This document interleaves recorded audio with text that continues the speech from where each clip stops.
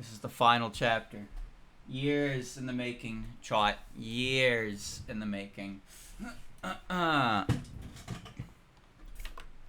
After it loads, there you go. Okay. There you go. Alright, so, quick refresher. Does everybody remember the plot of the game? I know it's been a while, but does everybody remember the plot? Did this work with controller, or did I have to... I think I had a joystick key set up for this. Let me see. Fuck off.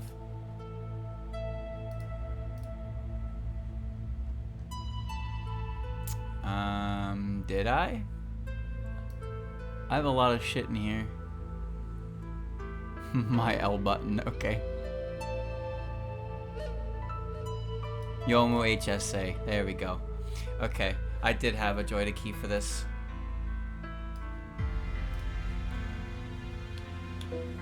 Alright. Start game. Start from the first chapter. Start from another chapter. Start from the second, third, fourth, fifth chapter. Here we go. This is the conclusion of a game that I've been playing like over time. What? Impossible. So, unless you're caught up on the story, this is going to be very confusing. Like, very confusing. This is Seija Kishin's house. This is going to be very confusing if you don't know what's going on. And I can't really give you a plot summary because the plot summary is it's a mess. it's a mess. Okay. So I was told the first thing I should do, name is inscribed in each of the gravestones. Shiro Kekimaru Kira Katsura.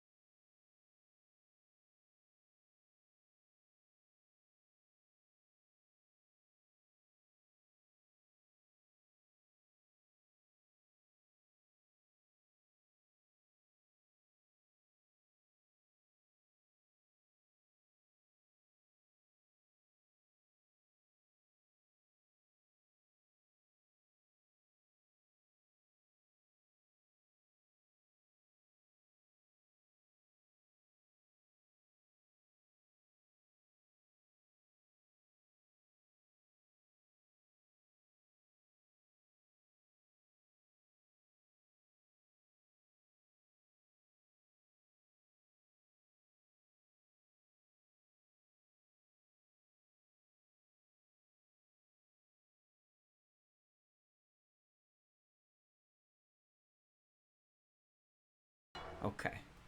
Alright. The shoe rack, it's empty.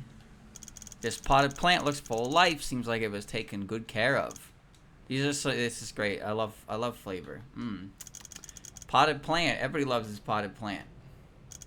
An oil lamp. It's been used for some time. A photograph. Who is that person on the right? There's even a fully fledged incense burner here. The aroma is rather nice. It's a rather old-fashioned stove with a lot of ash under it. The dishes are all neatly arranged aside from one or two. A black teapot seems pretty worn out. The homeowner must not be a great cook, judging from these thickly sliced vegetables. There's a couple strands of hair in the sink. There's so much flavor text. There's so much flavor. A book titled Theory of Barriers. A book titled Perfect Memento in Strict Sense. Ha ha ha. I can't really make out the words, but the writer's handwriting is amazing. If it was amazing, you'd be able to read it. Door is blocked from the other side. Wow, I can't read this at all, but their writing sure is good. Yep, that makes sense. A 4-character idiom. Review the past and learn the new. Maybe the owner of this house wants to be a teacher. An oil lamp. It's been used for some time. Pile of neatly folded clothes. They seem to have not been worn for a very long time, though. So many kimonos in here. Some look a bit familiar. A mirror. After all I've been through, am I still me? A drawer containing miscellaneous items like mirrors and combs. A butterfly-shaped hairpin. The craftsmanship on this is remarkable. An oil lamp. It's been used for some time. Incense. There's even an incense burner here. The aroma is rather nice. Can't make out the words, but the writer has amazing penmanship. Box. A combination lock. I didn't expect this house to have one of these. What's inside the box? Katana looks very dangerous. An umbrella, camera, a Jizo statue. What's all this supposed to be? Lantern stalls, purple cloth. What are they all used for? A diary. Odd, most of the pages are blacked out by ink. Did the homeowner do this, or... There's a page here with something written on it. The order of trust and the order of guarantee. What does that mean? 1, 2, 3, 3. That was 1, 2, 3, 4. You fucking idiot. There you go. So I remember what that was. Those were the solutions to. Those were the solutions to the riddle for Yomu and Renko. One was there were 2 solutions. One was guaranteed, and another one was not guaranteed. You had to trust Renko that it was correct. So that's what those were. Perhaps this key is for. There's a note inside. Mary and the others are going to the library. They may find out what happened 1 year ago. Burn after reading. But how? This is. Alright, I have the key. So now I'm gonna go down. Back to town with the key. Okay, goodbye.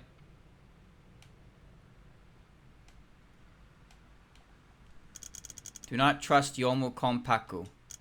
Someone once did and everything changed. If you must trust her, feel free to continue doing so. Don't say I didn't warn you. What? Huh? What? Wait a minute. Who? What was that? What was that Morse code? Oh God, why you gotta say shit like that? The door open. Does this game have multiple endings? Oh no. A bookshelf. Was this for people who live the boredom? Just some ordinary clothes.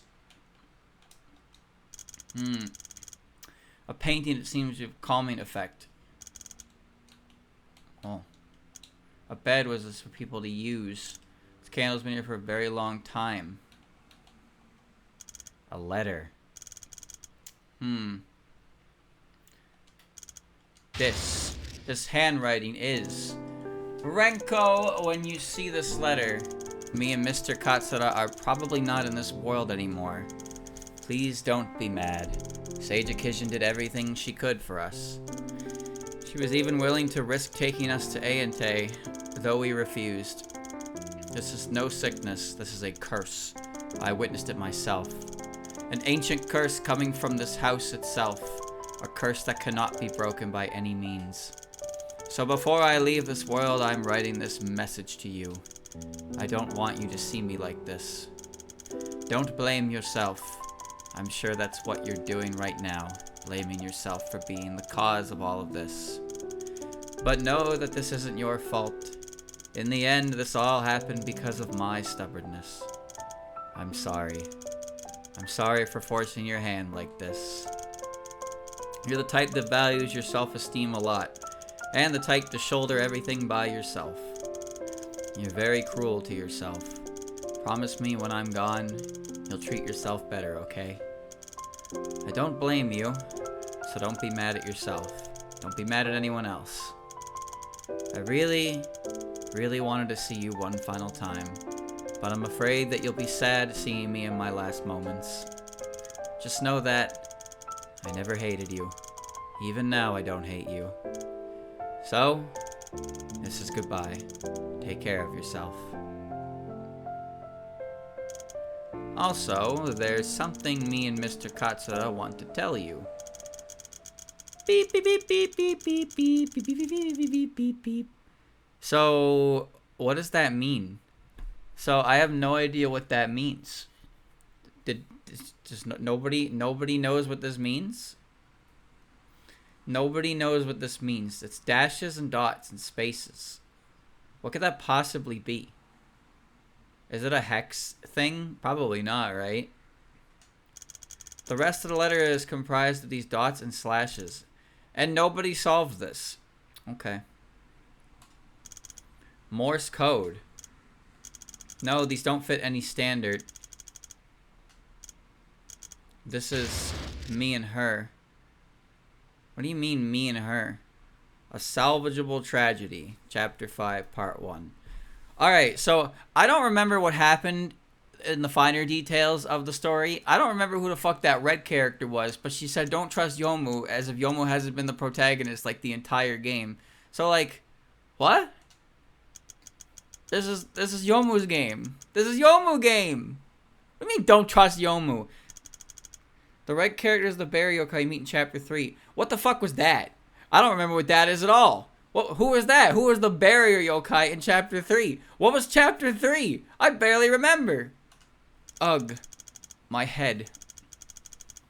Feels heavy. Ugh.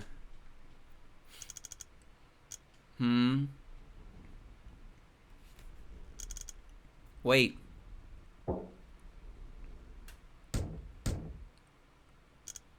No way.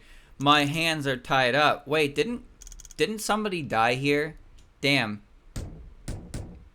Yeah, I'm pretty sure somebody died at the end of Chapter 4. Something to this level. Something to this level.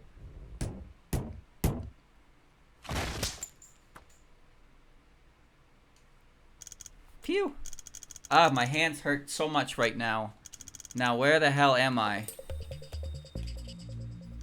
This is my diary. Please tell me someone didn't go through this. This is my wardrobe. What is it doing here? This plant is the one I bought before. For its location and direction it's facing. This sensation, right? It's my bed. It's almost impossible for someone to move an object of this size. This is Yomu room. This door, I can't be wrong. It's the one I'm familiar with. It's been locked. Damn. I'm locked in my own room? Why have I been trapped in my own agency? I did some grueling labor for a request yesterday, went to bed, and I woke up like this. I didn't even know what time it is.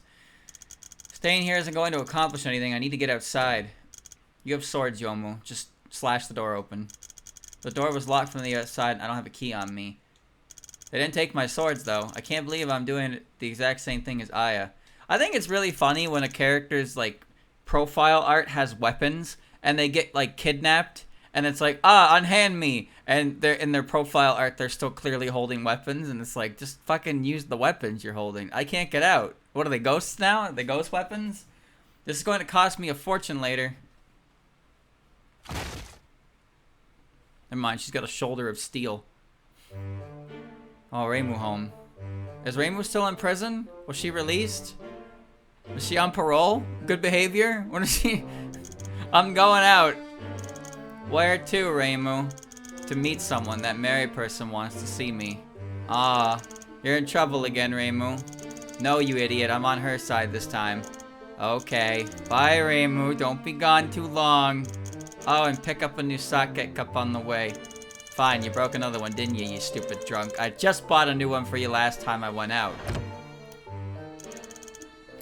Oh yeah, I almost forgot. What is it now? I found something real interesting while sorting out the shorty's belongings a few days ago. 2 days back. What'd you find?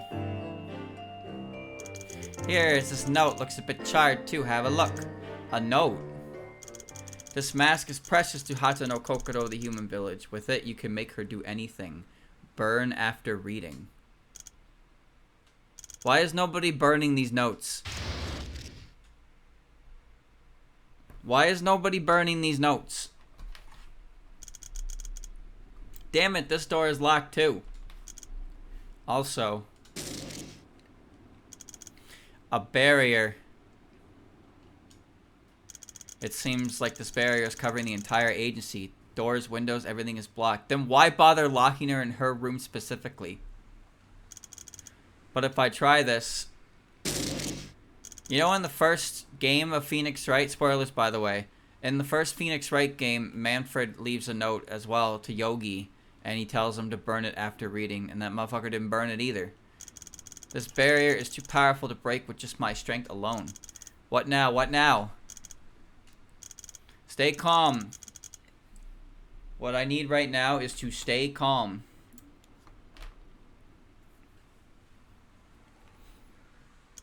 Whoever kidnapped me must have been in the agency, so maybe they left some clues behind. Standing around isn't going to help. I have to find some clue as to how to escape this barrier from here. Fireplace hasn't been used in a long time. It's pitch black inside. If only I had something which could produce light. I think I might need to turn the volume down a little bit. Let me just drop it to 70. Okay, 65. That works. This tea is still yesterday's. Oh, it's already gone cold. Shame I don't have time to brew a new batch. Although now that I think about it, taking a break can help cool my head off and give me a clearer perspective. Continue searching. Now isn't the time for relaxing. I should focus on searching right now. Not only is it locked, there's also a very powerful barrier on it. Should be a few people capable of setting up such a powerful barrier against Sokyo. There's a barrier outside as well. I can't leave even if I break the window. If it were you in this situation, what would you do? Where did this box come from? Maybe it's related to the kidnapper. How do I get it open? Looks like it has a silver keyhole, but if it's just a plain old wooden box. If I act too rashly, I might destroy an important clue within the box. I should search for other clues first. Teapot and teacup I usually use. Nothing really stands out here.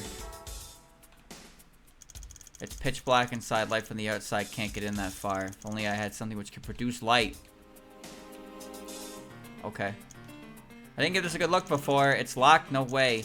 Always had a lock, but I never used it ever. I have no idea where I put the key either. If memory serves, it should be a yellow key. Where exactly did I put it? The plant, nothing to note here. I didn't get a proper look before. Behind this pillow, a box of matches. Who left this here? My diary, let's have a look. This page, this writing isn't mine. Lowliest of the highest persons. How many arrows does the dream bow of heaven have? Pitch black inside, light from the outside can't get that far. And if I use that box of matches I found. Let's see, there's the rope I was tied up with. Not very useful now. What's this? A box?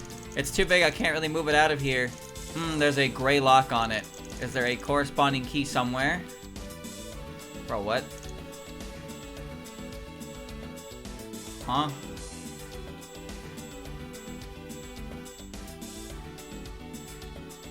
Alright, let's take a tea break, I guess. Now, where do I get hot water? I don't know. There's only 2 rooms to explore. Phew, I feel all warmed up. I suddenly don't feel like moving anymore now that I feel warm. Phew. Did I just die? What's this underneath the table? I thought I died. What's this supposed to be? Huh?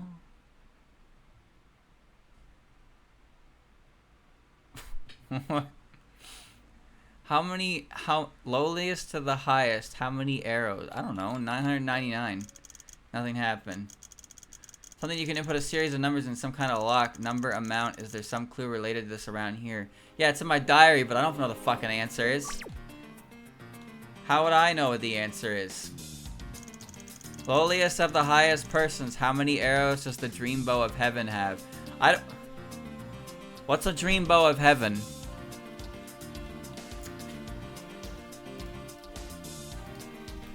Dream bow of heaven.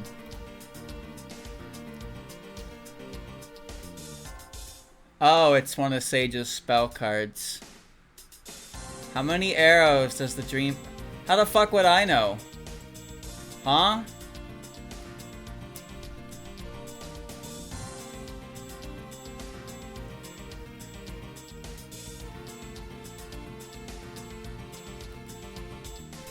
Who's gonna count all that? Who's gonna count all that?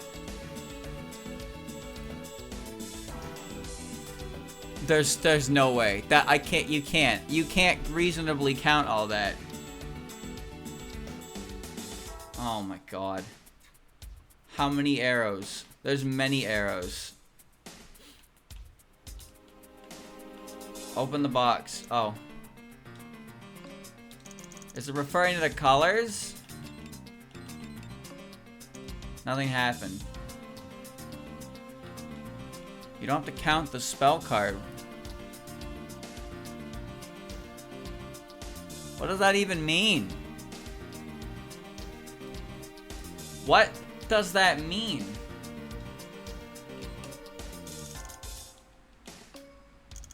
$203. Oh.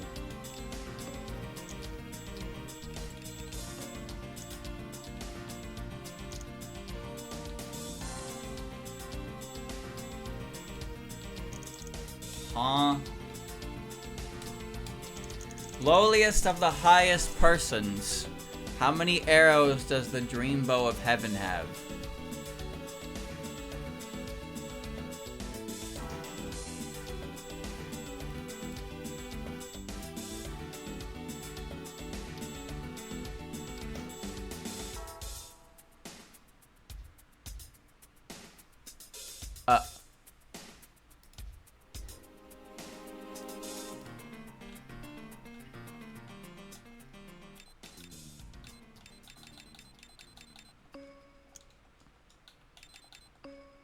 No. No. No. No. Are you guys just putting random numbers in? Have I found all the hints?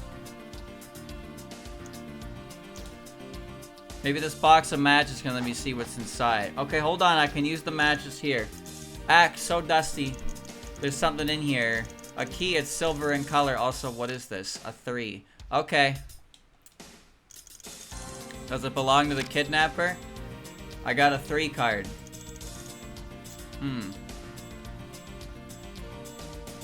Anything else in here?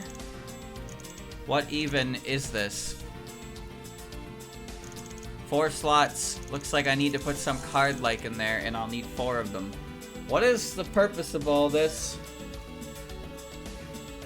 Anyway, I now have a red 3. Silver keyhole, I've found the silver key.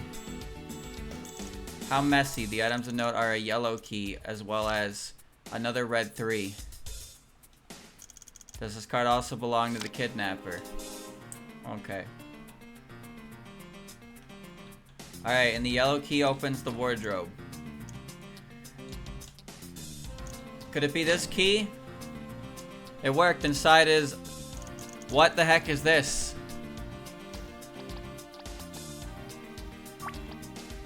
Oh. Success, not even a challenge. There's a gray key. And another fucking 3. I had a feeling it would be this. These cards were likely left here on purpose by the kidnapper. Alright. Right, if I use that key... God, I wonder what's inside. A painting. This is... Oh, it's this painting again. Is there gonna be a number on you? No? There's no way. But, why?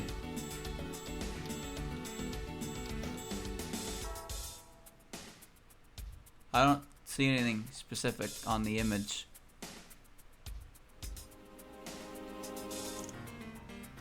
But why?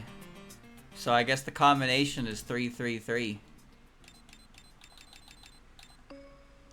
Nothing happened.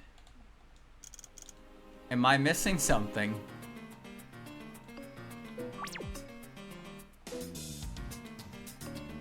Evidence. A car with a 3 on it.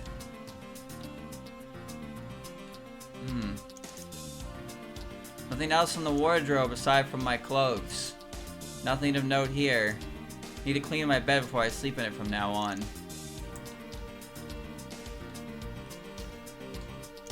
Can't find anything else of value in the box. Read the note above it.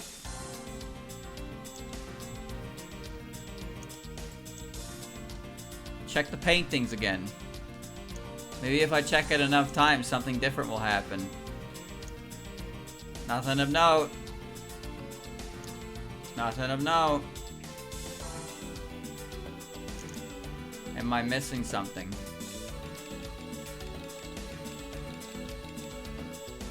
No.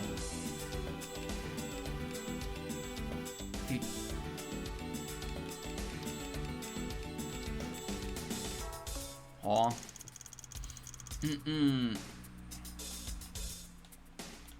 So, I'm assuming the solution is located in the cards, right? What? It's just card 3.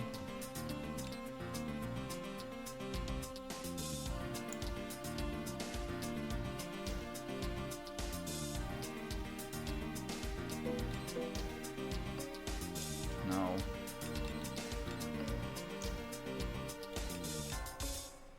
Three, two, one. I tried 999. A number of arrows in her outfit.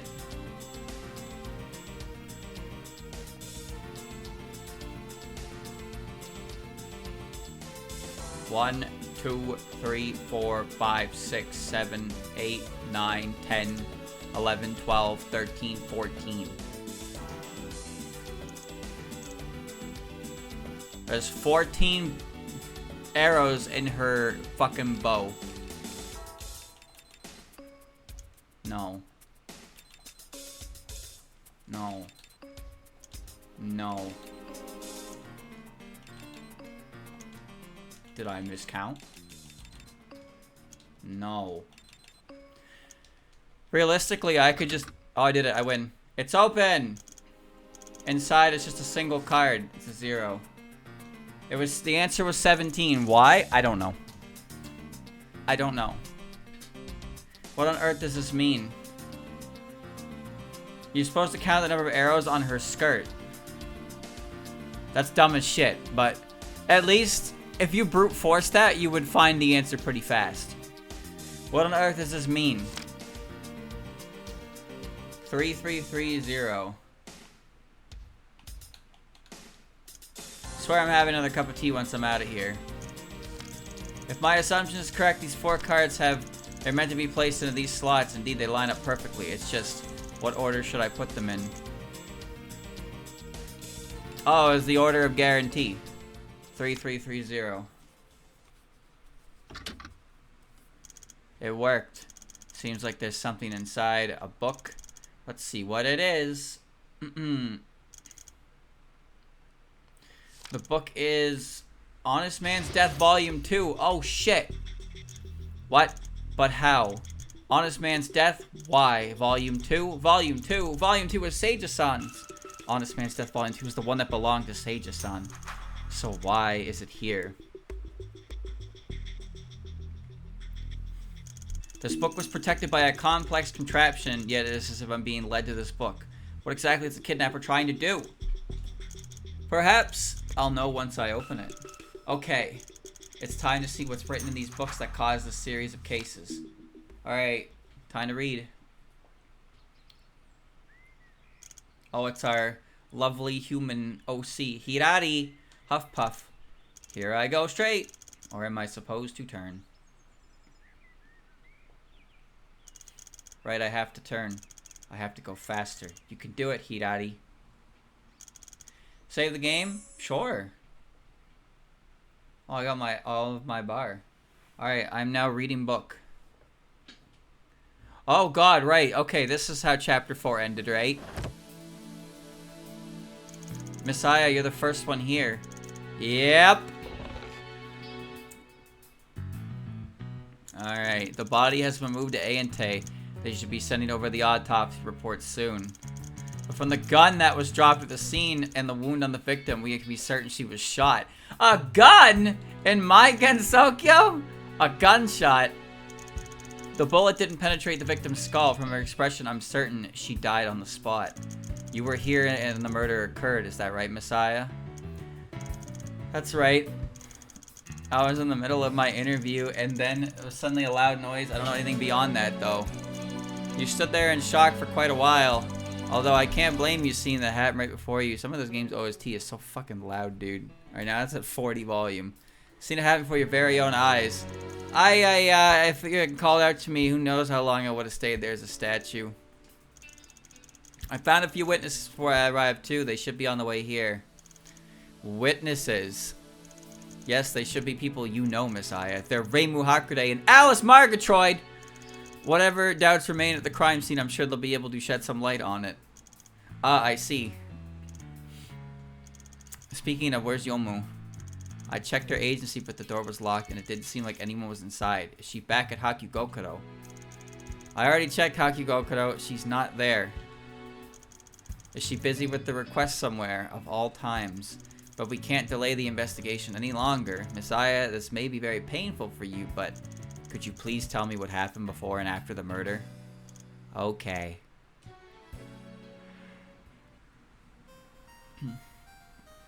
This morning I found Kane-san here waiting to interview her for opinions on Yomu-san.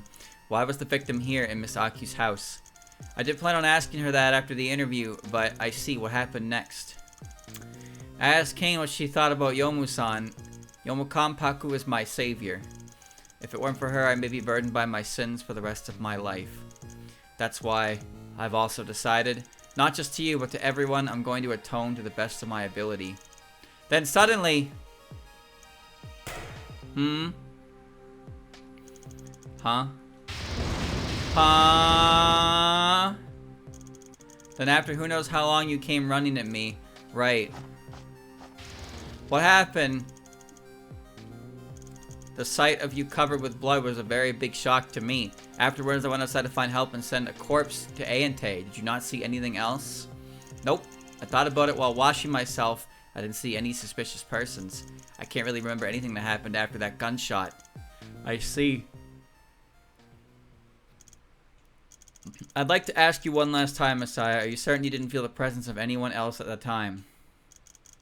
Well, if you want to put it like that, I did. What? Someone else was in the vicinity? Uh-huh. I didn't see or hear anything, but I had a feeling. There was someone else within 30 feet. Is that feeling reliable? It's just my intuition as a crow tengu, that's all I can say, honestly. I see.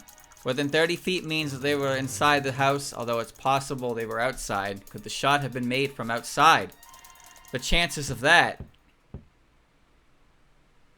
Sorry, is anyone here? That voice? Yes, please come in, Miss Alice. Hello, Alice. Pardon me.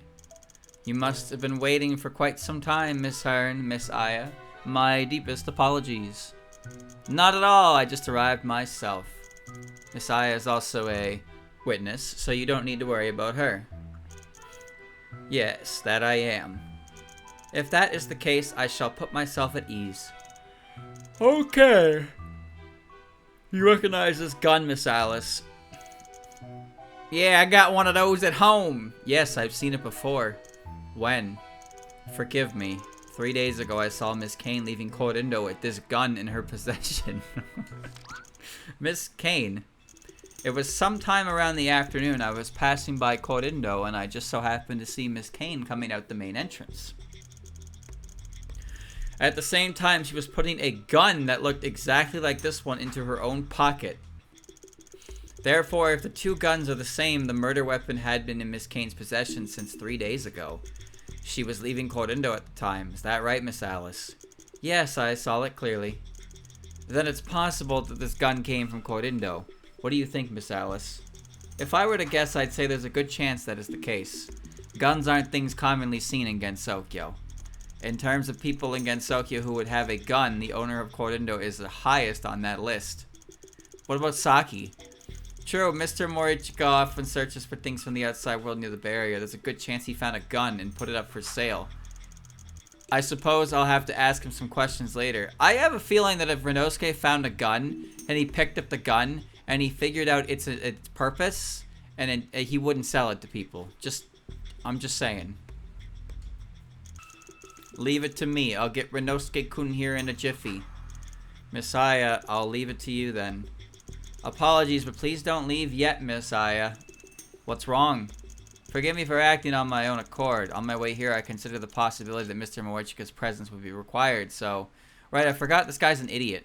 He is currently standing outside the door. What? Then I have him come in quickly. I forgot that he showed up in the first chapter and he's a bit of an idiot. Hey guys, it's me!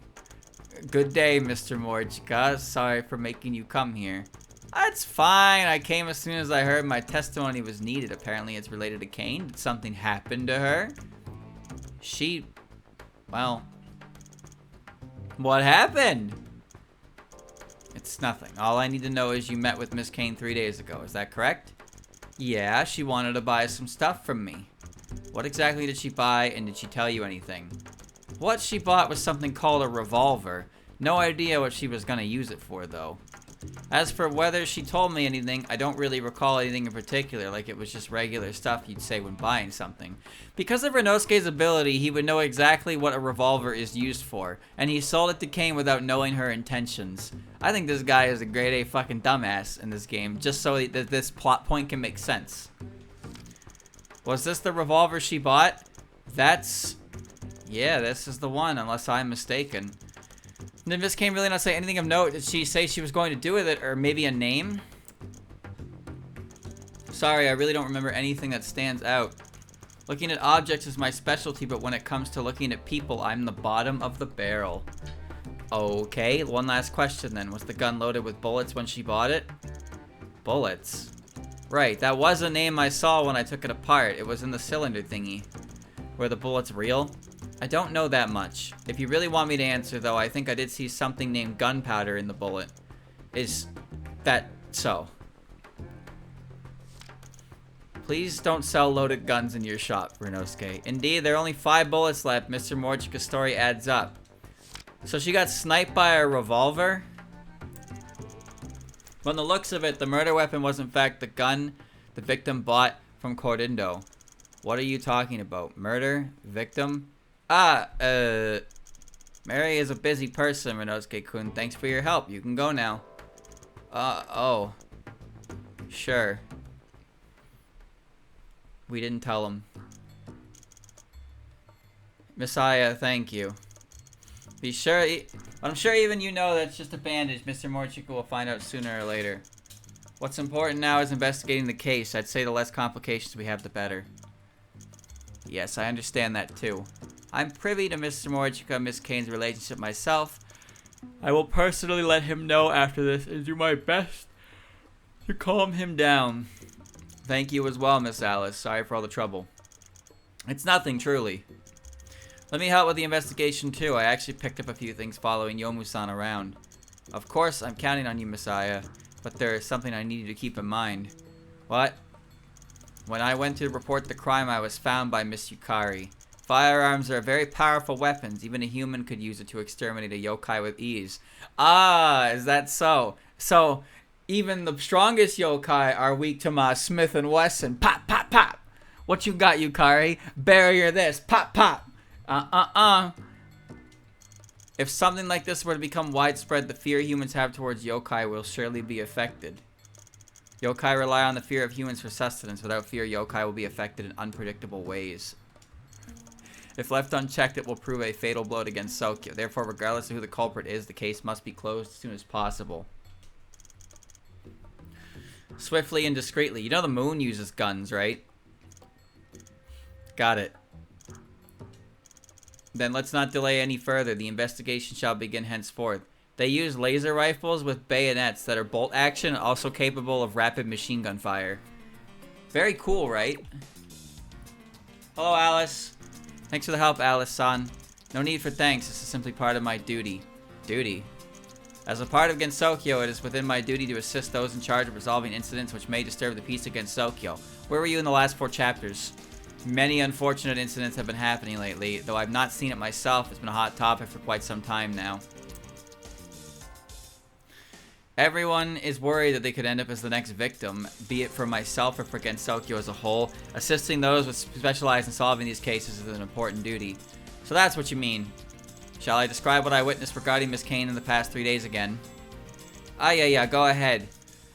Well, it was the evening of 3 days ago. I had just left the village and I'm on my way back home. Korindo was right around the corner behind a few layers of bushes. I heard the door open, so I turned my gaze.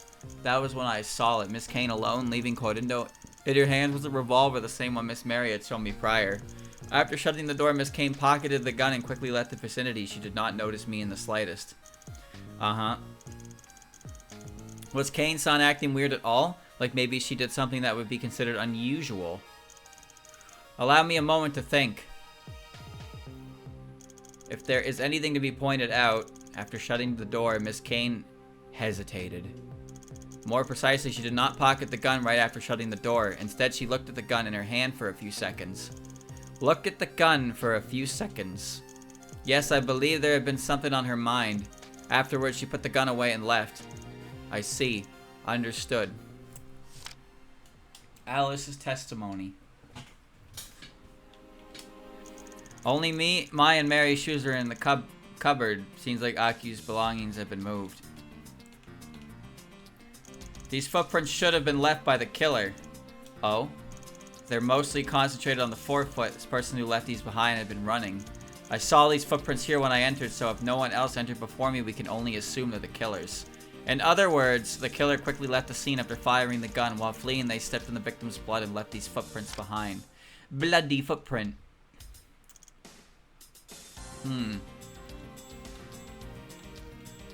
This is where the victim had been standing at the time, correct? It was just 2 steps away from her, too. So the victim was facing towards the west. There's something wrong. From the location of the wound, the victim should have been shot from the front. And in that case, at the time, the killer should have been standing around. Aside from that, there shouldn't be any other wounds on the victim. At least that's my best guess for the time being. Until Ayante's autopsy report gets here. That's weird. How does that work? Miss Aya, are you sure nobody suspicious passed by you after the murder? Sorry, I really can't remember anything after the gunshot. Okay. Can I ask you something, Miss Aya? Sure, ask away. Do you know the truth behind a flash of inspiration? Oh god, no. Every life form has a super psyche and a sub psyche. Sideways within the subconscious are capable of transmitting information but are usually very weak. And the moment a psi wave is strengthened through some means such as high anxiety, it becomes very powerful. In an instant, it is able to transmit large amounts of mental information for a short span of time. For example, when your train of thought is stuck, it is usually because the scope of your thought is being restricted by various barriers. In this moment, if the psi waves connecting yourself to the outside is suddenly strengthened, the ways others go about problems enter your own mind. Ultimately, this could bring you never before thought of ways of thinking about what may have once been an unsolvable problem. However, this phenomenon only lasts for a brief moment. In fact, it usually ends before its owner even realizes it. Therefore, people mistake it for something they thought of on the spot as they got a flash of inspiration. I've heard of it. Is that so? Then it'll be easier for me to explain. These flashes of inspiration are most commonly seen when the mind is deep in thought during moments of high stress, but there is no guarantee. So what if there was some power capable of directly strengthening a psi wave? Some power that is able to strengthen the psychic connection between 2 target life forms. And not just for a moment, but a power able to completely imprint your own super psyche into another's mind for extended periods of time. The super psyche would be replaced. It would be akin to controlling your own and another body for a prolonged period of time. I wonder what it's like. So just in case anyone forgot, this is what Seija did. This is what that Honest Man's Death book that Yomu currently has was capable of. And Seija did it a couple times in the story from the past 2 chapters. She could basically take control of somebody with this. That's what the book is. Oh, shit. That sounds just like... Yes, Sage Kishin had already achieved this. Oh, okay, well, there you go. 1 year ago, she controlled and prosecuted as Chirno. All the while, she waited nearby the courthouse as a precaution. That means 1 year ago, the reason for Sage-san's kidnapping is... Yes, I had brought it up the fact that someone had witnessed a person leaving the library with a book in hand. That caused the prosecutor who was under control to visibly waver. She did everything in her power to prevent the witness from taking the stand. I believe Sage Kishin assumed Mr. Katsura had seen her, so she stalled for time in court while entering the waiting room. To achieve all this, Sage used the powers of a book, Honest Man's Death, Volume 2. That reminds me, didn't Yomu go through Miss Yaku's notes, Honest Man's Death, Volume 1? That is to say, there could be a third book out there with such power. One book is powerful enough as it is. What happens if you add all 3 books together? I'm not sure yet. We'll probably get the answer to that if we get our hands on the book and read their contents. Regardless, we should focus on cracking the case first. We can go over the fine points at a later date. 3 times the read power. Nope. No. Nope. Nope. Nope. Nope. Nope. Nope. Nope. Nope. Nope. Nope. Nope. Nope. Nope. Nope. History of yokai. Nope. What? Nope. Nope. Nope. Nope. Nope. Nope. Nope. Nope. Nope. Nope. Top of bookshelf is slippery. It is covered in an oily substance. Mom found the piss jar! Glass shards recently broken. Shards of slightly curved. No water on the sand. Piled and spread out. No sand from 2 feet onwards. Wait, it's sand? Sand is under the glass. Glass shards. Oh, it's an hourglass. Wooden, square, smooth surface. Long beam around 10 inches. Short beam around 4 inches. Bottom of short beam is slippery. Oily substance is on it. A curved rod. What's that called? An angel wench?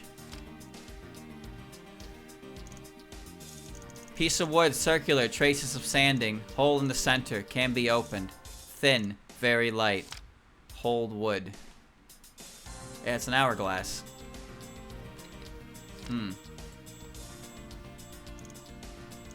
Piece of wood, circular, traces of sanding. Label, reads hourglass, 196 yen.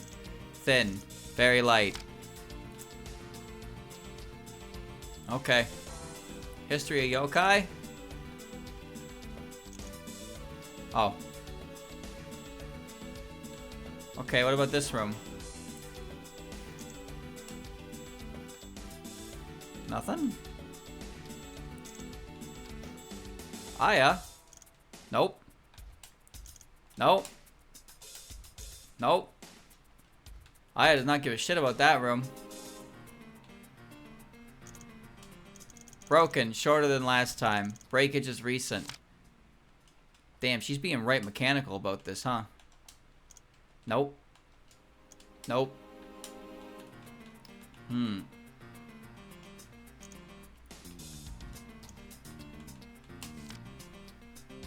A flip-flop. Cotton, rough, turned over. Can fit a left foot. Too big, made for a shoe. Thin, but soft.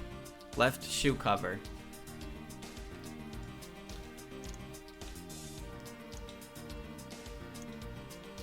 Bro, I had a fucking personality swap halfway through this, like, investigation, huh? Cotton, rough, new, can fit a right foot, too big, made for a shoe, thin, but soft, powdered, dry, slippery. Okay. The realm beyond the subconscious does exist. The proof lies in the lowliest of the highest persons. All they needed. That's needed is the butterfly's blood. Oh god, right, that shit. The butterfly blood. I wonder what Yomo was up to at a time like this. I pray you are able to solve this case. I did it. I solved it. I solved it. Body was found laying here. The victim fell over backwards after being shot, landed here. Anything happened to the body between the time the victim was shot and when I got here, Messiah? Sorry, I don't really remember. Is that so? Let me see if I can remember anything. When the body was discovered, you had been standing in front of it covered in blood. I did not get close, but from the blood and the gun on the floor, I instantly knew a murder had taken place.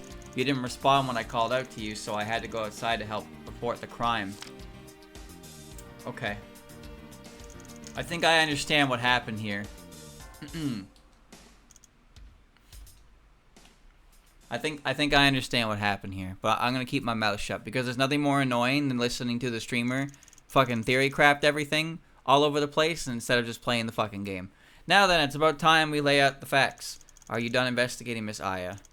Everything good here. Very well. The scene of the crime is this very hallway in the house of Miss Hieda.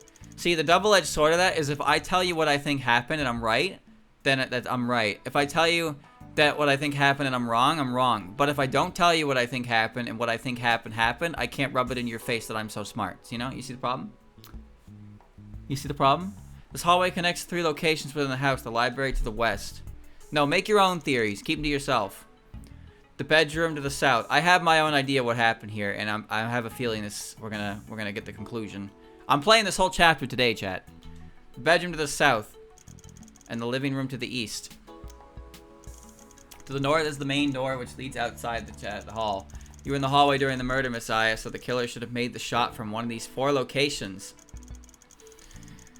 Before the murder, you and the victim ran into each other here. Why the victim came here is unknown, but what about you, Messiah? What led you to coming here? I was just looking for Kane-san to interview her. Someone told me she went to Aku-san's house, so there I was. Following that, you chatted with the victim. Was your conversation solely related to the interview and no other details discussed? Yep. The interview was my top priority, so I shelved everything else I wanted to ask. And right after that, something unexpected occurred. There was a gunshot. Is that how it is, Messiah? We were in the middle of talking, and suddenly I heard a ka-chink behind me. It really scared me. So you turned around and there was a gunshot. Is that correct? Yes, I turned back and I can't remember anything after that. That gunshot must have been very loud. So loud the impact left you rather dazed. Also a person within 30 feet.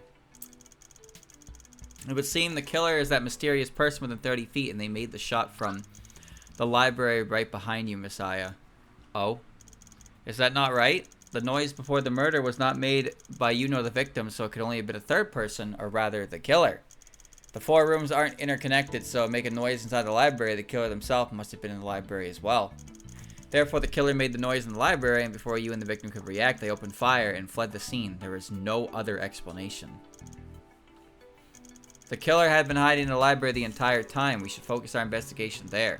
We may have to test her fingerprints and such too. We owe Mr. Katsuda another favor, but we should be busy with the autopsy right now. We're pressed for time. Our superiors want this to end quickly. We have no choice but to look for the key points to investigate. Messiah? Heh? What do you think? Where in the library should we focus our investigation on?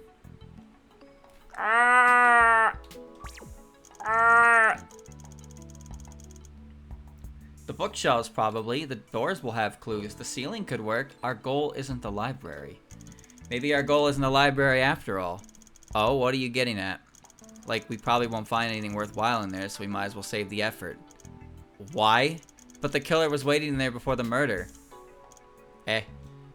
Ah, me and my big mouth. It's nothing. My mind can't help but cook up odd ideas sometimes. Just forget I said anything. Yep. You're the investigator here. Getting in your way willy-nilly is a big no. Not at all. Your aid has been paramount, and I believe your suggestion to be vital. Or do you not wish to help me? This is a serious matter, Aya. Please lend a hand. No, I'm more than happy to help you, really. If so, please do tell me if you have any ideas. Your reason for why the library is not worth investigating, I will consider it. Well then, it's only appropriate that I oblige. Genius lawyer.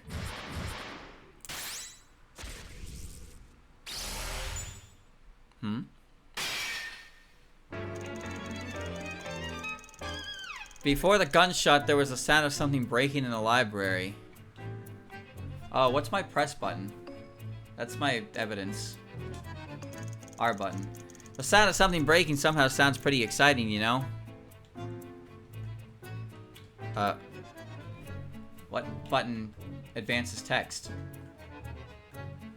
Oh, don't tell me my L button is tied to something here.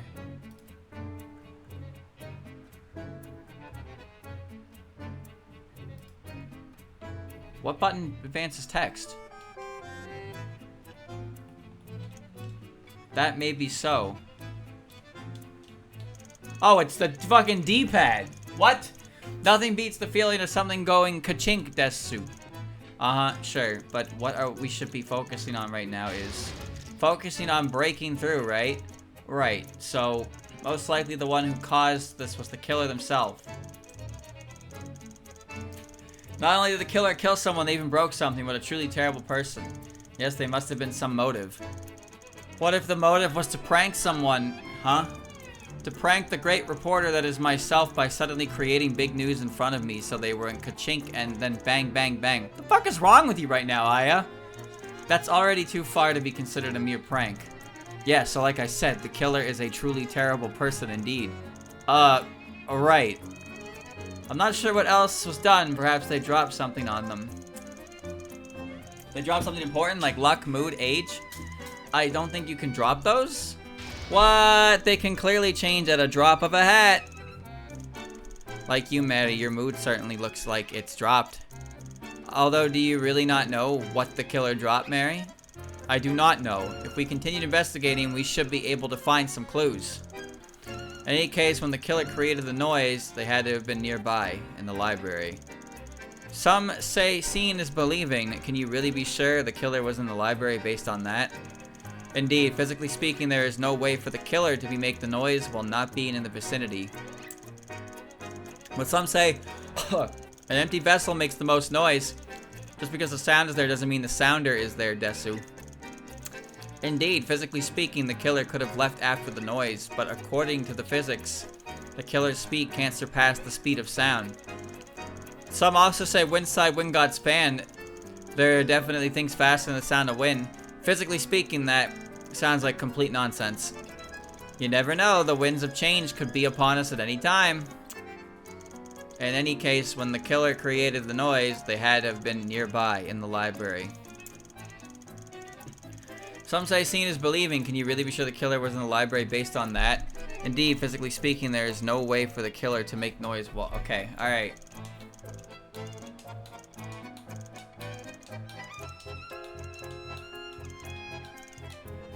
Alright. Characters. Yomu, Yomu, Yomu. Renko. Mary. Renko Usami's best friend, doing her best to find Renko. Half beast, half substance manners. Shot to death during an interview. Magician. Cum. Puppeteer. What? What do you mean? What do you mean, magician cum puppeteer?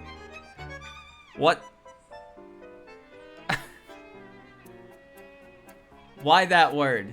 It means and. Then use the fucking word and. Why would you use the word come? Adept at using strings to control dolls, saw Kane-san leave Korindo with a gun. Owner of Korindo. Sold the murder weapon to Kane-san. The killer created noise. They had to be in the library. The gun the killer used found in the crime scene. There are only 5 bullets left in the 6-cylinder chamber. Saw victim Kane leaving Korindo with a murder weapon 3 days ago. She took the bullet from the front. Death was instant. She entered the scene after hearing a gunshot, finding the body of the gun the moment they went inside and reported the crime. Circular pieces of wood, there's a hole in the middle. Open, it's very light. Label reads, hourglass, 196 yen attached, it's very light. Glass shards found inside the bookshelf. They were very thin. They were found in the pool of sand. Wooden rod at the short end traces oil found near the glass shards. There's no text for the bookshelf top. So that's good. Bloody footprint found above the villa, likely left by when the killer fled the scene. A rudimentary shoe cover created using cotton found at the bottom left of Aki's bedroom. Dry but slippery powder was found on it. Rudimentary shoe covered in cotton found at the top of Aki's. So the right one, okay. Candle placed inside the bedroom shorter than last time. Breakage is rough and recent. Oh, whoops. That's the wrong button. Yahoo! What? What are you yahooing for? Nothing! I did it because it was fun. Miss Aya, please treat the matter more seriously. You're going too far. Sorry. When the killer created the noise, they had to have been nearby in the library. Yeah, okay.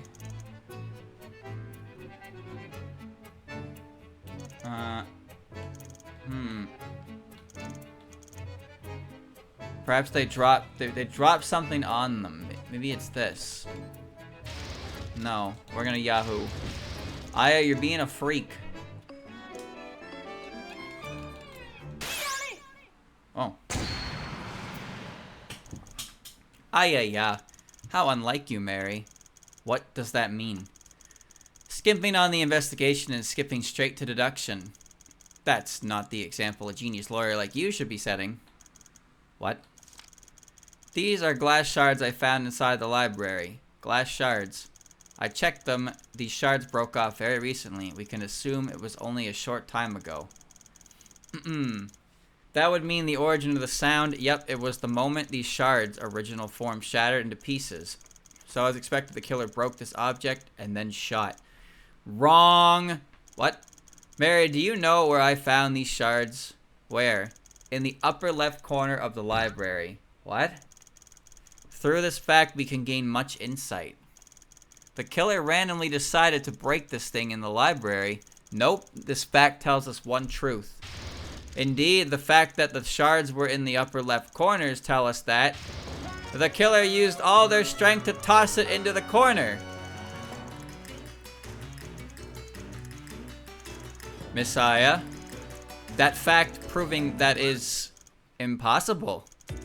There's a forest of bookshelves in the library. The killer had no way to throw the object from the doorway all the way to the upper left corner.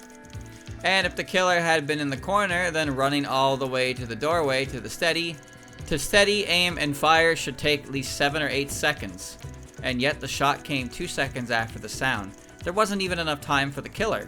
More importantly, I was right in front of the library. If anyone was running around in there, I'd definitely have heard it.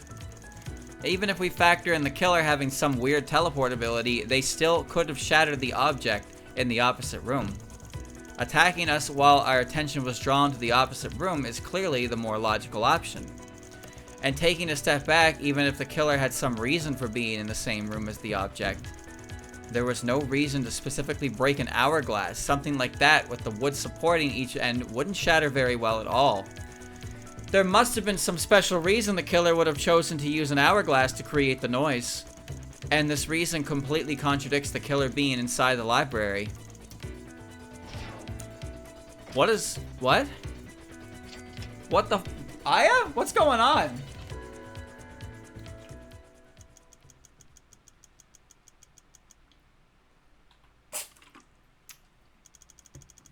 Aya, what the fuck? But even so, what do you mean by hourglass? This is a circular piece of wood I found next to the shards. There's a hole in the middle. It's a hole you use to put sand into the hourglass. This is a piece of wood on the other end. There's still a label attached to it. Label? Hourglass 196 yen, I see. It appears that it was in fact originally an hourglass. After shattering the wooden pieces at the end, at its ends landed next to it. Furthermore, this hourglass was a commercial product. It was purchased. Gensoku doesn't really use hourglasses, so not a lot of places sell these. Yes. I suppose I'll have to ask Mr. Morichika about this in the future. However, since we know this now, for what reason would the killer use an hourglass?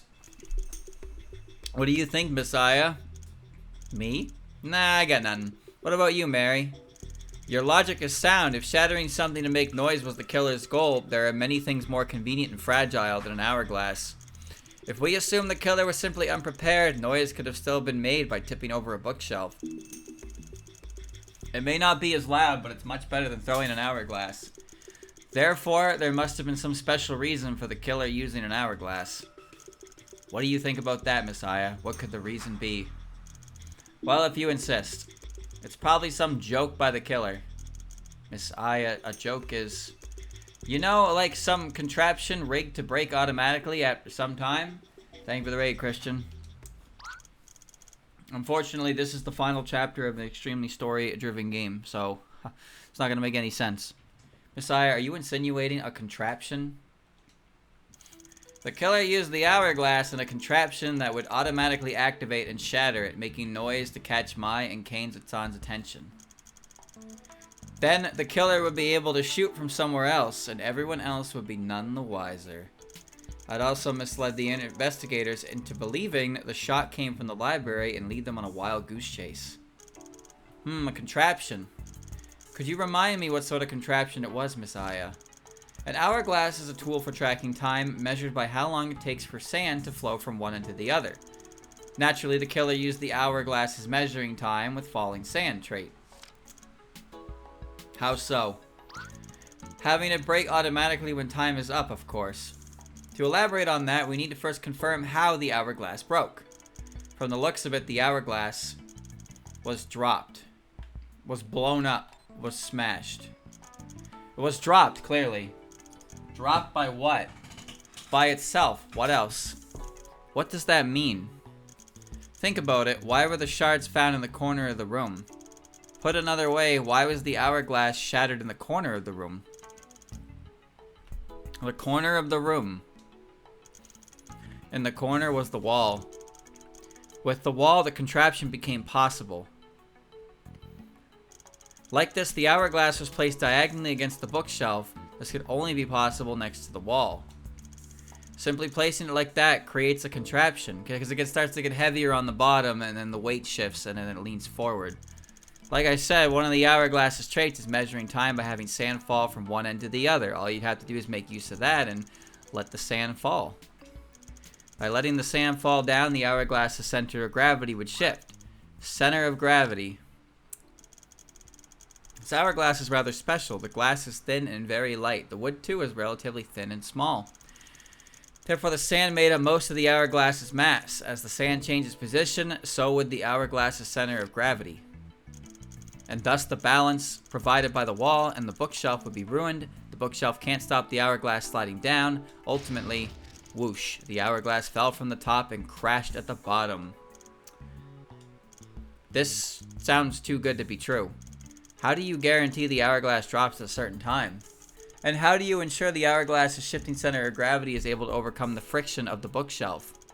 Is that even possible to calculate the friction of the bookshelf? Exactly. To make this contraption more within the realm of possibility, we have this curved wooden rod found next to the shards. The rod is hung at the edge of the bookshelf, increasing the friction. The friction of the bookshelf may be too little to calculate, but that's not an issue with this constant variable. The force of a speck of dust is hard to find, but finding the force of a rock with a speck of dust is easy as pie, right? Thus, with the addition of this constant variable, calculating the reaction needed to shift the hourglass's center of gravity is now possible. All it takes is simple trial and error. But even so, with a wooden rod in the way, the hourglass center of gravity shifting really... Of course not. The change in reaction as the center of gravity shifts is very small. It's basically impossible to overcome the friction of both the wood rod and the bookshelf. Ergo, this is when we reduce the calculations needed. Ever heard of broadcasts? Signals are dampened before they broadcast and amplified when received. The logic isn't one-to-one, but it's the same idea. Reducing the friction needed to be overcome. Yep, this would explain the significance behind that clue. That's right, the evidence that proves the killer reduced the friction is the top of the bookshelf, because it's covered in oil. According to my investigation, the bookshelf next to the shards next to the wall had a layer of oil applied to it. It's the prime substance to use to reduce the friction. Yep, oil. All you have to do is experiment according to the permeability thickness of oil and calculate the multiple at which the friction's coefficient decreases. You could then calculate the rate at which the mass must be transferred for slipping to occur. Once everything was prepared, the killer only had to wait in another location for the sand in the hourglass to fall, the center of gravity would shift, and... ka-chink. The wooden rod gives way, the hourglass falls, and shards fly everywhere. Thus, Mai and Kane-san's attention is directed towards the library, and the killer waiting somewhere else is able to act as they please. As a bonus, I'd also throw the future investigators off the correct path. And that is my subjective opinion. Did everybody get all that? Man, you can chalk it up to me overthinking things. It's a pretty elaborate design, and I'm not sure the killer would have had the patience. I can't believe it. But you're right, this is one of the only explanation for the scene. I had no idea that you were so well versed in physics, Miss Aya.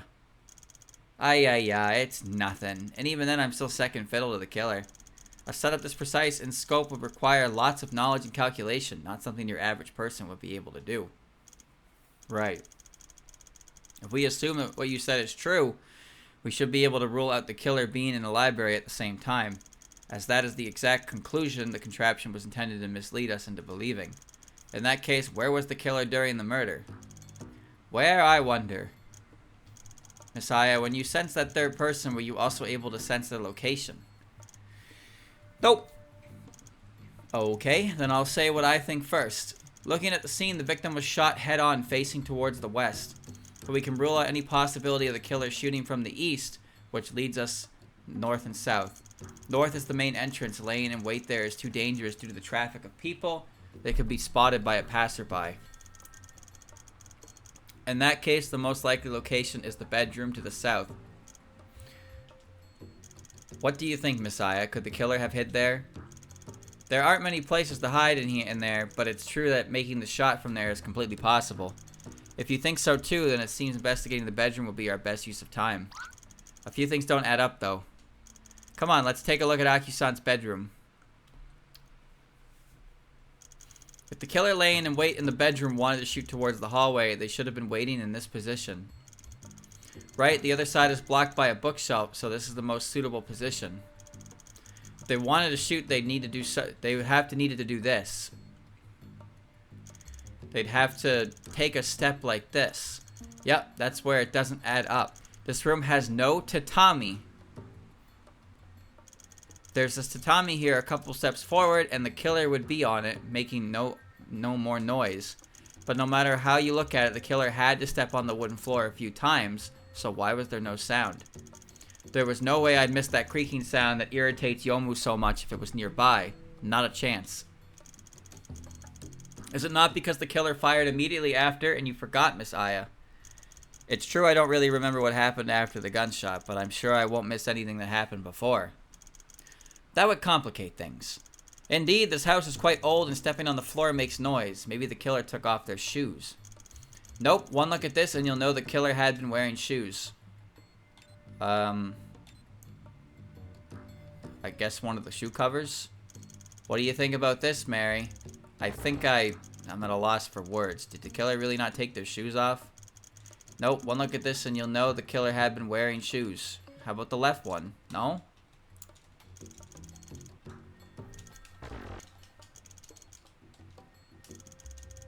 You'll know the killer had been wearing shoes.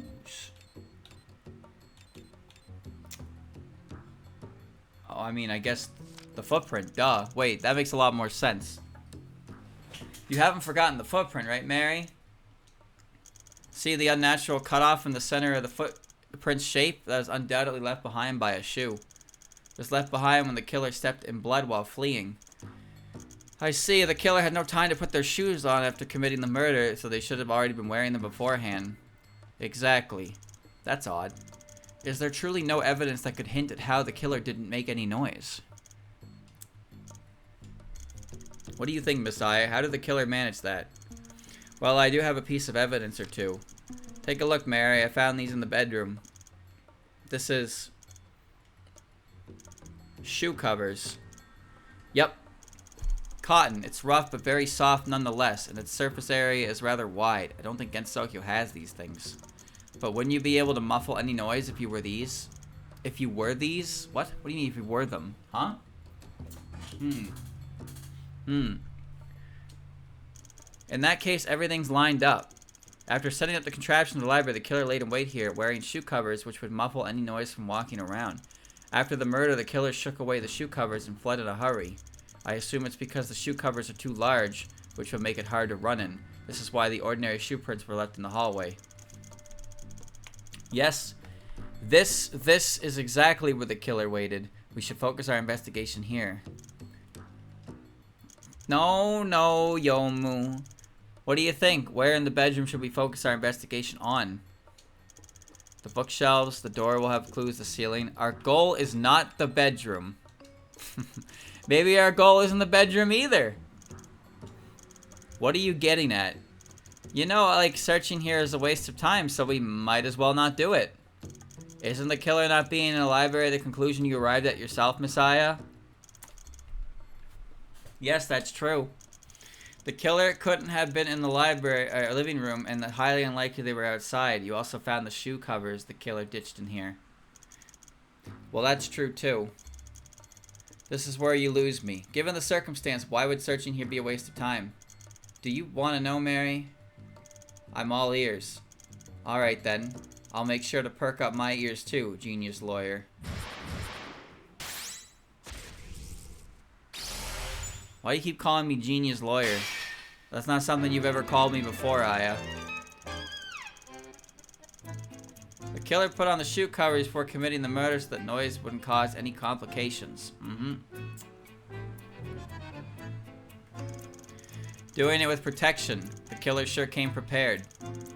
Yes, before doing it, the killer... But all is well, for they had left traces behind on the floor. In a certain sense, yes. Man, if only Gensokia was more advanced and we could test for DNA. No way they'd be able to get away. That's true. After the murder, they did not have time to take off the shoe covers, and running with them would have been difficult. The killer was too impatient, there wasn't even any time to take it off. Yes, you were in the hallway, Messiah. If you didn't make a quick escape, you could have caught them. More like the killer didn't assault me, they had a gun, you know. Yes, quite the close call. Gosh, how terrifying. They didn't even take it off before bursting in, and they had a big gun too. Was this close to losing something important? I was this close to losing something important. I better take measures to protect myself next time. Right you are. So the killer simply shook them off and landed at your position. The positions where you discovered them. What the killer shook out flew quite a distance. The left shoe cover flew to the top of the bedroom, and the right shoe cover flew to the bottom. Yes. What is it? It's nothing. Pretend I never said anything. The killer ran out of the door, fleeing the scene where you were still paralyzed by shock. Attacking me while I was defenseless, what a terrible person. I don't recall the killer attacking you directly, Messiah. They didn't, but like, what if they did? What could I have done? Dashing over while I'm completely defenseless, pushing me down, and then doing this and that? Truly the lowest scum on the earth. I don't think the killer would just attack anyone. Bad guys do bad things. You can't underestimate the depths of their depravity. Afterwards, the killer... Okay, so let's see.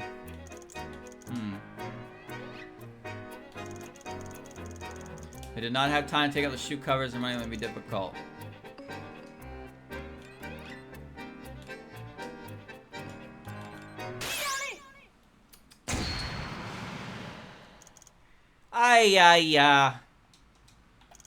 How unlike you, Mary. What does that mean? Making a deduction without considering the whole picture. That's not the example a genius lawyer like you should be setting. What? I found this left shoe cover at the top of the bedroom. And I found that right shoe cover at the bottom of the bedroom. Don't you see the problem here? Here's a hint, Mary. The killer had been standing to the right of the bedroom, so they shook off the shoe covers towards their left. The killer was facing towards the left. Their left was the bottom of the bedroom, and their right was the top of the bedroom. Yet the left shoe cover is in the top, and the right shoe cover is at the bottom. Doesn't this contradiction make you think of something? This contradiction has revealed to us the truth. Indeed, the killer could not tell left from right.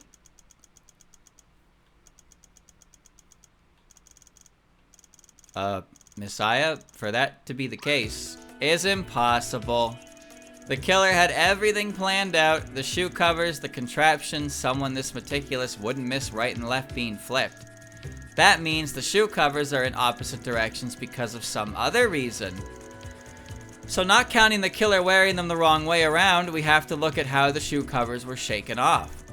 Generally, when humans shake something off of their feet, they naturally make a back and forth motion, because that's how humans walk. They can control their center of gravity, and it feels more natural. And to shake something to the opposite direction, the feet would have to move left to right. This can cause one to lose balance and is unnatural. If we assume the killer was in a panic, they wouldn't do anything out of the ordinary, but I bet the killer wouldn't do anything that wastes time. When one shakes their legs to and fro, the other leg will begin to move once the first leg stops. This is human instinct. You can try it.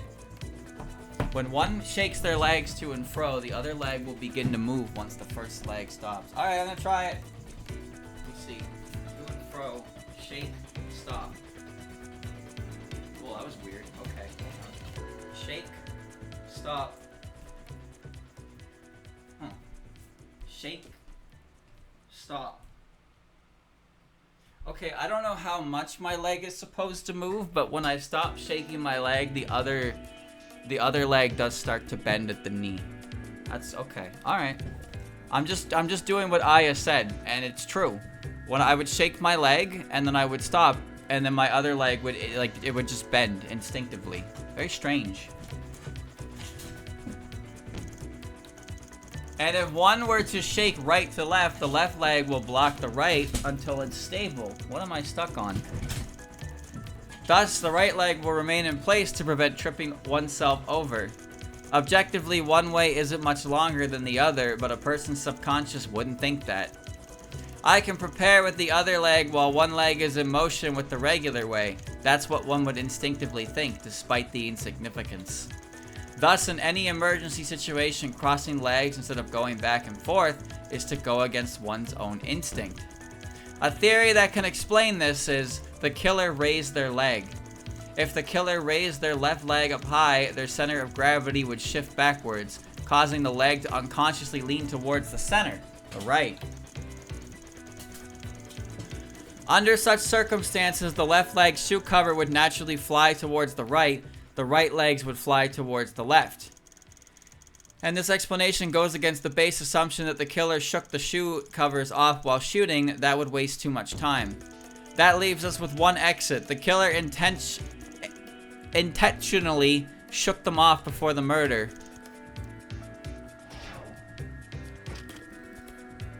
Proof the covers were planted.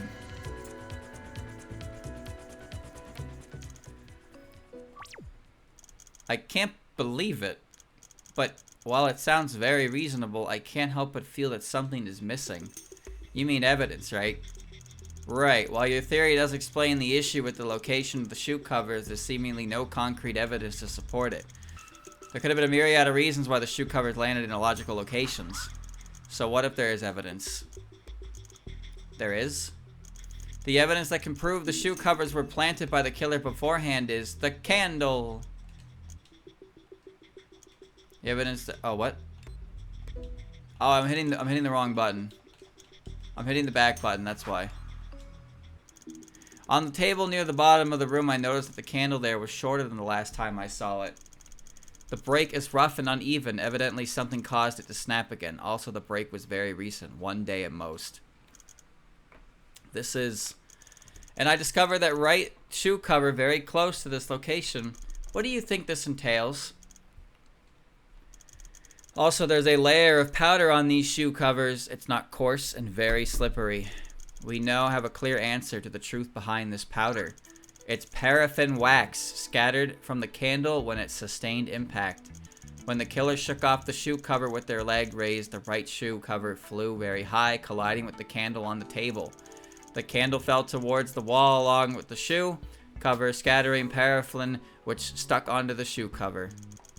Seeing this, the killer could only put the candle back to its original location and take away the half that had snapped off. However, they missed the paraffin that was on the shoe cover. No way. After firing the gun, every second mattered. If the killer wanted to shake their legs, they'd never raise it as high as they did.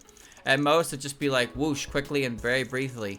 In that situation, the shoe covers would have hit the table at corners at most, It wouldn't even graze the candle, let alone knock it over. Ergo, unless the culprit was fully prepared to raise their leg up high in full force and shake off the shoe covers, we wouldn't have found paraffin.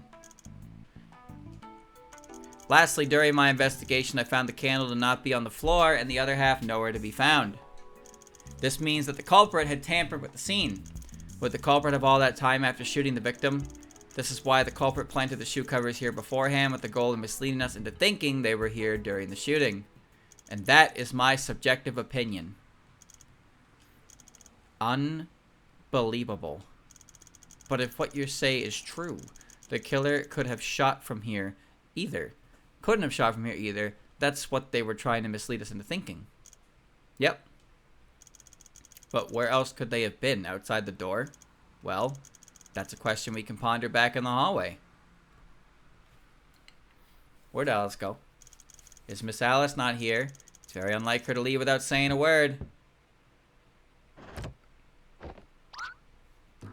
Miss Alice, this is... Apologies, allow me to explain. Miss Rainbow had been shouting Miss Mary's name outside, so I went outside to greet her. I see. I didn't expect you to come at a time like this, Miss May. Mary, there's something important I need to tell you. What? On the way here, I passed by this place.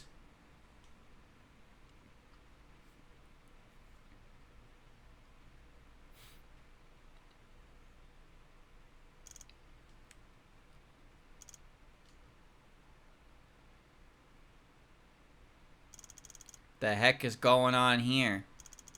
The Shrine Maiden, what are you doing here? That person, are you Tengu attacking a human again? And what if we are? Our business is our own. Hey! Apologies for earlier. I hope you'll forgive us, Shrine Maiden. What you say is correct, however. This is just another case of us Tengu doing what we must. We sincerely hope for your understanding. Well, you're a great speaker, but that person is still alive, isn't he?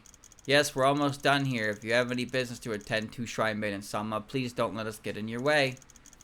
I can understand that you would feel sorry for a fellow human being, but this is how Gensokyo is. Please understand that, Shrine Maiden Sama. Yeah, no need to remind me. I remember what I said back during the spell card rules. I won't get in the way of you attacking humans that go out. That is so. I'm glad we could come to an understanding.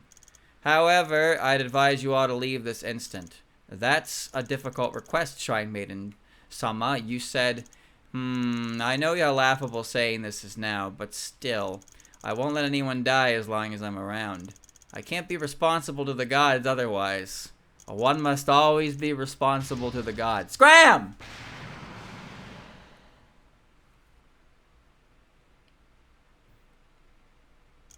Heh, they run faster than that reporter. Hey, you still alive? Who the fuck are you? Mr. Katsura, how is he right now? Is he okay?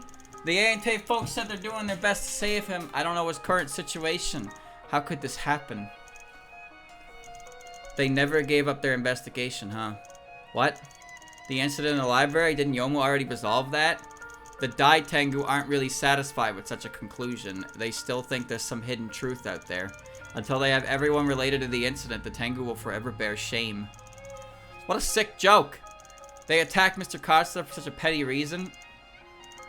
Just why? Wasn't he still performing the autopsy? About that, I asked the A&T folks too, and they told me he went out because he had something to deliver to you, Mary. Something. What is it? This. This is the autopsy report. What's on it?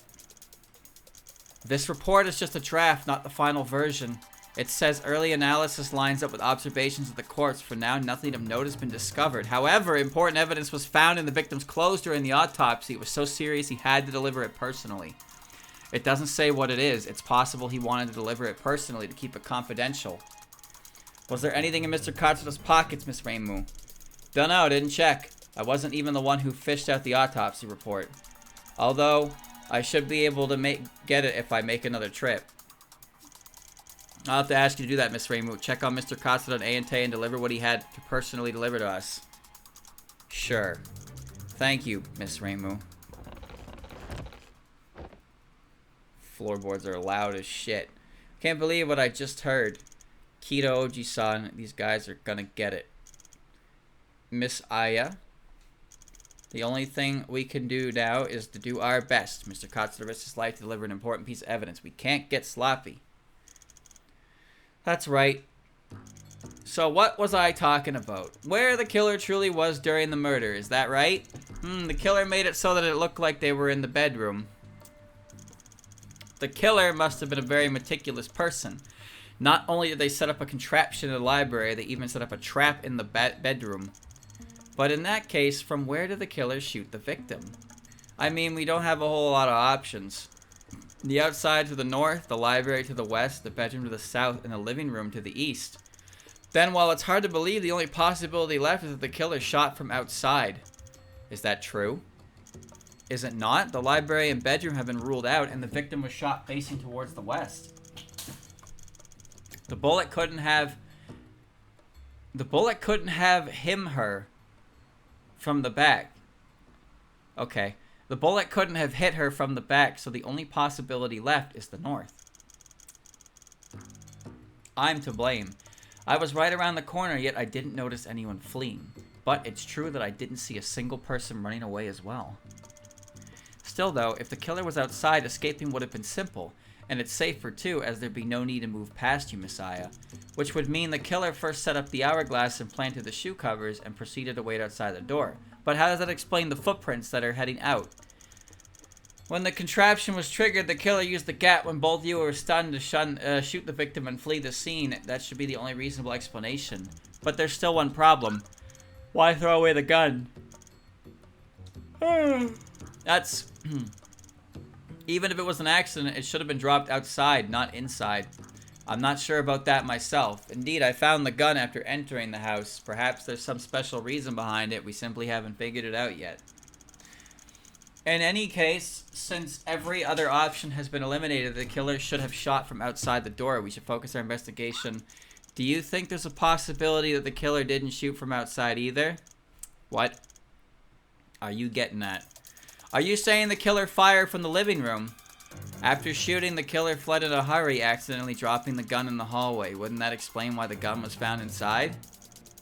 That would explain it, but it also raises even more questions. Does it? When your thoughts get stuck, it's often because they're trapped in an invisible box. Get rid of this box and you might just find out that what's impossible may be possible after all. Even so, I can't think of any reason why the killer would shoot from the living room. Are you saying you found some kind of clue in there, Messiah? I didn't find shit in there. No, there were no clues in the living room. No clues, and you still think the killer was there despite that. Like I just said, it's time to hop outside the box. Maybe you'll discover something new if you remove the box called evidence. I don't follow in the slightest. Your reason for the killer being inside the living room, I look forward to hearing it. Oh, I do too.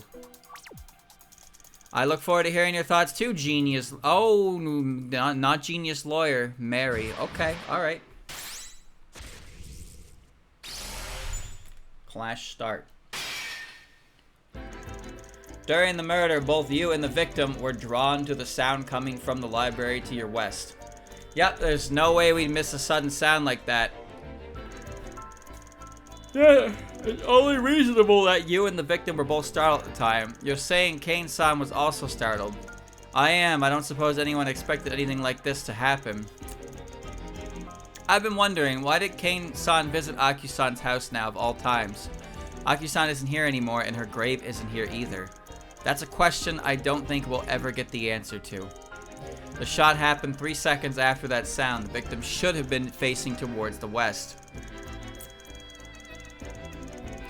Kane-san was already facing towards the library from the get-go. You were directly in front of her, it's only natural. Is it truly a coincidence? Kane-san faced towards the west where the killer wasn't, and I faced towards the east. What are you getting at? When I hear the noise, I'd unconsciously turn around. I could no longer see where the killer could potentially be, nor could I see Kane-san. Is it truly a coincidence? I believe it could be one. If the killer shot from the living room to the east, how did the bullet hit the victim from the front? Was Kane-san really shot directly in the front of the head? Yes, the wound was found on the victim's forehead. There were no wounds on the back. Mr. Katsuda's recent autopsy reports also back that up. If that's a given, there's really only one explanation left. What? The bullet's trajectory was in fact coming from her front. Naturally. Bullets can't turn, it would have only hit the back of the victim. Bullets can't turn, huh? From a physical standpoint, there were no forces nearby capable of causing the bullet to turn 180 degrees and retain its original velocity. Which means what turned wasn't the bullet. What are you trying to say? We can now rule out the bullet from what turned to hit Kane-san from the front. If I hear you correctly, are you implying that there's something else which could have turned? Who knows? And not the bullet, what else could have turned to result in the victim being hit in the front? With 3 seconds, tons of things can turn around. But not everything that turns can change the facts. No, there is only one thing. Line of thought. The determination to see a path through to the very end is important, but you'll fall into a deep rabbit hole if you don't know when to turn around. I know that. Maybe whatever could turn within these 3 seconds could change everything we know.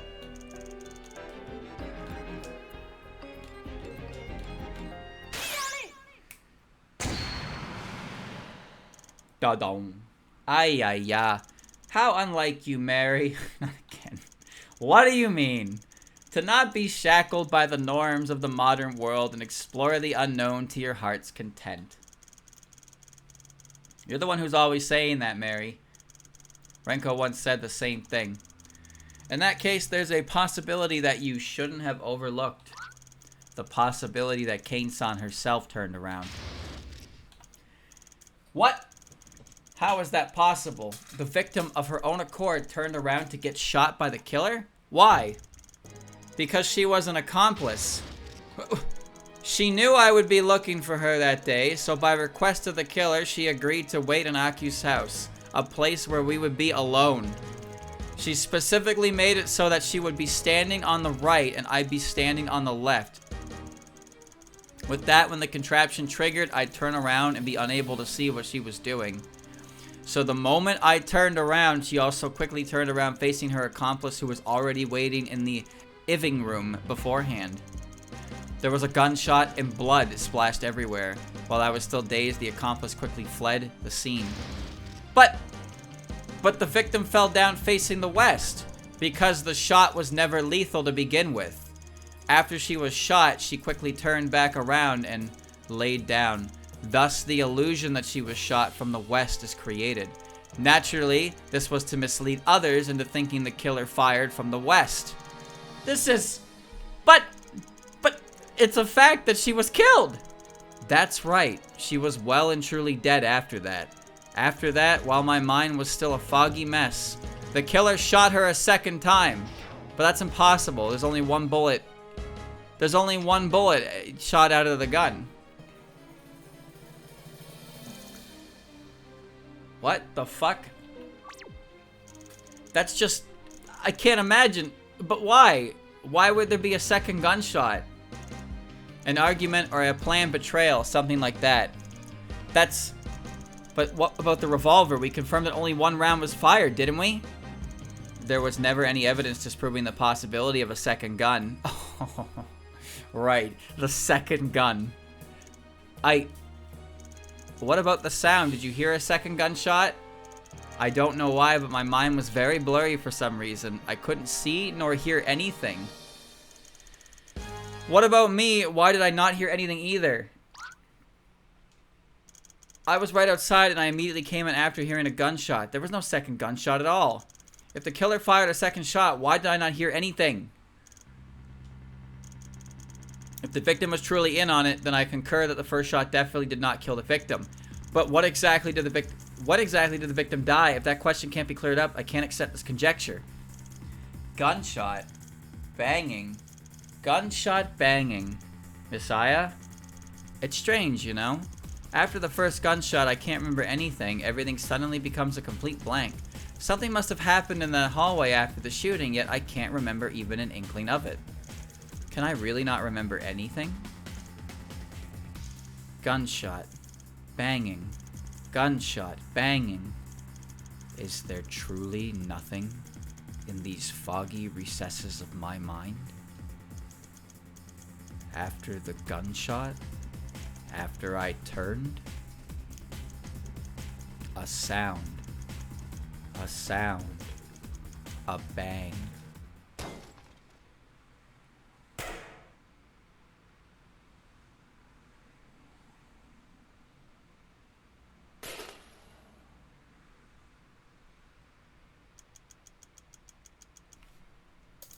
A gun. Messiah? What is it, Messiah? I remember now. The sound after the gunshot. What? There was a second gunshot? No, it was the sound of metal dropping to the floor. The sound of the gun hitting the floor right here. The gun hitting the floor. 3 or 4 seconds after the gunshot, I heard the sound of a gun being dropped behind me. Right in this location, the entrance to the library.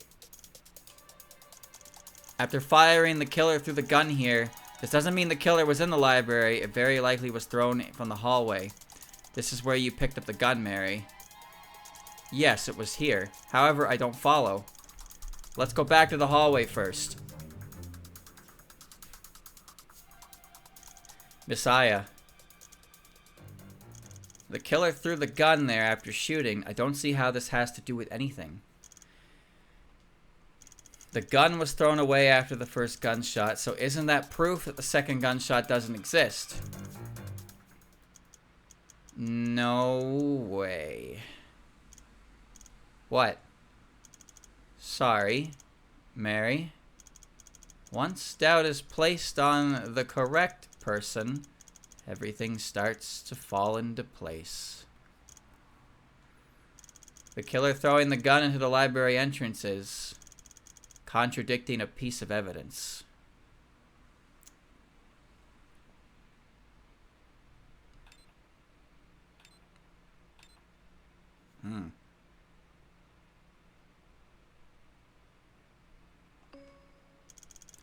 In your previous testimony, you claimed that you discovered the gun in the body right after entering the house. Why would you say that? The gun was in the library entrance. Entering through the front door, there was no way you could have discovered the gun. Are you saying that I lied? No. When you said that, your tone of voice was the same. You had no doubts and your eyes were clear. I believe you told the truth. In fact, I wish you didn't tell the truth. When you came in, you saw the gun dropped at the library entrance. That is a fact. You couldn't have done it if you came in via the front door, which means you came in from the living room. You came in via the living room opposite the library. Perhaps I had merely forgotten that I discovered the gun afterwards. I told you already, Mary. Once doubt is placed on the correct person, everything starts to fall into place. Excuse me? The contraption in the library, center of gravity, friction, motion, designing and building such a complex contraption requires extensive knowledge and calculation. There's basically no one in Gensokyo capable of such feats aside from you, Mary. You're a college student. Oh no! Gensokyo doesn't have such a thing as shoe covers either.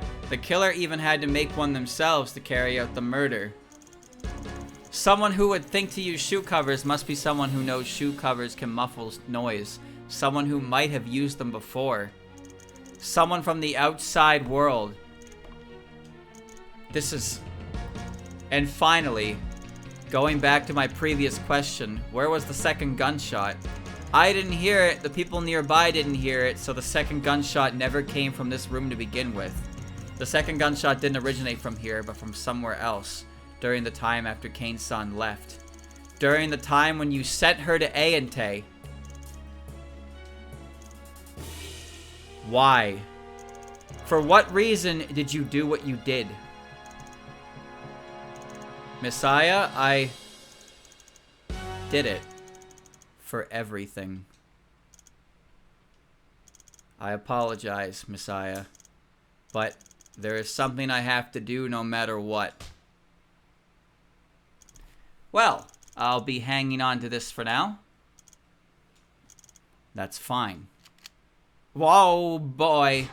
Whoa, whoa, whoa, whoa, whoa.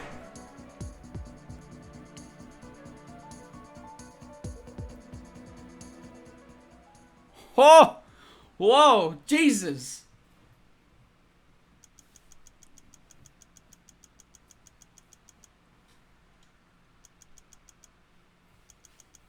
Pain. Red. Am I dead? Man. I still had... Are you okay, Messiah? Hmm? Here's a handkerchief. Wipe your face. It's dirty. Sour. That's the concentrated tomato juice I injected into the plastic pellets. Then the what? The entire time I had a toy gun on me. Okay, don't scare me like that. Alright, chat, hold on. Food break, food break, food break. Why did she fucking do that? Tomato pellets and a toy gun. Hold on. Food break. Granola. Just a prank. Yeah. Terrible. Mmm. Mmm. Good. Fake mom.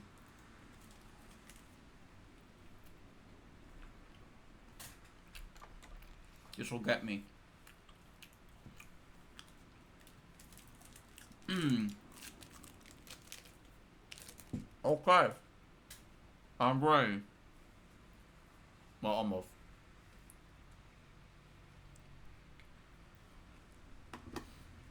Hmm.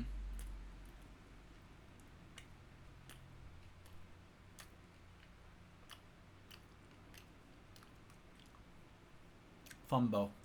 Fumba. Give me a second. Ah.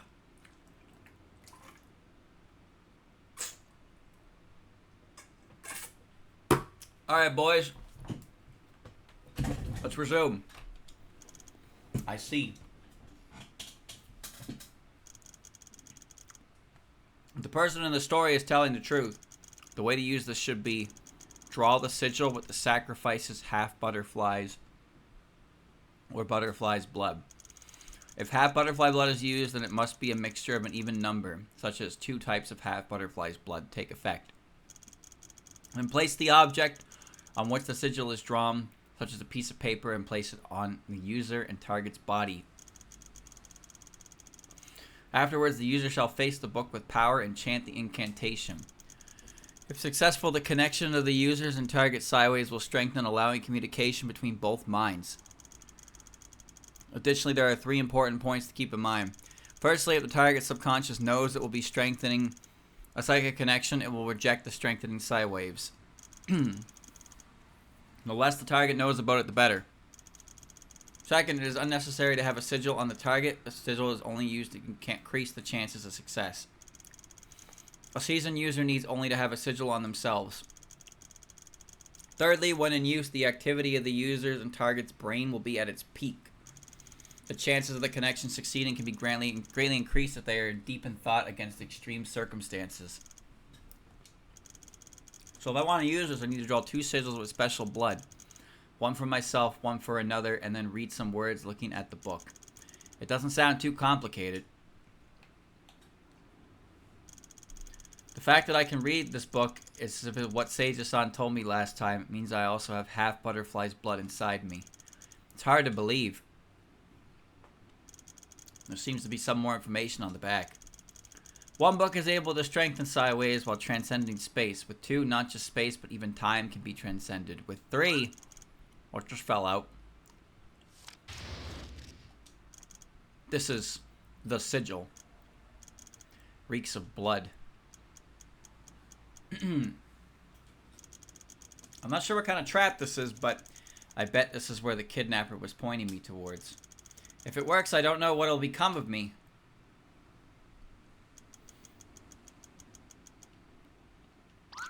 If you're doing it, then you have to do it until the very end. I've already come this far against the unknown chasm. The only way to go from passive to active is to jump down. Focus, Yomu.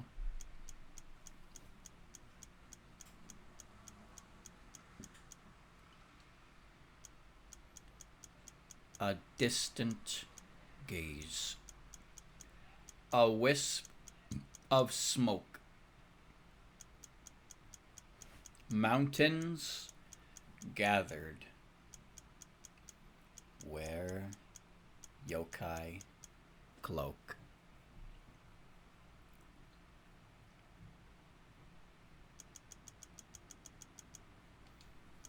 But why do I have to take such a risk? Those who leave will be eaten by scary yokai outside. I'm counting on you, Hirari. This is my last chance to atone. I understand. I won't let you down. But, why do you need to ask me? Because ever since that incident, you are the only one who still believed in me. So, I too will believe in you.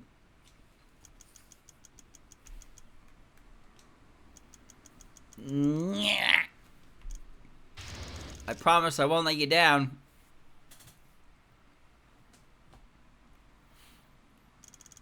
Huff, huff. Just 10 more minutes. So tired. Ew. Yokai. But blood. Ah! Stay away. Eek. I don't want to die. No. I don't want to die. Whoa, whoa, whoa. Wait, what did you just pull out? What the fuck did she just pull out? Huh? It worked? I lived? That's great.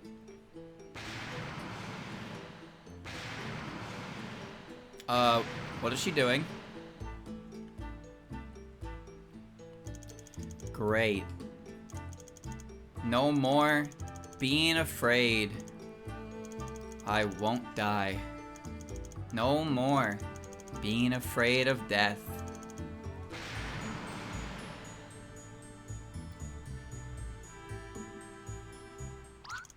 Having fun over there.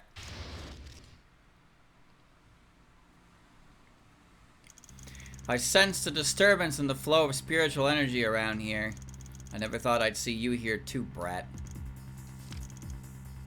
What is that? It's a spell card. Whose is it? I can't tell. Kinda looks like Aya. Ah! Who gave you such a dangerous toy? Oh. That's... I can't. Tell me! Ah! Okay, okay. Aya-sama gave me for safety. Aya Shimemaru, ever the optimist she is. I'll give her credit, she knew giving a human a dangerous anti-yokai weapon is taboo, so she gave you a toy that blows some wind. I'll get to the point. Human, as a human living in the human village, you have just committed a great offense. From Gensokyo, a human from the village threatening the power of yokai through illegitimate means is a grave offense indeed. Do you have anything to say in your defense? Why? Oh, you can ask questions now. That's an improvement. I just want to live. It seems like your history teacher didn't do much to teach you. I'm not one for executing a person who doesn't know anything at all. Gensokyo's history, Gensokyo's cycle, allow me to give you a lesson. No, Ron, kill her! Kill her now! Human! Firstly, in Gensokyo there are humans. In Gensokyo, yokai are manifestations of human speculations, faith, and fear. Faith, fear, these things inside the imagination of humans gains the power of a soul and manifests into the physical world. As yokai are independent beings, they have their own needs. The fear of humans, their source of sustenance. To satisfy their need, it's only natural that yokai would choose to attack humans or even kill them in order to attain fear, ensuring their own existence. And humans, in order to satisfy their need for safety, will search for a way to protect themselves. Thus, the Shrine Maiden enters the stage. A shrine is one who has offered her life to the gods. A Shrine Maiden, I guess. They bear the duty of bestowing the gods' favor onto the humans, such is the purpose of their life. With a human Shrine Maiden who has the ability to oppose yokai, humans would naturally choose to beseech her to exterminate yokai. The Shrine Maiden, as a human, chose to play the important role of connecting gods with man, naturally bears the burden of protecting the humans.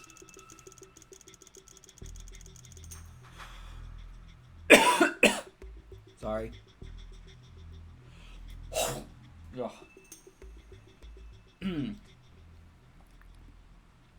Therefore, in order to satisfy the Shrine Maiden's need to fulfill her duty, exterminating yokai becomes her responsibility. This is Gensokyo's history and the cycle of Gensokyo's needs. Yokai attack humans to exist, humans beseech the Shrine Maiden to exist, the Shrine Maiden exterminates yokai to exist. The three are interconnected, forming a cycle of harmony that prevents Gensokyo from falling into disarray. Do you know what this means? Do you know what will happen if the cycle is broken? If humans found a way to oppose yokai by themselves, their reliance on the Shrine Maiden would naturally decrease. They would study their own ways of opposing yokai. With demand comes development, and gradually someone adept at it would appear. They would lead the humans into gathering their own strength and developing methods to oppose yokai, even touting it in Gensokyo.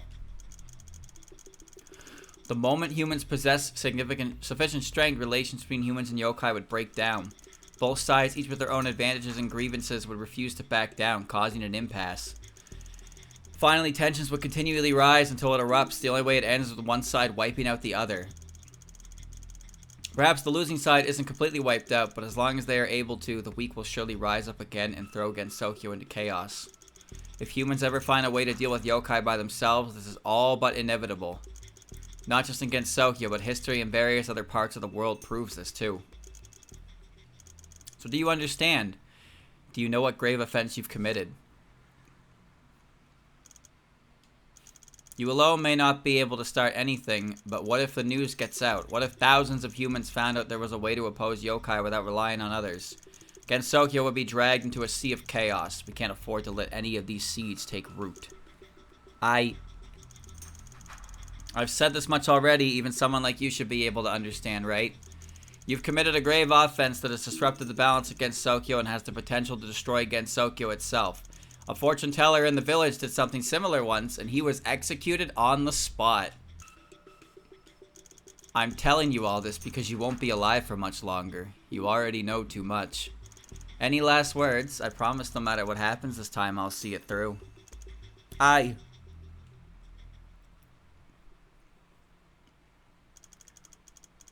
Whatever the cycle against Gensokyo is, I have no idea.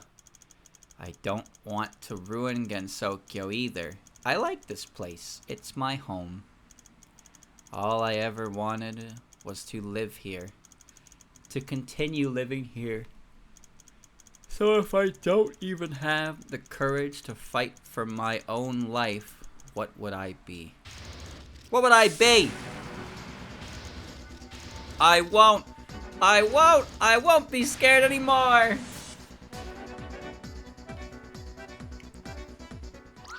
Done playing around? I thought I told you that's just a toy that blows wind. Did you seriously bet everything on a simple gust of wind?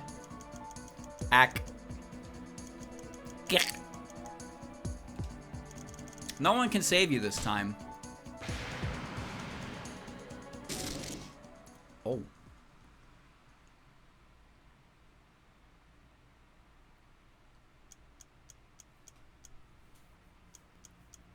Another one bites the dust. Wind.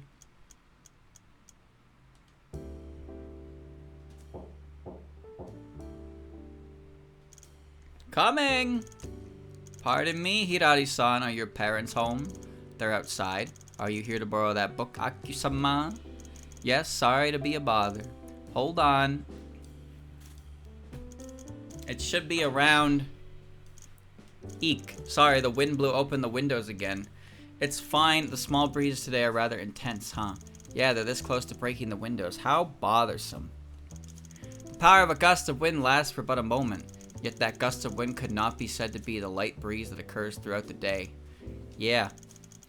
Even something as short-lived as the wind will shine its brightest light for all to see. And thus it is remembered. Sorry, that was weird of me to say, wasn't it? Although in the future I cannot foresee, I'm sure you'll come to understand it. If you're ever at a point where you know your life is at an end, that desire to finish something with a lifetime's worth of strength. Even a gust of wind, as long as it gives everything it has in the correct moment, can change the world. Thanks, Aku. I refuse to die! Get off me!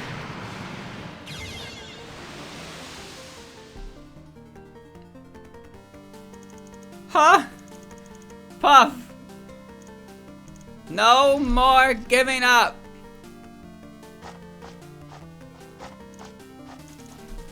Huh. Huh. Run, the further the better.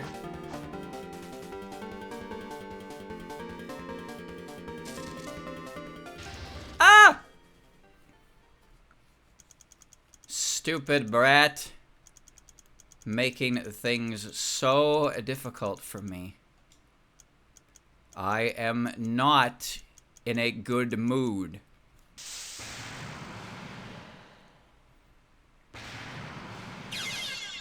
Got her again. What?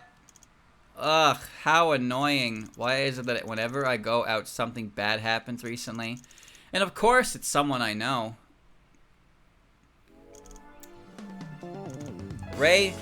Reimu-sama! It's me, alright. Hirari Marekiri, right? You know who I am, Reimu-sama? You were there at the banquet, weren't you? We didn't really get to talk, though. Bit of a shame. I'm not...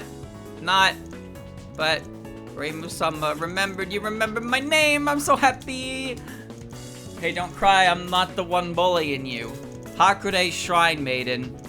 Oh, Ron, you never believe it, but I know this person, so I can't just let you off her. You understand. Odd. The Shrine Maiden who just murdered someone she knew is now trying to protect another one of her acquaintances. This human has disturbed the balance of Gensokyo and slightly bothered me. And slighted both me and Yukari-sama on multiple occasions. There shall be no mercy. Please stand aside. I don't recall taking orders from you. I did say please, but that was an order in the name of Yukari-sama. You're threatening me. That was not threats this, threats that. I've had enough of it. Let me tell you something. I'm really, really pissed off right now. Do you know what that means? It means if you weren't that old hag Shikigami, you would already be dead. Scram!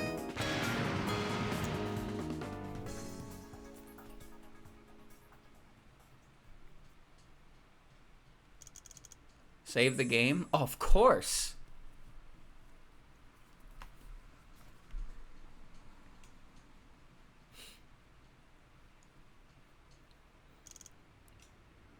I'm sorry for keeping you in the dark all this while, Miss Aya. As you can see, the gun I have on me is nothing more than a toy. The 6-round magazine only has 4 rounds left. As for the gun that is the murder weapon, I have no clue where it came from myself. So what you shot at the time was a plastic pellet? No. 1 round was used to prove it to you a moment ago, and another round was used for my own practice. I suppose I should start from the beginning. 3 days ago, I paid Miss Kane a visit and asked her to help me put on an act. That's all. I hope you can help me with this, Miss Kane. You're not telling me the whole truth and you want me to stir the village up. I can't say I approve of such pranks. It's not a prank, Miss Kane. It's something important. Don't you want to atone? I don't mean to threaten you, but if the plan succeeds, many things, so many tragedies, so many sins, we can salvage them, make everything right. That includes you, Miss Kane. Even so, how do I know I can trust you? You don't need to trust me. All you have to do is trust Yomu. Please, all you have to do is agree, and I'll be able to get everything ready. Very well. I know this may sound hypocritical of me, but as a sinner, I will do everything I can to atone for my past transgressions. What transpired after was exactly as you said, Miss Aya. I purchased an hourglass from Corindo and set up the contraption in the library. Then I sewed a pair of shoe covers and planted them in the bedroom. When I heard that you had already interviewed Mr. Morchika yesterday, I knew that you would be looking for Miss Kane. So I had to wait in Akiu's house beforehand while I waited in the living room. Everything was within expectations. You talked to Miss Kane facing towards the east. The hourglass broke. You turned towards the library. According to the plan, Miss Kane would turn around to face me and I'd shoot her in the head. Then she would immediately turn back around and lay down on the floor, creating a crime scene. This would give me the opportunity to escape. The living room windows were more than enough. Afterwards, I'd enter the house pretending to have heard the gunshot and send Miss Kane to Ayante. Mr. Katsuda would help keep things under wraps. Finally, I go report the murder and come back here for an investigation. Thus, a case would be created, one with no casualties and only mysteries. Or at least that's how it should have been. Was there an accident? No, that can't be called an accident. Even now, I can't believe what I saw. It was something that I could not make any sense of no matter how hard I tried. What happened? I heard the hourglass break, and just as I was getting ready to aim,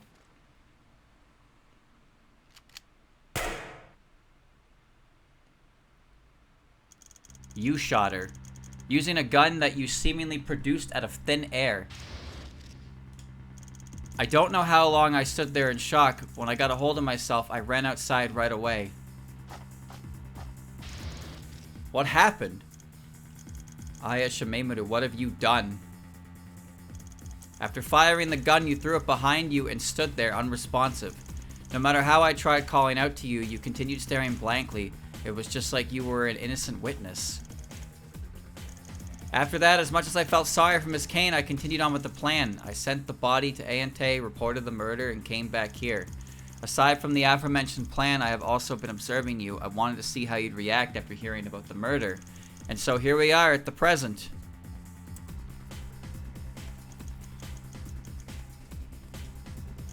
Your results were very surprising, in more ways than one. Is this all true? If I hadn't seen it with my own eyes, I wouldn't believe what I just said either. You said you don't remember anything, but how could that be? What was it that happened? I'd like to know the answer to that myself. I have no recollection of what I did during the murder. At least it's not something I can remember. So regarding that, there's not much else I can tell you. But just why? I don't want to harbor suspicions too early. Unless you're an incredible actor, I honestly can't imagine you as the killer. If what you say is true, then something must have happened to me in those few seconds. As for what that something is... Sorry for interrupting. Is it possible that she was controlled? Miss Alice? Just like my little ones, these dolls, all I have to do is move my fingers and they begin to act. I believe it is possible that Miss Aya was controlled through some unknown means at the time. Controlled. Controlled, huh? Actually, to a certain extent, I did feel a little bit... How did I not think of that? But that's impossible. Mary? Miss Aya, do you still have the clothes you wore during the murder? I'm wearing them right now. I dried them with the wind after washing them. Have you checked the insides? Insides? No, not really. Then please do so. You're gonna find a sigil on her clothes? Yeah, you are. This is... It's still there. You put this in there, Mary? Yes. I drew it with the vial of half butterfly's blood on Seija Kishin's body. Seija-san. After Seija's death, though Miss Yukari, I took possession of the vial of blood and that book that was on her. Honest Man's Death, Volume 2. That's a vial of blood. That vial of blood, assuming nothing was done to it, is the butterflies or half butterflies blood that Seija used in conjunction with the book. What exactly are you planning, Mary? At this point, there's nothing I can do except give you the full picture. The mystery set up here is only one half of my plan. I also set up another mystery in Yomu's agency. There, the detective is the person trapped inside Yomu. You trapped Yomu-san in there. Yes, but there's no danger at all. Once she solves all the mysteries, she'll discover what I left there. Honest Man's Death Volume 2. Inside is the other sigil I drew using the same blood. If Yomu can understand the contents of the book and if she follows my instructions, this test should be a success. You wanted Yomu-san to control my mind. Strictly speaking, it's testing the connection of a string psi wave. This was just a test. I wanted to know whether Yomu truly had half butterfly's blood and whether she fulfilled the conditions of using that book. You created a murder and trapped Yomu-san in the agency, all to test whether she could use that book? That's precisely it, and this test would be crucial. You could have just asked, you know, like we could have just met up and did the test. I can't take any risks. I don't know what would happen if it were to start successfully but fail in the process. I had to maximize the chances of success as much as possible. I possibly could for the first attempt. It was stated that while in use, the activity in the user's and targeted brain would be at its peak, such as when deep in thought of solving riddles. So I spent a very long time setting up many mysteries for you and Yomu both. It was to stimulate your brain's activity. The book also stated that the target anticipated a psychic connection, strengthening the subconscious would reject it and reduce the chances of success. That's why I didn't tell you or Yomu the truth. I don't want Yomu to worry about controlling you without your knowledge and reduce the chances. What I've done, having you fully commit to solving the mystery without any unnecessary thoughts, is to maximize the test's chances of success. From the sounds of it, you can read the contents of the book too.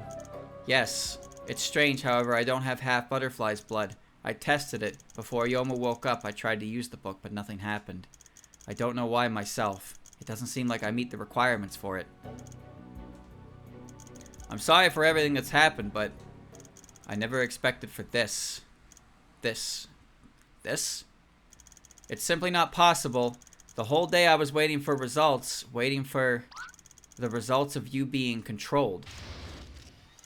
You mean Yomu is the only person who could have used that book? She should have already woken up this morning, and I can't say if she has or has not used the book. Yomu-san would never do this.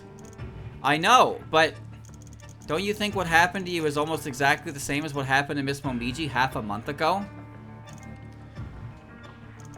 When Miss Momiji was controlled, her memory was foggy and she was dazed for a while after it ended. If you look at it, the other person who could have done this, Sage Akishin, is already dead. I can't do it, so it leaves no one but Yomu. This is... Maybe she experienced something we don't know, so in a panic she did something rash. Or maybe there were flaws in the connection and Yomu heard or saw something, causing her to see something that wasn't really there.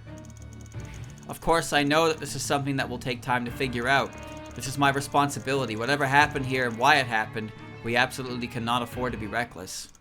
What a good show of your detective skills.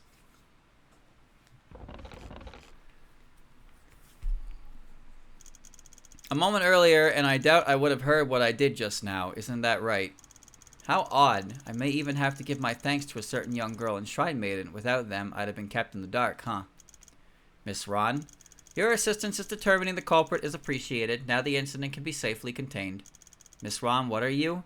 I will now impose some restrictions onto the suspect. You have been informed. You're going to do what you did to Hiyari-chan again? I believe in containing the roots before they are able to spread. Miss Ron, we haven't confirmed Yomu as a suspect yet. That's not important. What's important is making sure all suspicious persons are under our control. You can't do that! Miss Yukari already agreed to my request! Yukari-sama agreed to your request, but she never agreed to Kane Kamishita-sama's death, nor the presence of a real gun. There's a powerful barrier covering the agency right now. Even you can't. With Yukari-sama's power, is there any barrier that is able to get in the way? Well then, I'll be taking my leave. I'll be back to listen when you two finally crack the case. Not so fast. Something the matter, irresponsible Crow Tengu who gave a human a dangerous toy? Evil people like you are the reason I had to give her that spell card in the first place. I let you hurt the innocent Hiyari-chan once, but I'm not going to let you hurt Yomu-san in the same way. Want to fight? Nah, that's pointless. I trust that Yomu-san is innocent. That's all I need. Oh. Yomu-san is my best friend! Even with all the venom she spews at me, she's always trusted me too. So if I don't trust her, what right would I have to call myself Yomu's best friend? Shocking, the brash crow Tengu actually knows how to talk about those fuzzy emotions. My trust and your doubt is destined to be at odds with each other. Persuade, dissuade, I'll make you give up harming Yomu, and then we'll take our time figuring things out. And that troubles just keep piling up for me. Fine, try it then. Your reason for why I should not go and arrest the suspect.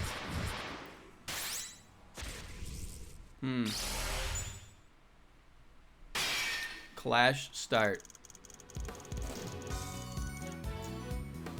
The one who shot and killed King Kami Shirasawa was you. It was. It was. Well, that was a quick answer. You weren't even here to see it for yourself. Maribel Hearn is the witness. If you wish to dispute it, bring it up with her.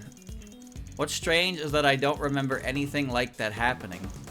I believe you and Maribel Hearn had already discussed it at length. Your mind was controlled. Do you still have any doubts left to raise? That's not what I mean, although, is there really no way to undo the memory loss induced by mind control?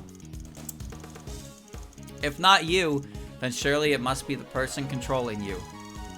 The person controlling me, you can just say Yomu Konpaku too. Oh? Yomu Konpaku has the ability to control you. I believe Maribel Hearn explained it to you already. Well, that's true. You concurred just like that. I'm surprised. It's true, her Yomu Konpaku's ability is not something I can dispute. I thank you for your understanding. And as I'm sure you all know, there is only one person currently capable of this, Yomu Konpaku. Only? It's thanks to Maribel Hearn over there, she had all the preparations in order for Yomu Konpaku. The book, the sigil, the blood, everything needed to control someone was there. But this doesn't prove only Yomu was capable of this, does it? Are you really saying that there aren't any other suspects? If you know of any, do point them out. Otherwise, this is pointless. If not her, then surely you must have some evidence to show. Evidence, huh? Want anything in particular? Objects? People? Any evidence that can prove Yomu Konpaku did not control you into killing the victim is valid. So any evidence or witness related to Yomu Konpaku's actions count, right? If it can prove that she did not commit the murder, it counts. Evidence or a witness related to Yomu Konpaku's actions. The best way to prove Yomu Konpaku did not commit the murder should be, I wonder, will she believe or not believe it?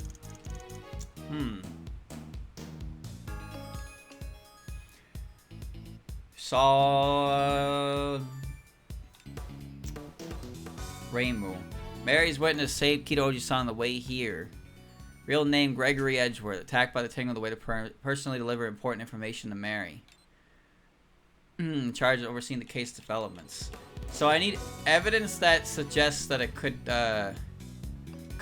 not be her. Why are these in my evidence? Huh? These shouldn't be in my evidence. They're not mine.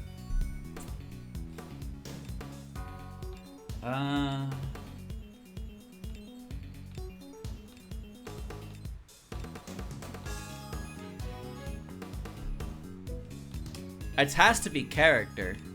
Like, it has to be character, because all the evidence I have is related to this crime. I'll present Yomu herself.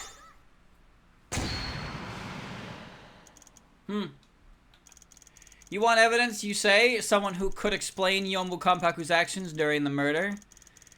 Who would know that better than Yomu Konpaku herself? You want me to ask her directly. You wouldn't need to get in my way then. There's no need. She is right in front of you. Are you? That's right, the person you're talking to right now is me, Yomu Konpaku. Don't make me laugh. I won't be fooled by your little act. I have no intentions of acting. I am who I am inside this body. Yomu, is it really you? Oh, Mary-san, it's me. It's a really odd sensation. In an instant, my mind absorbed almost all of Aya's memories, yet they don't feel out of place, like they've always belonged to me. Most awkward of all is that I can still feel and control my body back at the agency. It's like I'm living 2 lives simultaneously. How do you feel right now? Is there any discomfort? Do you need any adjustments? I can get by for the time being. Aside from not being used to Aya's weight and clothing, everything else is fine. The moment I took control of Aya, I learned everything Aya had just experienced. I can't recall the memories of Aya during the murder itself, but I do know what's happening here. You said you wanted evidence, Ron Yakubo. Mind if I, as a witness, say a few words? Go ahead. When I woke up today, I was already inside my agency where Mary-san had set up the mystery. I couldn't escape since there was a barrier, so I'd been solving the mystery right up until I found the book Mary-san left behind. I tried using the book's power. A moment later, your face was right before me. If I were the killer, that would make you the victim. I can assure you that before the murder, I had not used the power of that book yet. In other words, I never controlled Aya into shooting Kane-san. So, what do you think of my first-hand account? That doesn't really explain why I have Yomu's items, but at the same time, it kind of does. How are you feeling, Yomu? Are you fine? Do you feel nauseous or dizzy? It's your first time, so I don't want you to... Oh, good. Everything's fine except how bizarre this all feels. That's a relief. You put on quite the show. Need I say more? I can answer any and all questions you have right here. Let's assume that you are Yomu Konpaku. You proclaim innocence, but that's just that, what you claim. The words of a suspect are doubtful at best. Regarding myself, this reminds me of something. Today, Mary-san once said that a flash of inspiration is the phenomenon where another's thought process enters your own mind. Aya also said that when your thoughts get stuck, it's often because they're trapped in an invisible box. Thinking about Aya's approach, I suddenly got an idea. What exactly are you trying to say? Now you're even talking in riddles like Aya Shimemaru. If I'm not the killer, then who is? That line of thought won't do. We need to reverse it. What must the killer do in order to make me the killer? Naturally, it is to recreate the same conditions as me as much as possible. With that, the conditions that apply to the killer would also similarly apply to me, making me seem all the more suspicious. Chat, pay the fuck attention. Wake up. Sit up straight. Wake up. Pay attention. Quit posting shrimp fried. You'd get it if you just paid attention. Looking at the case overall, the condition the true killer required was psi wave strengthening. A special book, special blood, and special sigil. These are all things the true killer needs to carry out their plan. If you take a closer look, the key component is also the hardest to obtain, the Honest Man's Death Book. The true killer must have had this book on them, however, it can't be Honest Man's Death Volume 2. Volume 2 has been locked inside the agency as part of the mystery the whole time and still is. So after saying all that, I figured one thing out. The killer should be someone else with a volume of Honest Man's Death. And just where could this other book be? Up until this point, we've only seen 2 volumes of Honest Man's Death. One is in my agency, and one should be in here. Miss Aku's. Honest Man's Death Volume 1, Aki-san likely borrowed that book for a very long time, and there were no records of it ever being returned. If no one did anything to it, then it should still be in the house. I'll have to ask you to step up on that part, right, Ron-sama. Me? Aki's house has many books. Going through them all one by one would be very inefficient. But you have powerful memorization and calculation abilities, no? Just one glance at the bookshelf should tell you if the book we're looking for is here. And just so you know, this is to resolve a case your Yukari-sama is very concerned about. You can save the threats. I know what I should be doing.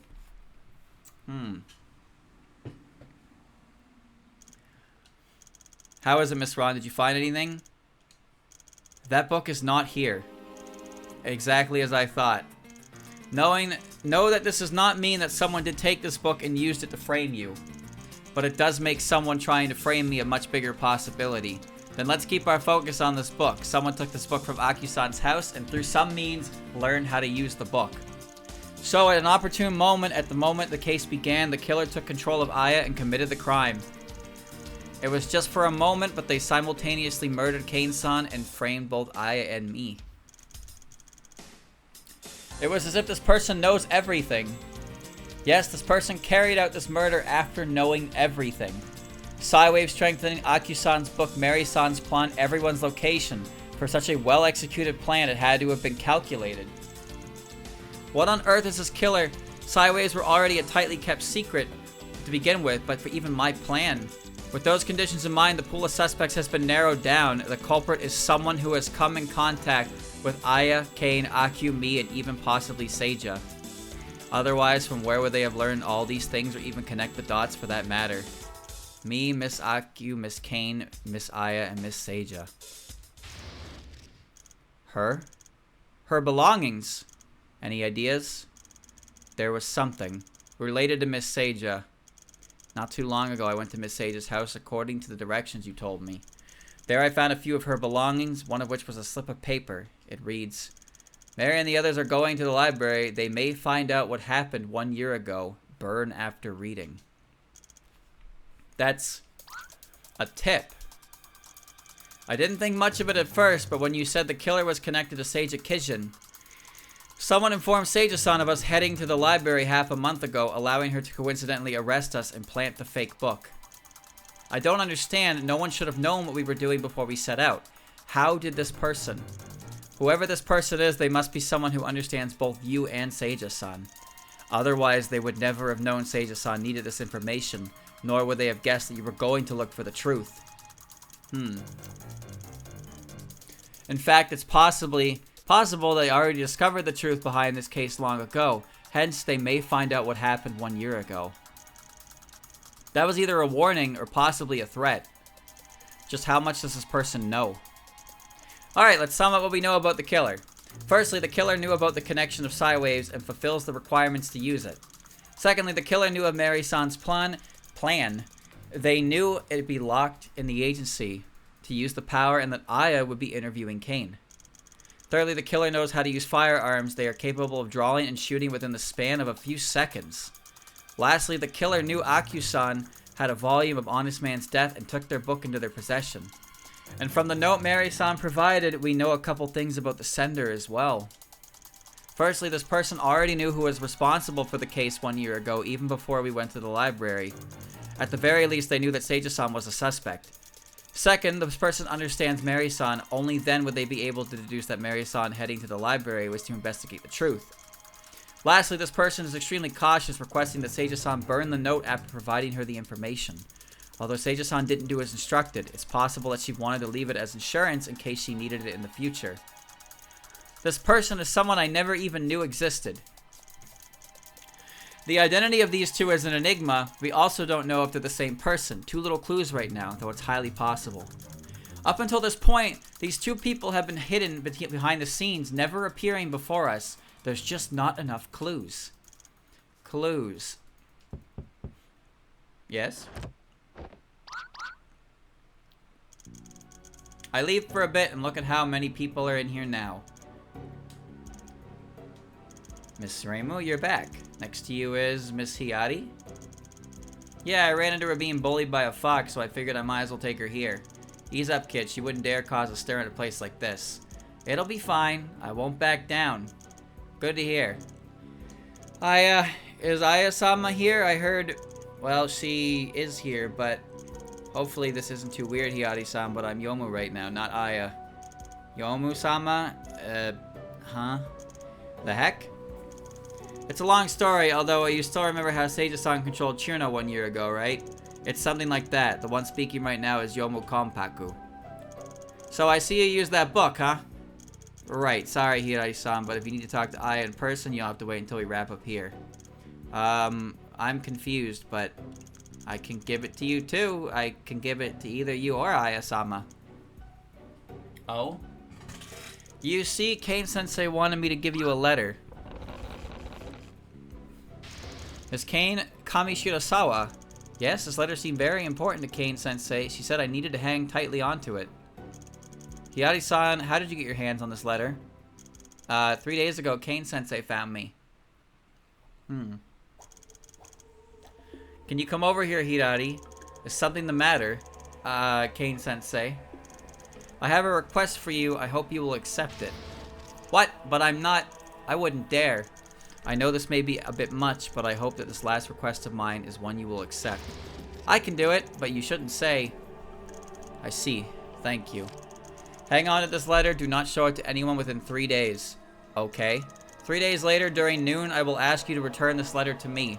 But if I never come, you should give this letter to anyone you think you can trust. Anyone I can trust. Is Yomo-sama or Aya-sama okay? It's fine as long as it's someone you trust, then it should be of use. I'm counting on you, Hirari. This is my last chance to atone. I understand. I won't let you down. But, why do you need to ask me? Because, ever since that incident, you were the only one who still believed in me. So I too will believe in you. This is that letter. Yomu, from Miss Kane's words, why does it sound like she knew she would die? Yeah, it sounded like she had some idea that something unfortunate would befall her today. 3 days ago just happens to be the time when I talked to her. Could it be because of me? No, it can't be. I made it clear that it would all just be an act. Point is, she did die 3 days later, just as she had predicted. That's... Aya, Yomu-sama, Mary-sama, what are you talking about? Kane-sensei is... Well, she... I'm sorry, Hirari-san, but Kane-san was murdered this afternoon. What? Kane-sensei today? Apologies, Miss Hirari, that is the truth. I completely understand how you feel right now. The teacher who believed in you suddenly passing away must be quite the heavy blow. I will explain everything to you, but for now, let's not disturb the people looking into this case. Can you do that for me? Okay. Let's take a look at that letter. Sure. Give it to somebody you trust. Everybody gets to see it.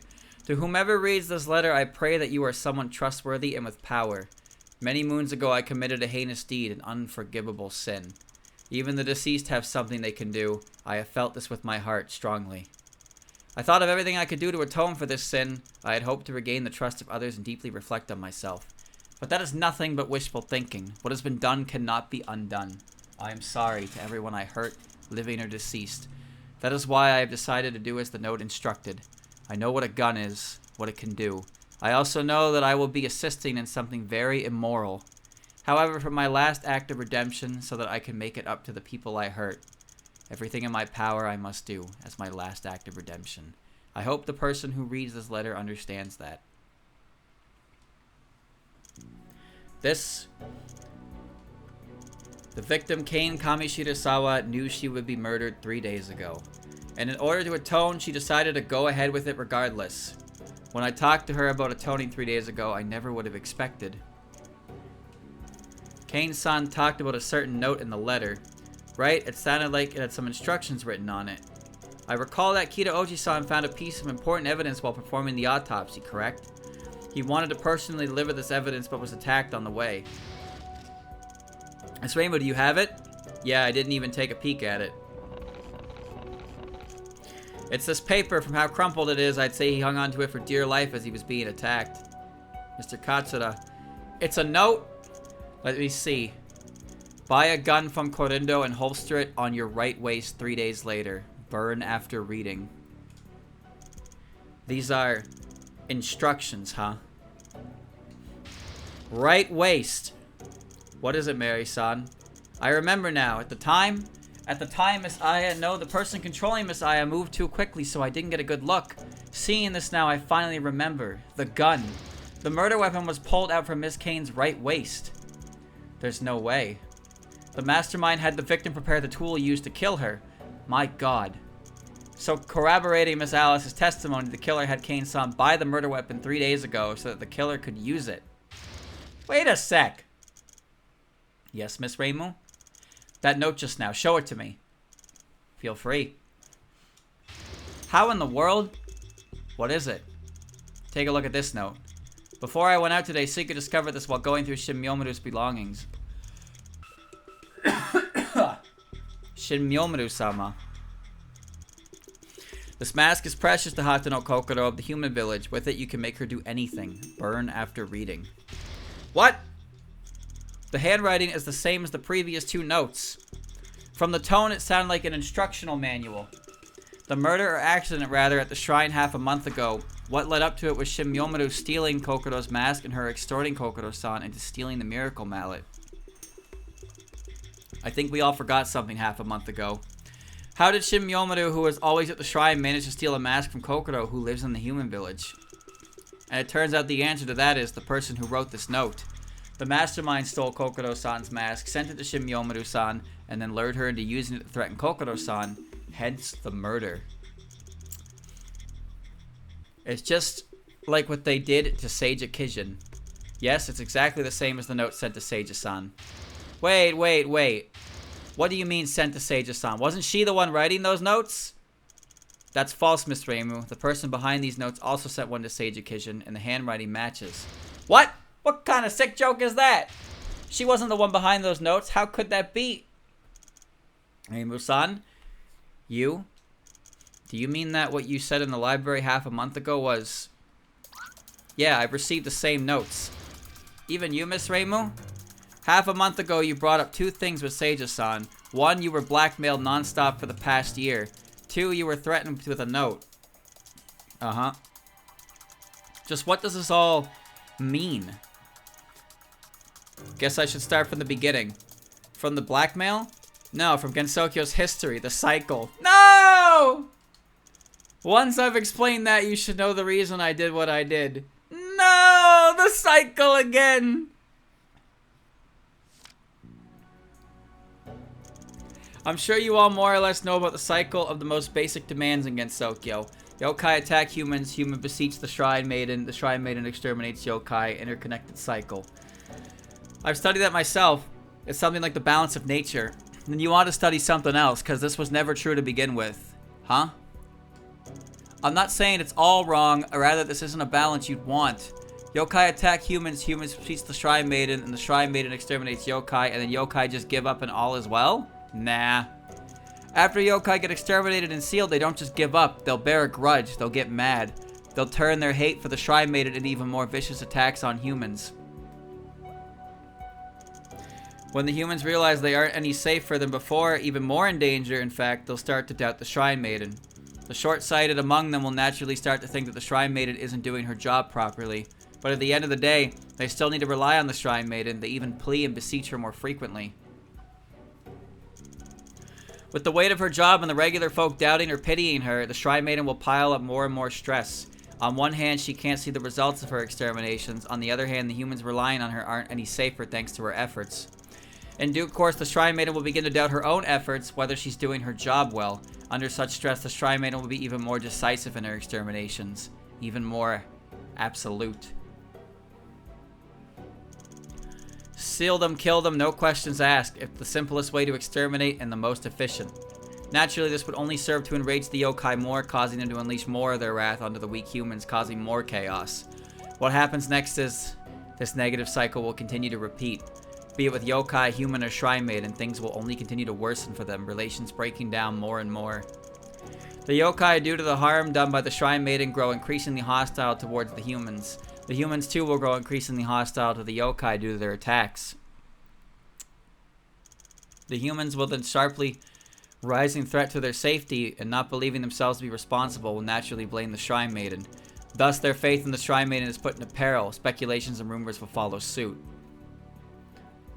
And the Shrine Maiden, pressured by both the humans and her responsibilities, will grow increasingly hostile to the yokai. Even if she harbors insecurities about killing yokai, ultimately she has no choice but to compromise under all the pressure. Thus, the yokai and the Shrine Maiden become mortal enemies. This negative cycle goes on, cycle by cycle, brutalizing yokai, humans, and Shrine Maiden to no end. At its peak, there's not a moment of rest in Gensokyo. No one can guarantee their own safety. Of course, there's many ways to intervene in this negative cycle. Sage is coming out to restrain the attacks of yokai, controlling the ways the Shrine Maiden exterminates yokai, and so on. The most common by nature is elimination, to completely devastate one side of the cycle and break it. Such as a sharp decrease in yokai population, ultimately causing them to collapse and surrender and actively or passively stop their attacks. This will cause the humans to once again feel safe, mitigating the negative effects. Or under the relentless assault of the yokai, the humans fall into despair, fear runs rampant, and they lose faith in the Shrine Maiden entirely. This will cause them to actively or passively decrease the amount of time they ask the Shrine Maiden for aid. Again, the cycle is broken. Or more likely, the Shrine Maiden cracks from all the pressure, actively or passively decreasing her exterminations. This too would break the cycle to a certain degree. For example, the Shrine Maiden could slip up during an extermination and die to a yokai. Or the humans could suspect her of conspiring with yokai and abandon her or even kill her. There are many possible scenarios. But regardless of what happens, it always ends with one side's utter collapse. When the cycle is broken, all three sides against Sokyo will gradually recover and return to the start of the cycle. Then this negative cycle will repeat ad infinitum. This negative cycle is built on the most basic demands of all three sides. It's an inescapable curse. For as long as Gensokyo exists, it will never disappear. That is... But wouldn't the yokai higher up get involved? The yokai sages? Yeah, they are involved. Didn't I tell you? The sages will intervene. But even the yokai sages with their limitless power can't stop the flow of Gensokyo. The most they could do is suppress the rapidly deteriorating climate. For example, to prevent the yokai from making big attacks and the fear of humans overflowing. The sages will use their own power to control the situation and keep them in moderation. And then to prevent the humans from developing too quickly and forming a group to resist yokai or just fearing yokai less, the sages will meddle too and keep the fear of yokai from getting too low. Lastly, to prevent the Shrine Maiden taking sides, causing yokai and humans to fall out of balance, the sages will control where the Shrine Maiden appears, her actions, her thoughts, everything will be kept within reasonable boundaries. That is the degree at which they meddle. But whether or not they can stop the flow against Sokyo, who knows? Controlling where the Shrine Maiden stands, yeah, here's a question. Knowing the background, what do you think the sages will do if they find out that a serious issue with the Shrine Maiden's stance? It's not like they can force it, right? They won't give up. They won't up and kill me because that'll just intensify the chaos against Sokyo. They'll search for another candidate who they can more easily control and slowly train her up. Then they'll use various means to take away the current Shrine Maiden's power. Sabotaging her relations, embellishing her bad traits, and so on. Lowering Gensokyo's opinion of the current Shrine Maiden. And when the time is ripe, there'll be an accident, after which the candidate they've trained can take place at the Shrine Maiden. With that, the instability is removed in the midst of stability. Is that really true? How do you think I got to be the Shrine Maiden? Just joking. The previous Shrine Maiden died after failing an extermination. Don't get me wrong, I'm not telling you this is out of dissatisfaction or anything of the sort. I'm very well aware of the reason for these things. And to a certain fox in the room, you don't have to get riled up listening to all this. Honestly, I wouldn't even know all this if your Yukari-sama hadn't taught it to me. What I want to get across is, after hearing what I have to say, I hope you can understand the reason for my fear. Fear. You don't feel it, whether it's letting nature take its course or manually stepping in. It's relatively difficult to act upon the yokai or the humans. Yokai and humans have a fairly large population. Controlling them would be quite the pain. And yet there's only one Shrine Maiden. That makes things much simpler. Some punishment if it's minor, an accident if it's major. With a flick of the wrist, you can break the negative cycle against Sokyo. Between two difficult solutions and one simple solution, isn't it obvious what your average person is going to pick? You can have as many Shrine Maidens as you want, but there'll only be one Gensokyo. Can you imagine if the sages got wind that the Shrine Maiden worked with a wanted criminal to kill a Tengu, and in a restricted area, no less? And said wanted criminal was an anarchist that tried to overturn Gensokyo. What do you think they'll take away from that? It'd be the end. For me, I mean. I've always tried to be indifferent to what happens in Gensokyo. I've always tried to be uninterested in the issues in Gensokyo. All the problems I've been trying to avoid will come crashing down on me. I don't know if you have any idea how much fear a threat like that can cause. Alright, I think I'll elaborate on the blackmail now. 30 days after the trial ended, I was heading outside when I noticed something on the door. What happened inside the library at Yokai Mountain will not be forgotten. Who? Who the? What's up, Reimu? Nothing. I quickly tore up the paper and tucked it away. I didn't want anyone else to see what was written on it. I didn't know who was behind it. All I could hope was that whoever was behind it didn't do anything else. I checked the entire shrine out of fear that this person had written another note somewhere and that someone would get to it before I did. And then when I woke up the next day... Will you forget that incident? I hope you won't, because neither will anyone else. Who on earth? Show yourself. What's up this time, Raymond? It's so early. I guess Secret just lives here, huh? Nothing. It's nothing, really. There was another one the day after, and the day after that, and the day after that, and the day after that. Sometimes the note wouldn't be in the main shrine, it'd be on the door to the storage room, the shrine gate. I hope you find this before anyone else does, otherwise they'll know you're the culprit behind that incident in the library. That Tengu died in the library because of the Hakode Shrine Maiden. That would make quite the story. If anyone else knew you were one of the culprits, what would happen, I wonder? Did your predecessor ever tell you? Please stop it already. On the 8th day, I decided to stay up, waiting for that bastard to sneak into my shrine once more. And at around 3 a.m. midnight...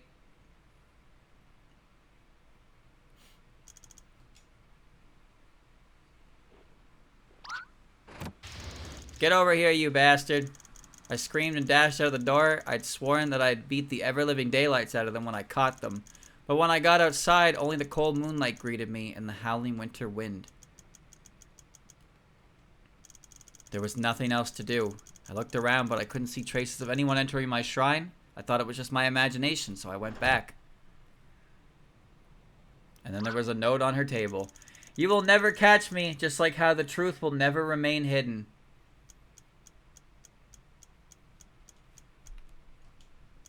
I tried many times after that. Every time I heard a noise, I dashed out as fast as I could. Every time there was no one there, after which I'd find a note in a certain place. I even thought it was some paper that had become yokai, so I pasted a bunch of talismans on those sheets of ordinary paper like some idiot. Nothing worked. In the end, even Sleeker started getting suspicious. I was afraid they'd suspect me so something was up and discover the truth, so I could only give up for the time being. I had to get up every morning and search the shrine for any possible notes like a madman. I couldn't have anyone else reading them. I found one every time my heart sank deeper in fear. Whoever they were, they weren't going to stop. It would always appear at different times, sometimes during midnight, sometimes during the morning. Aside from appearing during the night, there weren't any other rules I could find. So every time I got into bed, I had to force myself to sleep amidst all the anxiety. Where and when would it appear next? Would someone else find it?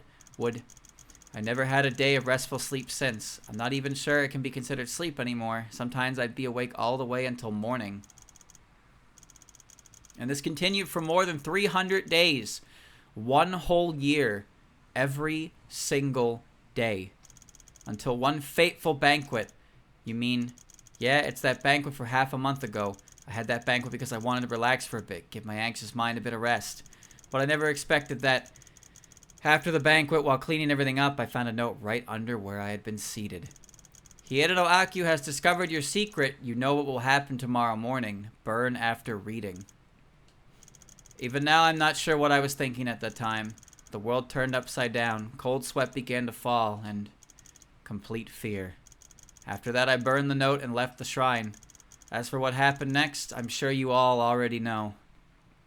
Damn. That's more or less the entire sequence of events. Of course, I'm not trying to garner sympathy or forgiveness for the pitiful Shrine Maiden story or whatever. What I did, I know better than anyone. What you did to me was also the natural conclusion to the matter. Actually, I still have to thank you. Spending time in that prison, it was the first time I could wake up without having a note appear. More than likely, the guy couldn't sneak into a heavily guarded Tengu prison. Thanks to that, I was finally able to cool off my mind and take my time to think about things. I thought about all the things that happened, all the things I've done. After the death of Sage Kishin, these notes never appeared again. I believed that she was the one behind all the notes. It was only something she could know. No one. There shouldn't be anyone else. It couldn't have been anyone but her, even if I have no proof. Someone with the same handwriting wrote a similar note to Sage Kishin, leading her to Yokai Mountain to capture us who had snuck into the library. That's how we were captured and ended up in your neighboring cell. Furthermore, this person also wrote a similar note to Miss Kane 3 days ago in preparation for today's case. This is half a month after Sage Kishin. But who else could it be? Is this person still alive? That should be correct. Although the truth is already out, Miss Reimu, and nothing bad has happened, so you've no need to be scared anymore. Even if you say that, the fear is still there, isn't it? Sorry, what? Even if it seems like this person has no more secrets to continue blackmailing you with, But who knows what else they know too. Psywaves, Aku-san, Mary-san, our secret investigation, the truth behind the case 1 year ago. This person already knew everything. Who knows what else he knows that he can't even begin to fathom. The fear humans have towards yokai is produced by none other than the indeterminable power that yokai have.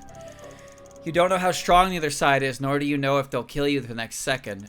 Thinking about everything this mastermind has done, they blackmailed Rainbow-san for a whole year, and with one threat they drove her to kill Aku-san, creating the case at Aku's house. They stole Kokoro's mask and gave it to Shimyomaru-san, telling her to use it to extort Kokoro-san, creating the case at the shrine.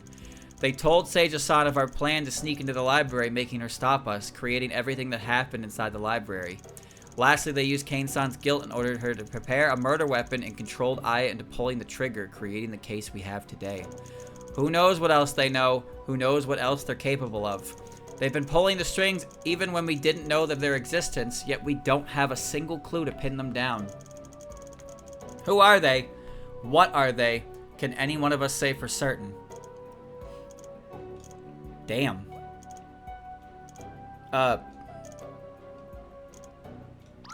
So, standing still isn't my style. Do you know of a way we can unveil this person, Yomu? Nope, haven't the slightest idea.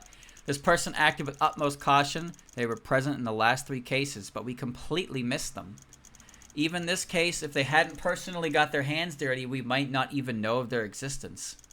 I'd definitely be lying if I said I figured out their identity for now. For now?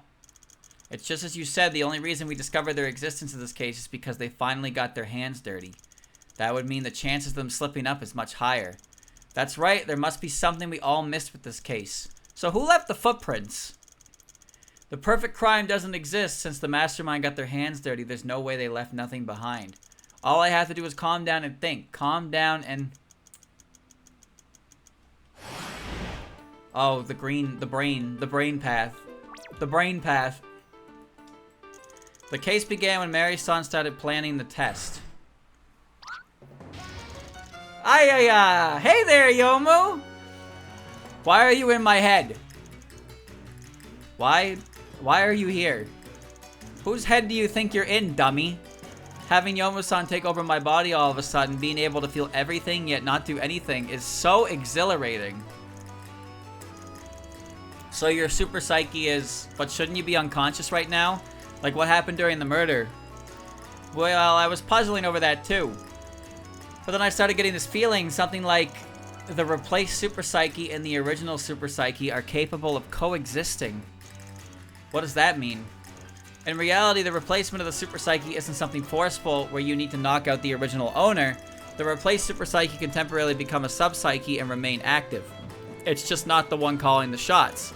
But during the murder, I unconsciously resisted. I didn't want the bad guy coming in, so there was a collision, and I got knocked out.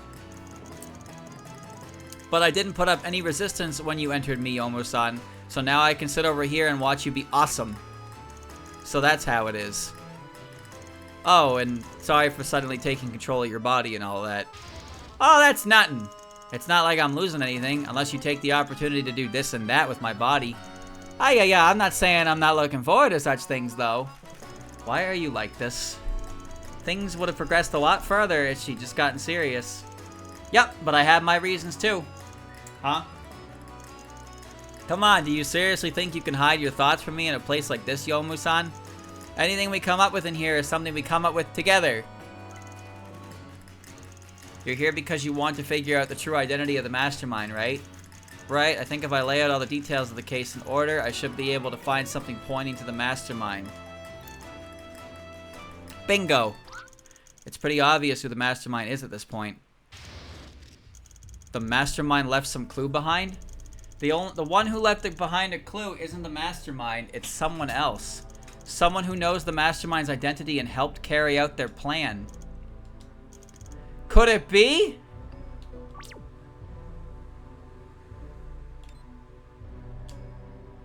This person, it's absolutely not it. I ought to think more carefully. Someone who knows the mastermind's identity, someone who also helped carry out the mastermind's plan. Could it be? Don't tell me. Okay. Oh, okay. Oh, okay. Oh, hold on. Is it me? It's not me.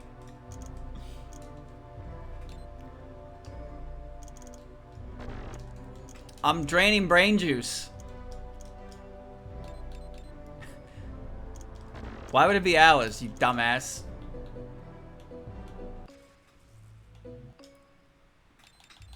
Well, there's only 2 characters left to choose. Oh, okay. Well. It's... What? What? It's none of them! You sly dog! Someone who knows the mastermind's identity. Someone who's able also help carry out the mastermind's plan. Could it be? What? I tried everybody. I skipped over Kane, didn't I? I skipped over Kane, whoops. The victim, Kane-san. Yeah. Why would Kane-san so obediently follow the instructions of a piece of paper in order to atone? Was she not worried that it was just some prank? Kane-san wrote, do as the note instructed, not do as this person instructed. She never met that person at all. She only saw the note. Due to some reason, Kane-san believed the person who wrote that note was serious and put her life in that person's hands. The reason Kane-san took it seriously is actually pretty obvious as well. She recognized that person's handwriting, and this person's identity made her trust them.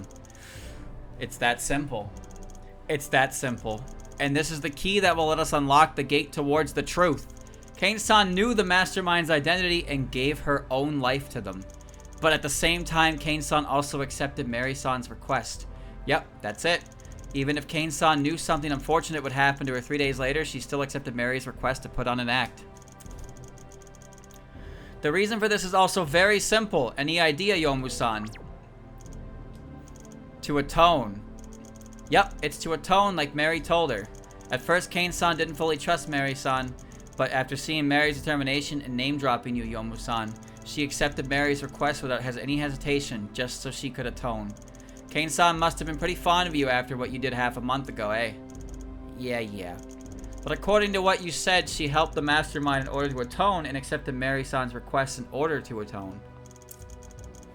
Everything she's done is in order to. That letter already made Kane-san's determination pretty clear, didn't it? Let's take a look at that letter again.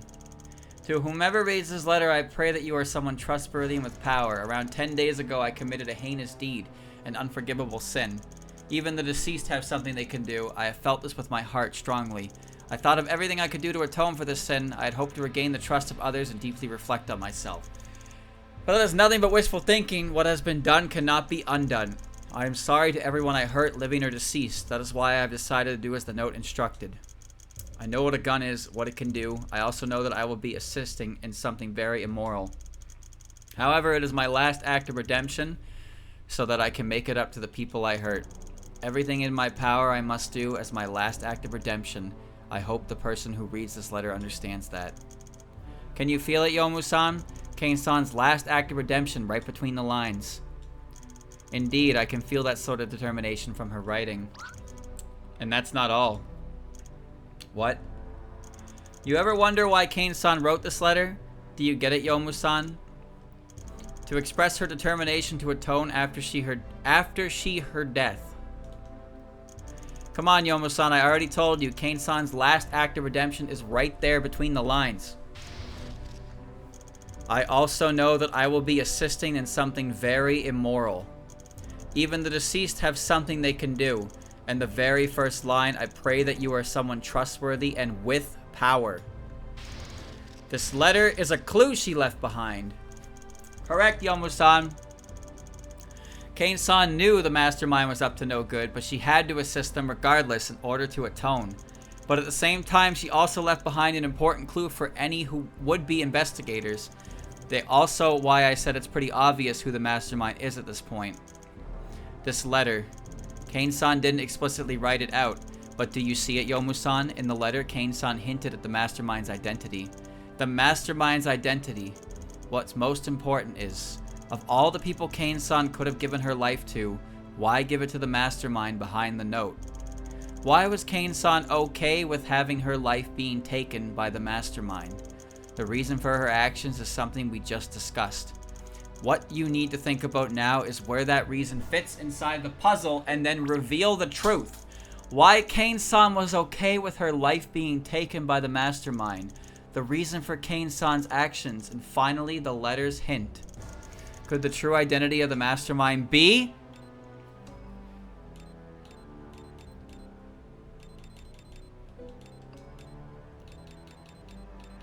Oh. Someone trustworthy and with power. So someone who has power.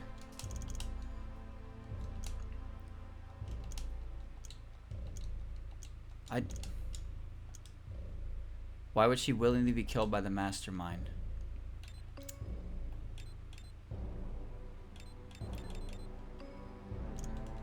No, it's not Mary. Mary said she could read the book. Who would she be okay with dying to? Right, because she tried to frame him in the first case. The mastermind behind this case is blackmailing Reimu-san for almost a year and ultimately getting her to murder Aku-san. Stealing Kokoro's mask and giving it to Shimyomaru-san, telling her to use it to threaten Kokoro-san. Telling Seija-san about our plan to sneak into the library, getting her to head out and stop us. And most incomprehensible of all is murdering Kane-san with her help. Motive. What? The mastermind's motive. Why they personally murdered Kane-san and why Kane-san would assist them. That is... The answer to these two questions are one and the same. The mastermind is someone Kane-san feels guilty towards. She did something to the mastermind? Wait a damn second. Are you saying half a month ago during Aku's murder, Kane-san in her panic framed a certain person? That's precisely why Kane-san chose to atone herself to the mastermind with her own life as the price. Hey, you can't be serious, right? There is only one person who fits this criteria. Renosuke Morichika. He is the mastermind. It was him all along? Previously, we had already deduced the mastermind is someone who has come into contact with Aya, Kane, Aku, me, and even possibly Seija. Half a month ago during Miss Aku's murder, also the note which threatened Reimu-san into killing Aku-san, was found under a seat after the banquet ended. And among the banquet's participants, lastly, the mastermind knew your plan inside and out. They planned the murder knowing when the most opportune moment to strike would be. That moment being the instant the hourglass fell and shattered. So among the people we know, who could be privy to that contraption? The person who sold me the hourglass. Once doubt is placed on the correct person, everything starts to fall into place. Our true target has just surfaced. Miss Ron, you heard it yourself. The true suspect isn't Yomu.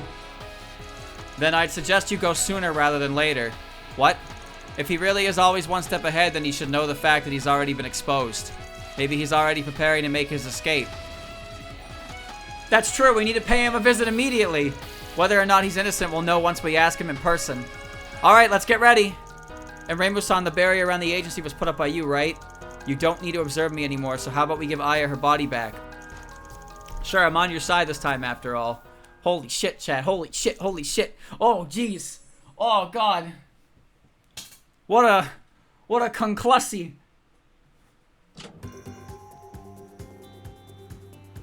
He's gone. The storehouse is empty. Doesn't look like there's anyone here. There aren't any signs of activity by other living beings around this. Ugh, did we let him get away? Just like last time, the guy's fast, if nothing else. Or maybe Renosuke-kun just hasn't gotten back yet. What do you think, Yomu-san?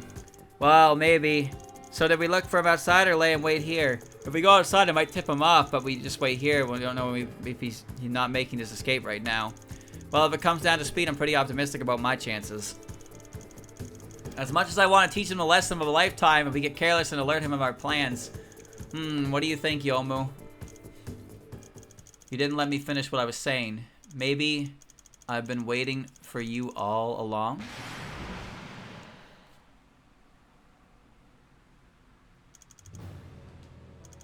So, controlling a body with half butterfly's blood while also controlling others at the same time is feasible once you get the hang of it.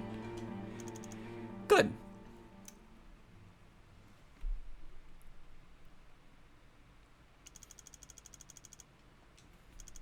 Ugh.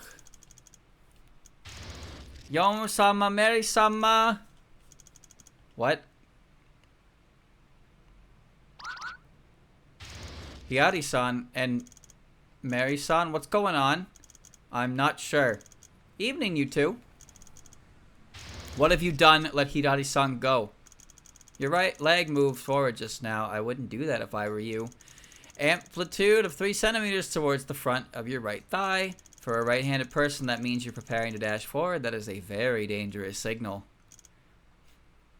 Let me make you an offer. If you emit such a dangerous signal one more time, I will clip the wings of this innocent little butterfly. Oh my God, Lois! You! A half-centimeter climb of the shoulders and a dip of the chin. It's one dangerous signal after another for me. I'd rather not repeat myself. You do well to control yourself as best as you can, otherwise my finger may pull the trigger before my brain can react. Yomu, right now if you dare lay a finger on her, you can save your breath. I know what's on your mind. Do you know the speed at which a bullet travels at? I wonder, will you reach me first, or will the bullet go through the skull of this innocent butterfly first? Or perhaps I'll go through yours and Mary's skull first. What exactly did you do? After I cut my connection with Aya, I was waiting for Reimu-san to come and open the barrier, but suddenly I can't remember anything. We freed you, Yomu. You went with us to apprehend him at Korindo, and suddenly, that's when I observed that your pupils had focused forward instead of drifting upwards. I understood exactly what happened. Factoring in that you also started making many movements as well as gazing out the window on occasion, I knew everything was done on your end. Then I decided to test the ability to control the consciousness once more. You were in my agency the whole time. Why, yes, you truly are a hard-working person, Yomu-san. Even the floor beneath your bed is clean, as if it were brand new. That's impossible. The barrier was set up last night. There was no signs of forced entry, so you could have only gotten in yesterday. But then how were you able to at the hallway today? It's simple. I was nearby. I did what I had to do, and I laid down for a bit under Yomu-san's bed before she woke up. What? How did you... How could a Shrine Maiden's barrier can be easily bypassed as long as you have one of her talismans on hand? I've entered and left that shrine more than 300 times. Do you honestly think there's anything I can't get from there? You. I knew it. You're behind all this. You killed Kane-san. Indeed. Kane-san already did her best to atone. You knew that, and yet, if regrets were enough to erase all tragedy, then I'd be more than happy to forgive her. Why? Why would you do all this? Why? Why? For everything. You scared Reimu-san with notes non-stop for the past year. Why? Isn't it obvious? She's a culprit. She's one of the culprits behind that case 1 year ago, yet ultimately she wasn't punished. Isn't that the very definition of unjust? I had to make sure she never forgot what she did. What an unforgivable sin she committed. Then why did you have her kill Miss Aku? Was Miss Aku guilty? Oh, that. I suppose fate is a fickle thing. What? Just duet as that banquet was nearing its end after I placed the note, I paid a visit to Aku. It's you, Renosuke-kun. Is there anything I can help you with? It's getting late. Something I need to tell you. Tonight, Reimu Hakude will kill you. What? You should prepare yourself. I have a couple ideas myself, for example. You could... In that case, you can make sure Reimu Hakude is caught and ensure your own safety at the same time. Renosuke-kun, if you don't mind me asking, from where did you hear about this? Observation and confidence, I suppose. During tonight's banquet, Reimu-san did not show any hostility towards me. While talking with her, aside from a little bit of tiredness, I did not feel anything unusual from her. I trust from my own feelings. If she suddenly wants to kill me, it must mean something happened after the banquet. Renosuke-kun, the banquet only ended a few moments ago, correct? I know you're not the simple person, Renosuke-kun. I can feel it. That you would do all this. What are you after? In that case, I'll be frank. I want that book you possess, Honest Man's Death, Volume 1. I apologize, Renosuke-kun. I have no idea what you're smart, but you're not a very good liar. When you heard me say that name, your shoulders turned to degrees. Few degrees counterclockwise, yet your waist didn't move. If your waist had moved to the left, it would mean you were trying to protect something to your left. Likewise, if it had moved to the right, it would mean you were towards your right, yet your waist didn't move. In that case, I believe it is in the shelf behind you. It's very late. Now that I've narrowed it down to a reasonable degree, searching for it won't be much of a hassle. Honest Man's Death, Volume 1, so it's in there. Stop! Seriously, you just had to go and make things difficult. I'll be in quite the predicament if you wake up. Haha. I'll leave it to fate then. Will you wake up first, or will Reimu Hakurei get here first? From the results, it seems she woke up first, but she was killed all the same. I suppose that's fate. You. I was sweating bullets when Reimu Hakurei came to arrest me. To think Kane would write my name on there. You were a great help in that regard. You cleared my name and also got Reimu Hakurei arrested in the process. Really, thank you.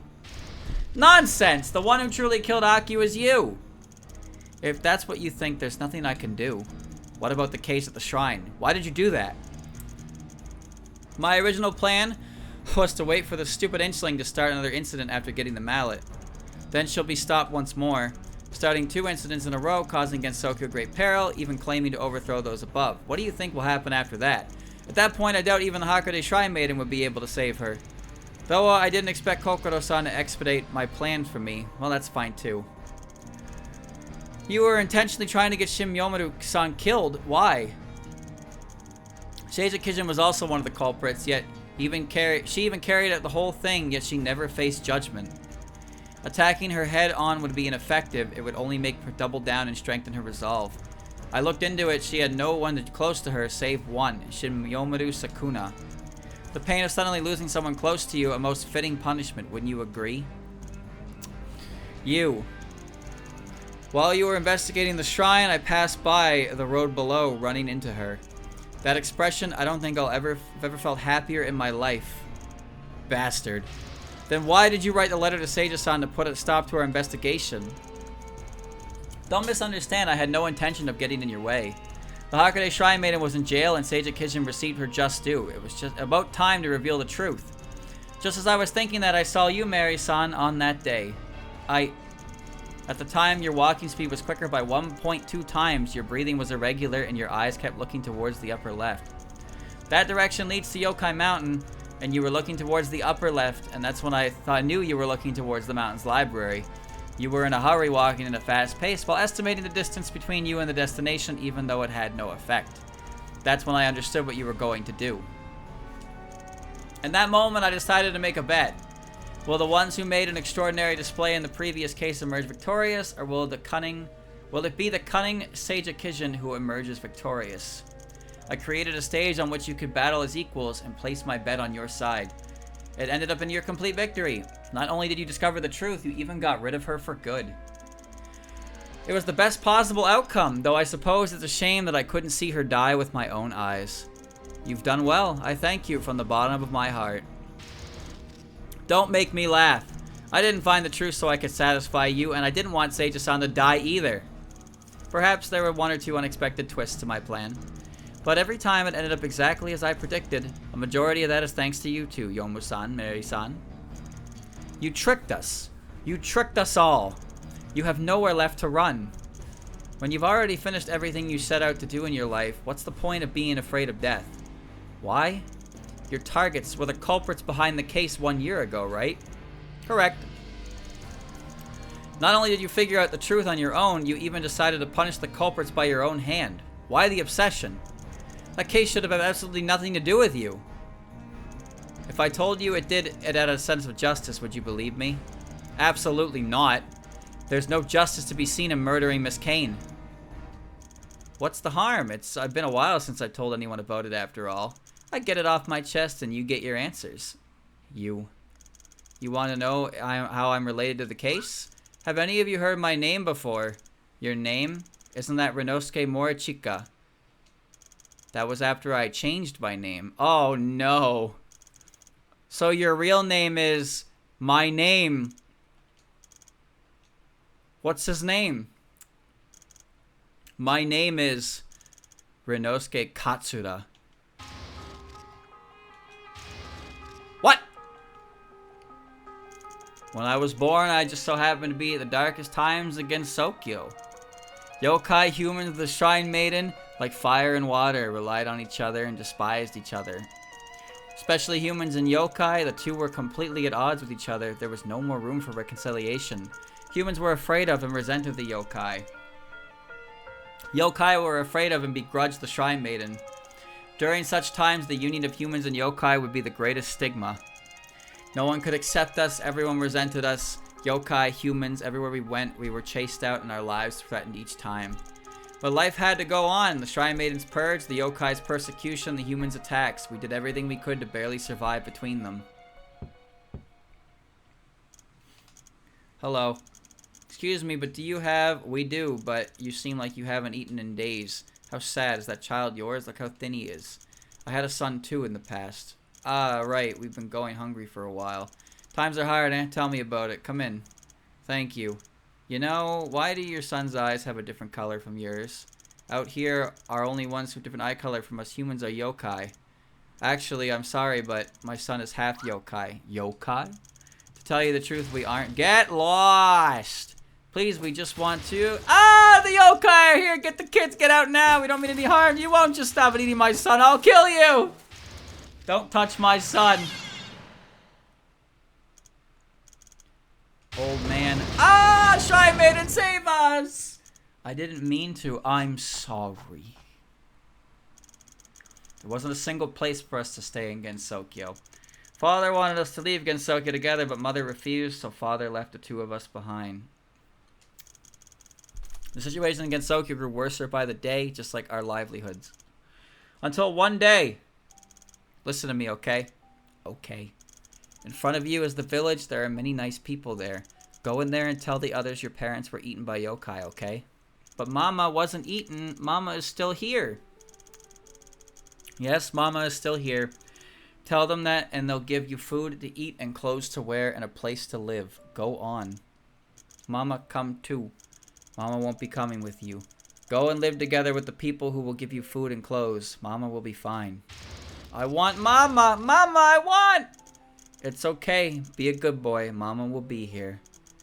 Do as I tell you and Mama will be here. Mama will always be by your side. Mama will definitely see you again. Come on, start walking, otherwise Mama will get angry. Mama. Mama will definitely see you again, I promise. It was just as Mother said. The villagers took in this orphan. I finally had a life where I could look forward to tomorrow. But when I went back to that place, I couldn't find Mother anywhere. Maybe the Shrine Maiden got her. Maybe she was eaten by some other yokai. Maybe she was long buried beneath Gensokyo. As I grew up, my identity as a half yokai gradually came out, but the villagers didn't hate me. Gensokyo was calming down too, so I wasn't chased out. And just like that, 10 years went by. I can still remember her, yet I can't recall her face anymore. Her figure, her expressions, her movements, if I tried to remember, they would slowly become blurry. If I gave up, they would disappear to somewhere else. I guess the happier something is, the easier it is to forget. And the more abhorrent something is, the easier it is to remember. Something like the face of my father. I never could forget that man who left us during our most difficult times. That's why when I received a letter from him, I couldn't say anything. Should I punch him, lock all doors and windows, and refuse to see him? Or should I call him Dad? I don't know. I couldn't decide. I guess when I see his face, only then would I be able to make a decision. But it's too late for that. The decision I would have made, the things I would have said, it all sank to the bottom like a giant stone. It's all too late.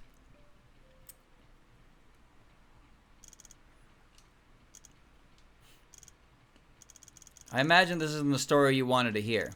Frowning eyebrows and unnaturally twitching lips, it tells me that you are currently very uncomfortable. You've done so much, but what are you ever going to get out of it? All revenge leads to is just tragedy for everyone. This is what I get out of it. Do you think I did what I did today simply to get rid of someone who almost did me in? No. That book! The one in Seiji-san's hands, surely a hassle to acquire, but thanks to your perfect plan, Mary-san, I gained the opportunity to obtain this book. What do you plan to do with it? Regarding that, I'm sure Mary-san has a couple of ideas, right? After clearing out all the potential obstacles to my plan, I put it into motion. And yet, I failed. It failed. There are many possible reasons. The connection wasn't strong enough. The target's subconscious rejected it. Something was wrong with the book. All that matters is I cannot proceed with my plan anymore. Do you know what this means? It means there's nothing else I can do anymore. Revenge, planning, salvaging, everything I lived for has disappeared. Don't you think it's strange? Why didn't I continue playing dumb and clashing with you until the very end? What would even be the point? There is no point, not anymore. Simply telling you everything would be easier on me. You don't want to live anymore? Right now, in this moment, the only thing that drives me to live on is knowledge. All of my life, because of myself and other people, I've always had a knack for the art of observing others. I can see the name of unidentified objects. I can observe minute movements the person makes. I can see the state of their mind, their intention. Yet when observing the two of you, Yomu Kompaku and Maribel Hearn, I am perplexed. What? After the trial from 1 year ago, relations between the two of you broke down and you saw each other as enemies. This I understand very well. But after what happened half a month ago, your relationship suddenly repaired itself and you turned from enemies to friends. No misattribution of arousal, no blood relations, no give and take. Why is that, I wonder? You never talked much 1 year ago. You were strangers who knew each other's names. There was no basis for friendship. The relationship between the two of you, I feel, has an error somewhere. Yes, I know the core of your relationship is Renko Usami. When Renko's incident came to a close, your relationship would naturally have transformed. But not only was there an evident transformation in your relationship before the truth was even discovered, in these few weeks, the speed at which your relationship transformed was also very fast. So fast, it strikes me as odd. Perhaps even you yourself do not know why you were able to forgive and empathize with others so quickly. There must have been something I don't know. Something that has caused this error. So allow me in the last moments of my life to force out this something. What are you trying to do? What are you doing? Stop! There's no cause for concern. I will not shoot before I count to 1. What does that mean? Now please look under you and pick up the object there. What? Now push down the safety like so. Aim at the other person. Both of you will only have 1 chance. What? The one who shoots first is the winner. Simple, no? What? The faster person lives, that's all. If you shoot Mary-san first, you will live. If Mary-san shoots you first, she will live. Isn't it simple? Stop joking around. I will count down from 5. When I count to 1, I will shoot. Don't drag Hiyari-san into this. By the way, if you ever point the gun towards me, even if it's an accident, I will immediately pull the trigger. So I would advise you to be careful. Well, that's all. If you shoot first, Mary-san, you get to keep your life. I won't shoot at Yomu. That won't do, Mary-san. You still have business left to take care of, right? It's your last hope, you know. Are you going to let the person in front of you just snatch it away? By the same coin, Yomu-san, is Gensokyo's fastest on land. If you shoot first, you get to leave alive. All you have to do is pull the trigger. It's simple, no? Don't make me laugh. I will not kill a person. You're not killing anyone. You're making a choice. There are many choices in life. The choices you make is indicative of how you feel. For you in this moment, your memories, friends, responsibilities, are they any less important than the friend in front of you? The person in front of you? If you just allow her to snatch them away, do you think it'll be worth it? If neither of you shoots, I'll be the one to end it. There's no happy ending where everyone lives. You can trust me if you're willing. So is everyone ready? I'm starting the countdown. 5. 4.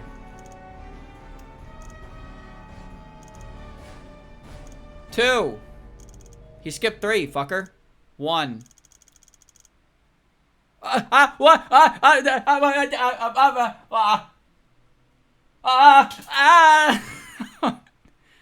Okay, so I'm Yomu in this perspective.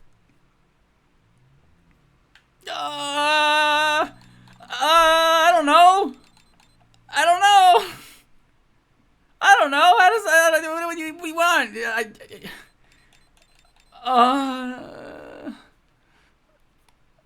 Don't trust Yomu. Don't trust Yomu, Mary said. No!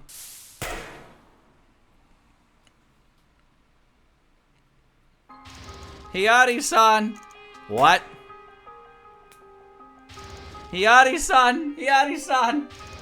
Miss Hiyari. Bullet through head. No pulse. Why? Why? This isn't. You! Don't shoot, Yomu. Don't shoot. Don't shoot. Don't kill. How did it end up like this? Just for what have I been doing all this for? Hiyari-san, were we not working so hard to prevent another tragedy from occurring? So why is this the result?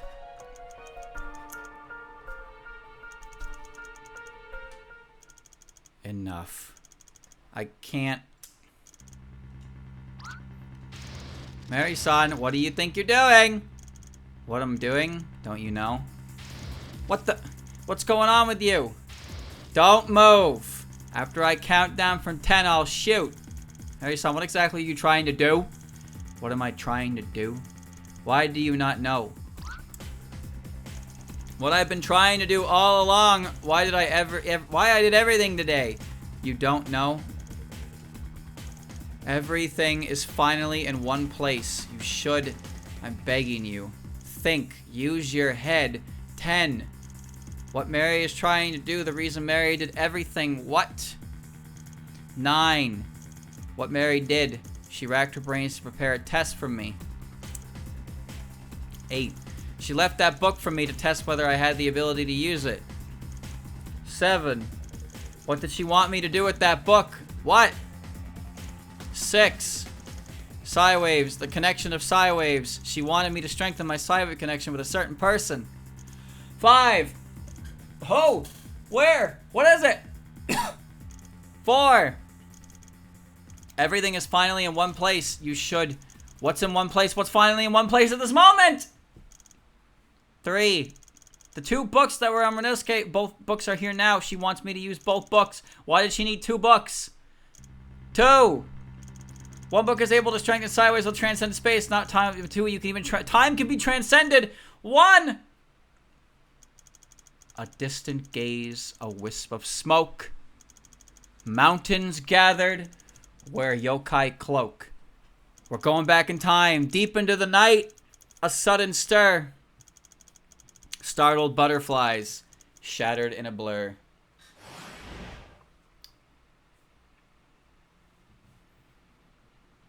Chapter 5, Part 2. 0.06 days until tragedy. Save the game? Okay.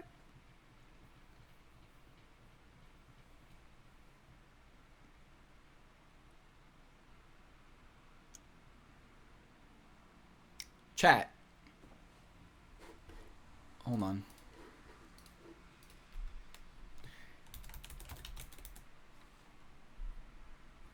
I need to see something real quick. Case 2, case 2. Okay. Okay, we should be able to finish this today. Even though it said part 2, I was told we could finish it today. So we're gonna finish it today. In that case, defense, I ask one last time, do you still have any doubts regarding this witness? If there aren't any, the questioning of this witness shall come to an end. I do. The defense wishes to submit new evidence. This evidence can prove that the book was taken away on the day of the murder. Oh, we're going back in time? And we're gonna resolve the case. And we're gonna fix everything. The timeline will be corrected. New evidence at a time like this? Alright, please present this evidence. The evidence that proves the book was taken on the day of the murder is... Oh my god, what? Where did Yukari go? Kita 7 a.m. itself. What? The evidence that proves the book was taken on the day of the murder is...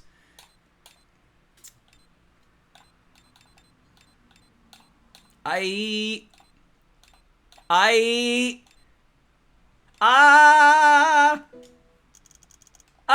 don't know. I can't. If I present this, let me think again. The evidence that proves the book was taken on the day of the murder is...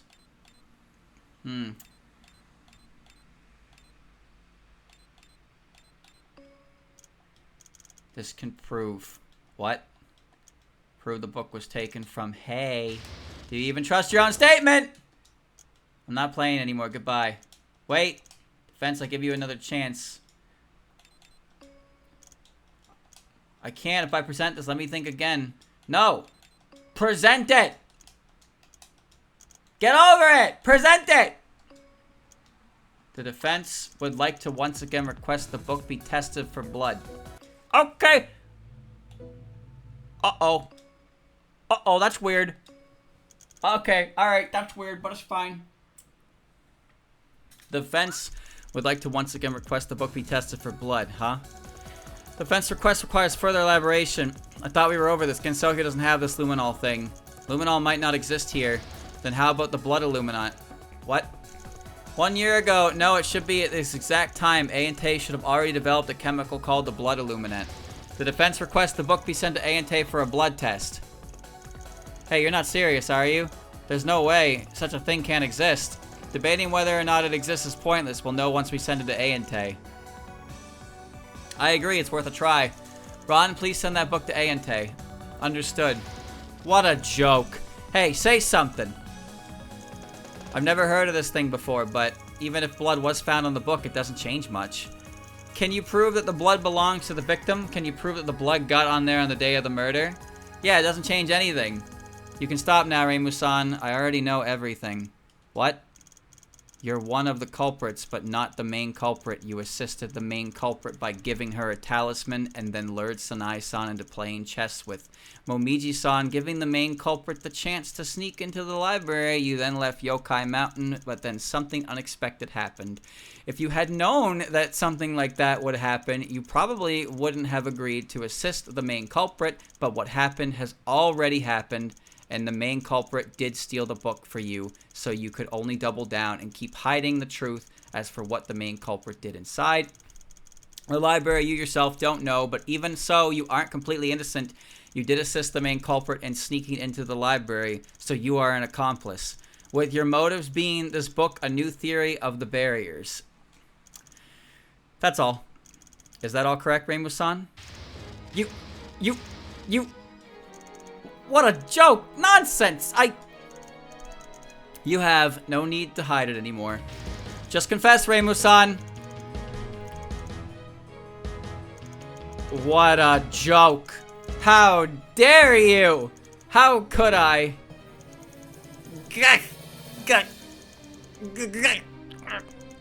Impossible. This isn't possible. Whoa!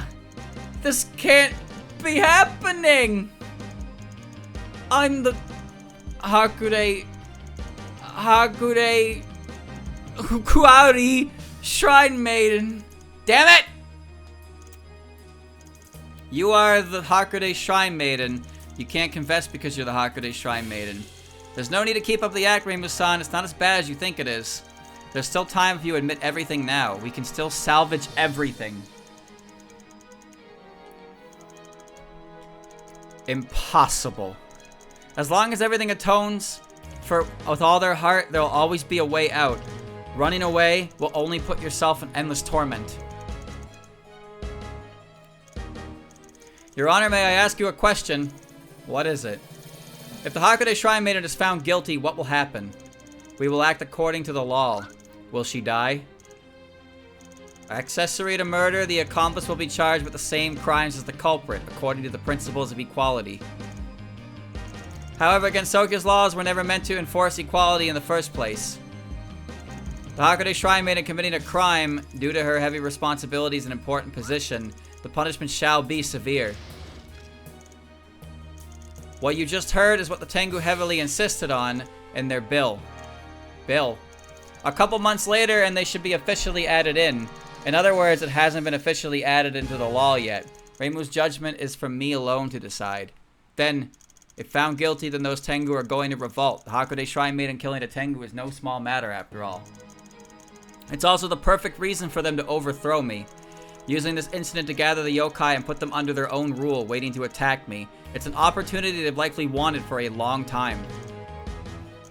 The moment it goes out of control, the ones who will be destroyed are the countless yokai and humans in Gensokyo. As mere pawns on the front lines, their lives are not more than some numbers, of value to calculate the state of the war. How many families will be separated and destroyed? How many people will see their lives coming to an abrupt end? How many memories will turn to ash? And how many will have their loved ones taken away and end up as twisted beings?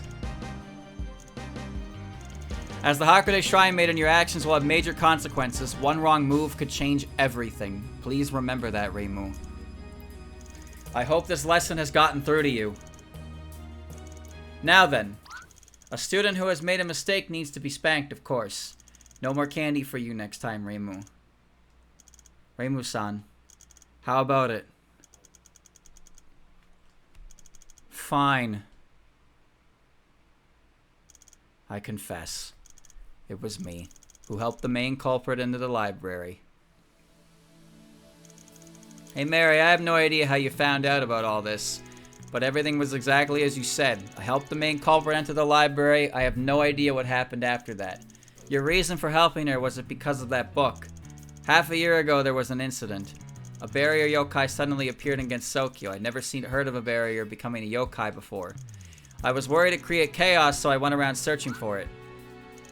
Through that old hag in the judge's seat, I learned that it was hiding inside a barrier, using a barrier inside Gensokyo to hide its own presence.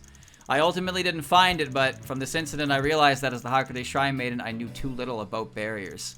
I read the old hag's theory of barriers, but I felt that it wasn't enough. That's when the main culprit appeared.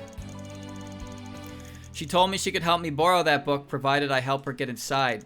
I knew she was up to no good, and I knew I could just ask that old hag, despite how much I'd prefer not to. I thought about it and said yes. At the time, I had no idea what a stupid decision I'd made. As you said, I gave her the talisman, which let her go through the barrier and lured Snai Kochi into the playing chess with Momiji as instructed. When news of the murder broke out, I knew it was her doing, but it already happened. I was now in the same boat as her. At least I did get that book, even if the price wasn't worth it in the slightest. Damn, I'm such an idiot. As for everything else, the defense lawyer over there probably knows it too. Reimu-san, well, since you know so much, you also know precisely who the main culprit is, right? Indeed, I'd say half the people here know the identity of the main culprit. Don't you agree, Seija-san? I'd bet controlling the trial from inside while remaining on standby outside must be pretty tiring. Yes, my dear. Or should I say my cohort. Before you submitted the blood illuminant you heard from who knows where, you've been calling people Miss and Mister. And now you're calling us Reimu-san and Seija-san. Is there anything wrong with you calling you my cohort, dear? Your Honor, I'd like to make a request. Yes? I'd like to have Seija Kishin, who's waiting outside, take the stand. Her conversation with the defense will bring this trial to its conclusion. Very well, I accept. Have Seija Kishin take the stand.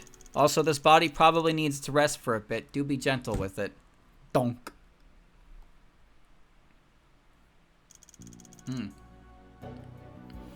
Ron, how's Prosecutor Churno doing? She's currently resting outside the court. The medics are currently checking her condition. And Seija Kishin?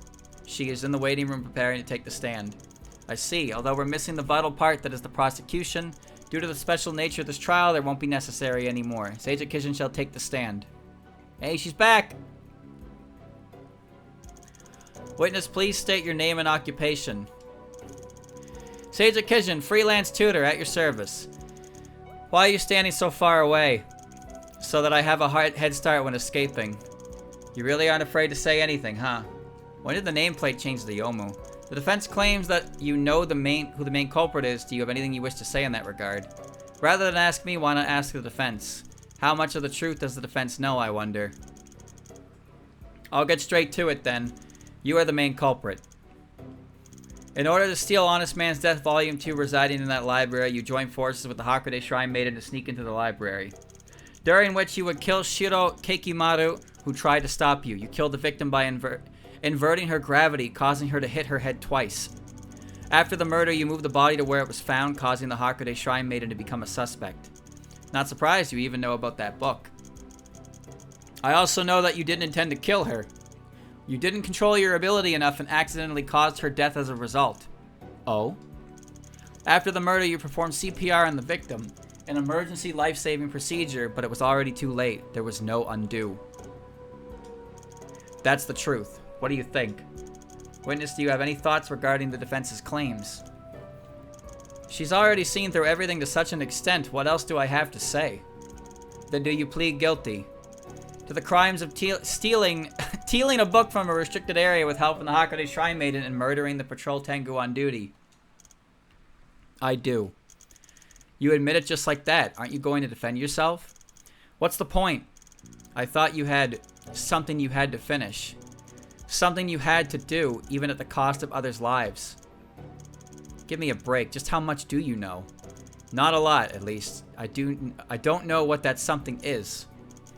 Well, my dear, whether that can be accomplished with the book is yet to be confirmed. If God wants to take the book away from me, then I shall bide my time.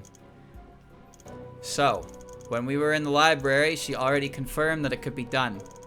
Patience is important. Haste makes everything go to waste. I see.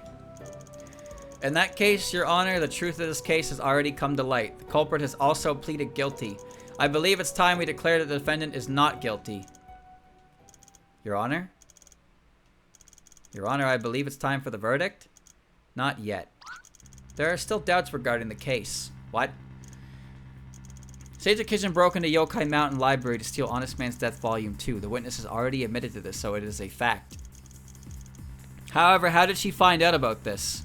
What do you... There are many books in that library. You could spend 100 years reading the books in there. To steal a book from there, it is impossible for one to not know the library itself contains the book in question. The book kept in Yokai Mountain's library is an absolute secret. Your average yokai would not be privy to it. How did Sage Kishin know that the library contained in this book and where it was ordered to sneak... Oh god, I didn't read that right. How did Sage Kishin know that the library contained this book and where it was in order to sneak in and steal it? That's... Hehe. As expected of Yukari Yakumo, she even caught onto that. This is... But how? Oh dear, finally something that not even you have the answer to, Back in the library, Sage-san never talked about this. Is this going to be important? Sage Kishin, please answer the question. Hehe, saying it feels a bit dishonorable though. Someone tipped me off. Tipped you off? It can't be. No, not at this time. Kira Katsuda hasn't been kidnapped yet, so he shouldn't. Someone leaked this information to you. How do I put this? It's a very special person. On a bright and unsuspecting day, this information fell into my lap. Someone gave Sage-san the information before the murder. Who is it? Let's slow down a bit. In fact, I still need to ask the defense whether or not she wants to know who this person is. It goes without saying. Who is this person? You really want to know? Really? Of course. What's she up to? Maybe you don't want to know after all. What does that mean? What is she up to with this bizarre attitude? Hehe, very well then, my dear. Don't say I didn't warn you. Oh. Caught it.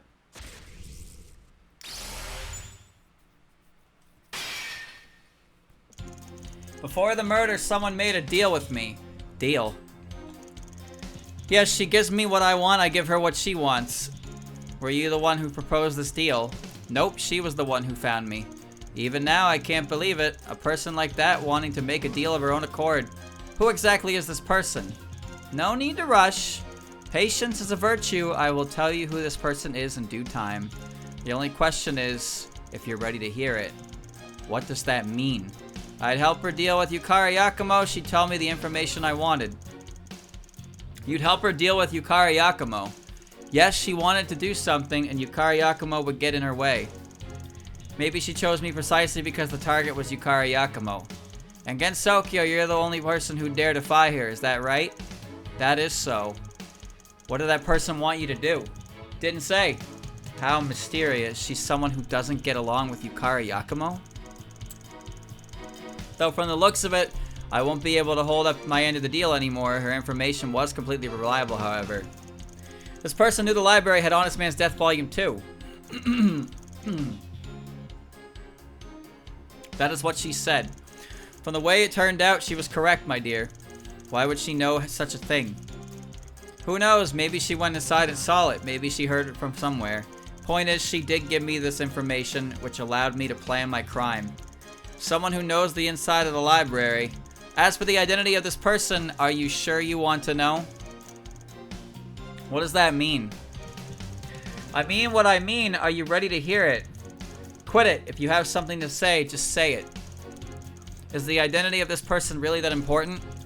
For most people, probably not. But in this moment, at this place, a lot of people are gonna regret hearing me say her name, my dear. What are you getting at? You'll know when I do say that name. I'm waiting. So, are you ready? That's more than enough. Please state the name of the person who provided you this information forthwith. Yeah, who is this person? Okay, I hope you've steeled yourself, my dear. This person is Renko Usami. What? Yep, it's her. First name Renko, last name Usami. What kind of sick joke is that? Renko, how could it be her? I told you, you gotta prepare yourself. It's the hard truth. That day she found me and proposed a deal. In exchange, she would tell me the whereabouts of a book I've been searching for. If that is truly what happened, that can't be how it is. How could Renko possibly be involved in this? You can find out whether it's true by just simply asking her in court. She's in the defense's waiting room, right? Our little mastermind. Ron, please go to the waiting room and ask Renko Usami to come in. Understood. It's not possible. How did this happen? Renko, why would this happen to her? Witness Renko Usami. Sage Akijin has claimed that you were the one who leaked confidential information regarding the library to her. What do you say to that? I have no idea what she's talking about. Do you really have to keep pretending even at this stage? Or do you plan on pushing all the blame to me? Leave Renko alone. Renko, what exactly is going on? If you didn't do it, then just say you didn't do it. I'm sorry, Mary. I didn't know it would come to this. What do you mean? You don't trust your best friend. If you do, you shouldn't have any qualms about spilling the beans, my dear. What is your stance to Sage Akijin's accusations? Do you confirm or deny them? Renko, it wasn't you, was it? Please tell me it wasn't you. Mary, at this point, I'll let you decide. What? No! Don't let me decide! What is that supposed to mean? Let me decide? Decide what? What Renko told me, what Renko wants to say, the person who provided information to Sage-san, oh shit, Brain Yomu! How do I play this game again?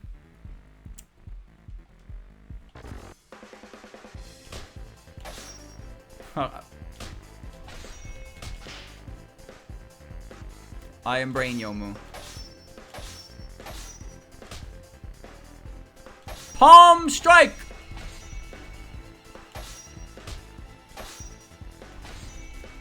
Hassan chop!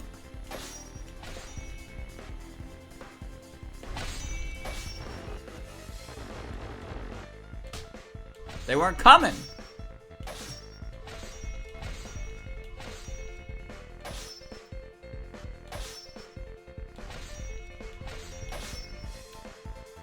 Slice through the darkness in your mind, Yomu.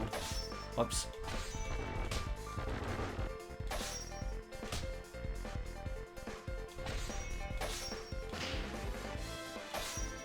Big juicy kick.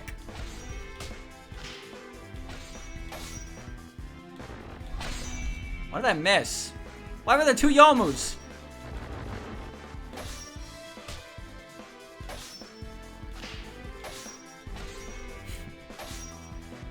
My score on this is gonna look bad.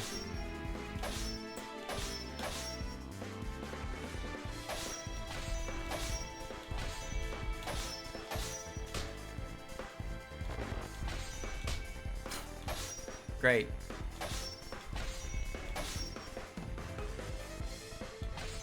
Let me go back to the center.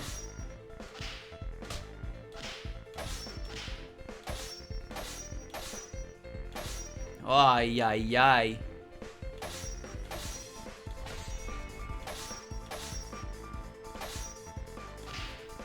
Minigame completo! Rating. 48.5! Oh, my brain is all kinds of bad now. No, don't replay that. That took forever. Oh, I'm in brain blast mode. Oh, shit. What exactly did Renko do? Keep your cool and think carefully, Miss Mary. The truth will surely present itself. What exactly did Renko do? All in all, we already have decisive evidence, so don't get in the way of my bedtime, okay? What exactly did Renko do? Yukari Yakumo might have some objections, but I discussed it with some people. They'll make sure Yukari won't stop us. What deal did Renko make with Seija?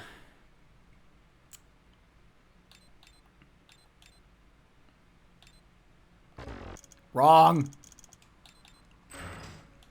To stop Yukari. How did Renko know that book was in the library? There I was minding my own business, and then suddenly I see Shin Yomaru's corpse. That was way too scary. How did Renko know that book was in the library? All this is your fault, yet you're standing there without a care in the world. How did Renko know that book was in the library? If I hadn't seen it with my own eyes, I wouldn't believe what I just said earlier. How did Renko know that book was in the library? She had to have been in the library. How did Renko get into the library? Don't you know talking to others without greeting them first is very bad manners? How did Renko get into the library? Handling of these talismans are very strict. They count every time they change hands, making sure they aren't dropped and picked up by others. How did Renko get into the library? Yeah, I was lucky enough to catch a glance of that book with Yukari Yakumo's permission. It looks like a normal book on the surface, but I could feel a strange turmoil from it. How did Renko get into the library? Yukari took her inside. Why would Yukari take Renko to the library? Maribel, her and Yukari Yakumo made it explicitly clear to prioritize your safety. You may go. Why? There must be something I don't know, something that has caused this error.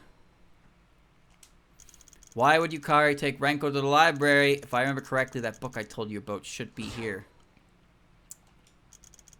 Why? If I'd stopped hiding for even just one day in the past year, this matter would have been resolved long ago. Why? You tricked us. You tricked us all. The final door. How did Renko convince Yukari to take her to the library? She is Mary.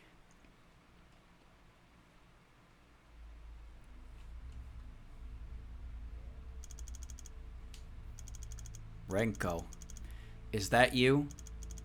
Was it? You all along?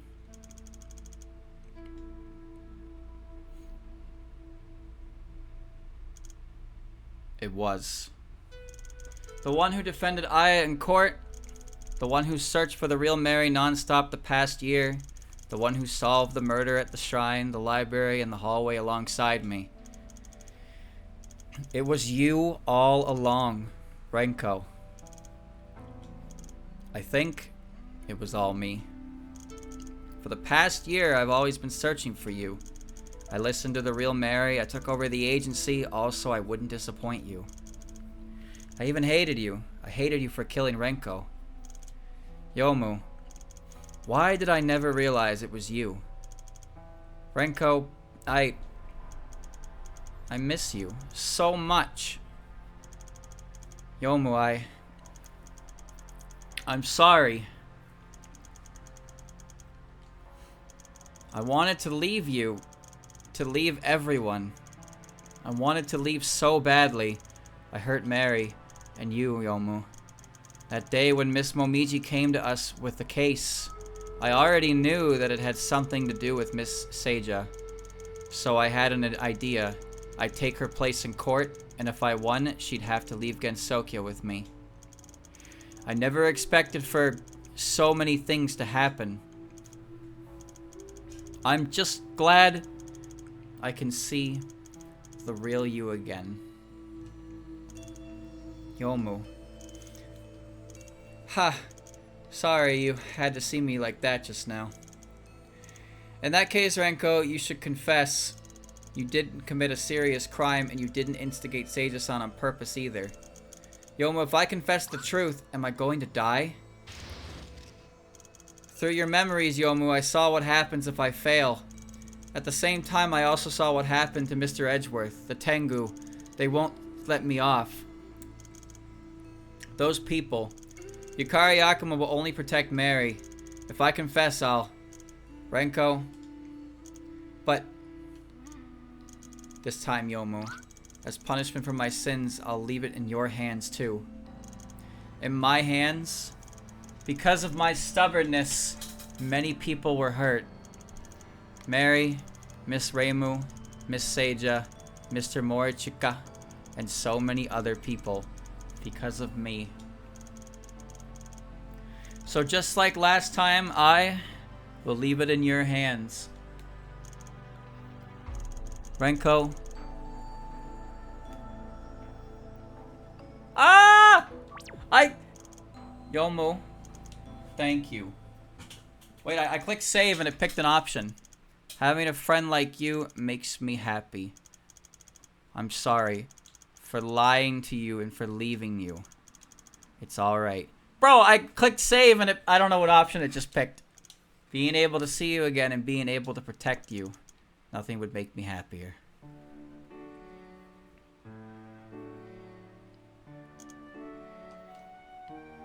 I don't know! I don't know! Your Honor. Yes? There's something I have to confess.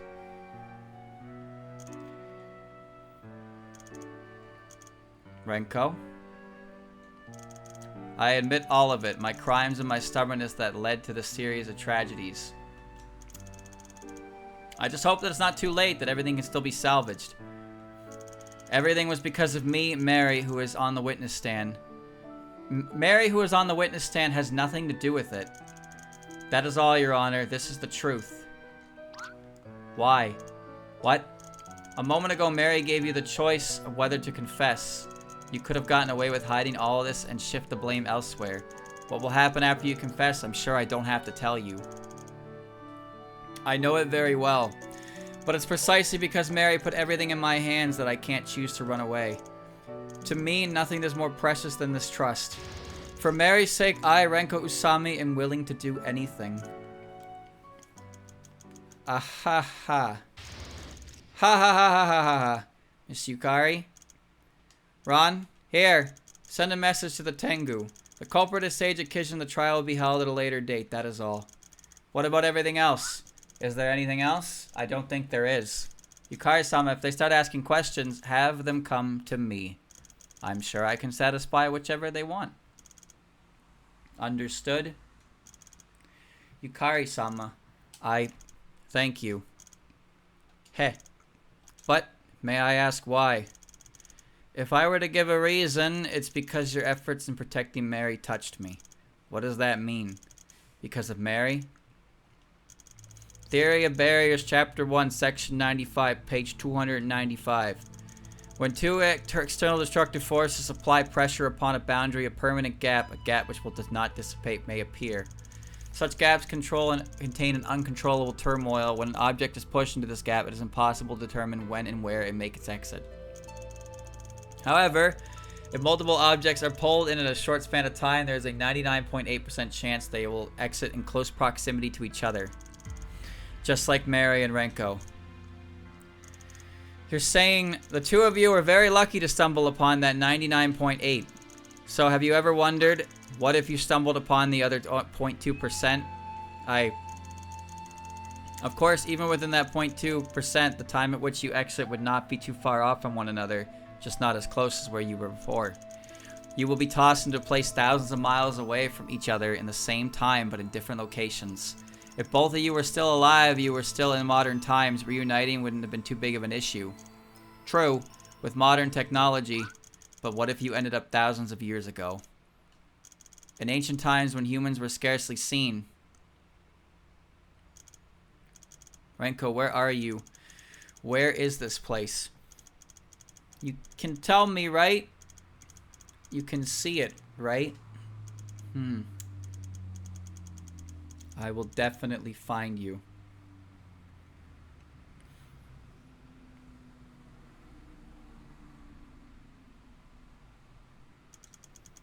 Renko. I'm sure that you're scared.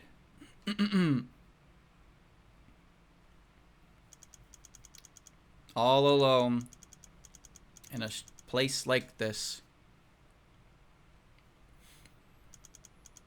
I'll be right there, so don't be scared. Renko, can you hear me? I'm scared. Where are you? You're out there somewhere, Renko. One day, Renko, we'll see each other again, Renko. So I'll wait for you, Renko, until you appear, Renko. As long as it takes, Renko. Even if I have to wait my whole life. Even if I have to wait forever. Even if I have to abandon my humanity.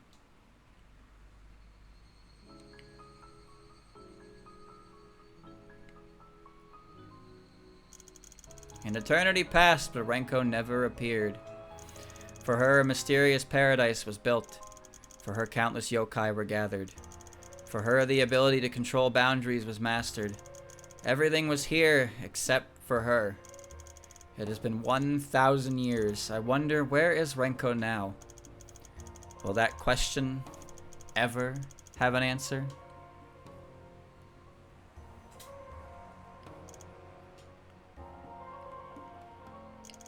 While the mastery of my boundary abilities was still in its infancy, I used all of my power to set up a small barrier in Gensokyo. It was a barrier that would only activate if Renko stepped in it. In 1,000 years, this barrier had only activated once, and it wasn't even my own Renko. That's... Time and time again I've thought maybe Renko was sent to the future, maybe Renko had already died. Everything else doesn't matter, all I ever wanted was to know one thing. After that day, did Renko also try searching for me? Seeing your determination today, I finally have an answer. Even if Renko may not be in this world anymore, even if she had already given up searching for me, in my loneliest days, I'm certain that she was out there looking for me as well, protecting my hope. Miss Yukari? I'm sorry. You two have no need to apologize. It's been such a long time, it's not something I give much thought anymore. Seeing your bonds today, I can finally put it to rest for good. Maybe I'll never see Renko again, or maybe I'll see her tomorrow.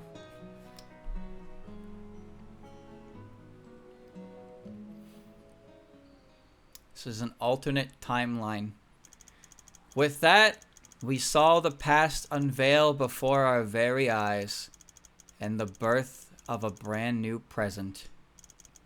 And now it's time for me to go back to my own present, to bid this non-existent past farewell, and to believe that there will be a better future.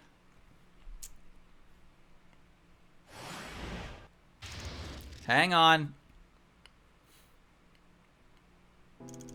Leaving already, mysterious lawyer-san. Aya-san. Aya, the way you say my name makes us sound really close. It's almost embarrassing. Sorry. I don't know who you are, but I really owe you one. You let me finally put all my worries away. If that's true, I'm happy to hear it. Where will you be going, lawyer-san? Will we be able to see each other in the future? I'm going back to somewhere very, very far away. But when the time is right, I promise I'll explain everything to you in person. Using my own body and not Renko's body. You sure are a mysterious person, lawyer-san. In that case, before we say our goodbyes, I'd like to tell you a certain story. Think of it as a parting gift. Story? This is a story I already knew one half to a long time ago. And today, thanks to you, lawyer-san, I finally know the other half of the story. You can't mean... Yep, I happen to have heard about the story of Renko and Yukari. What? With my information network, is there anything I haven't heard of? Renko Usami was thrown someone very, very far away from Mary by the gap. Even though they still existed in the same time, their geographical distance would keep them separated for a very long time. Even if there was a possibility that they were very close to each other for some time, fate decided they would miss each other.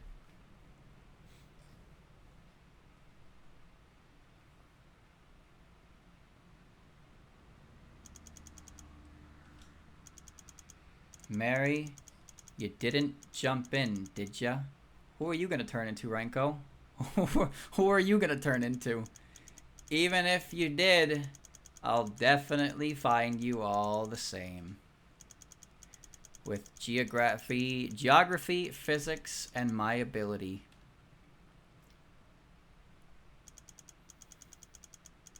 I'll definitely be able to find you.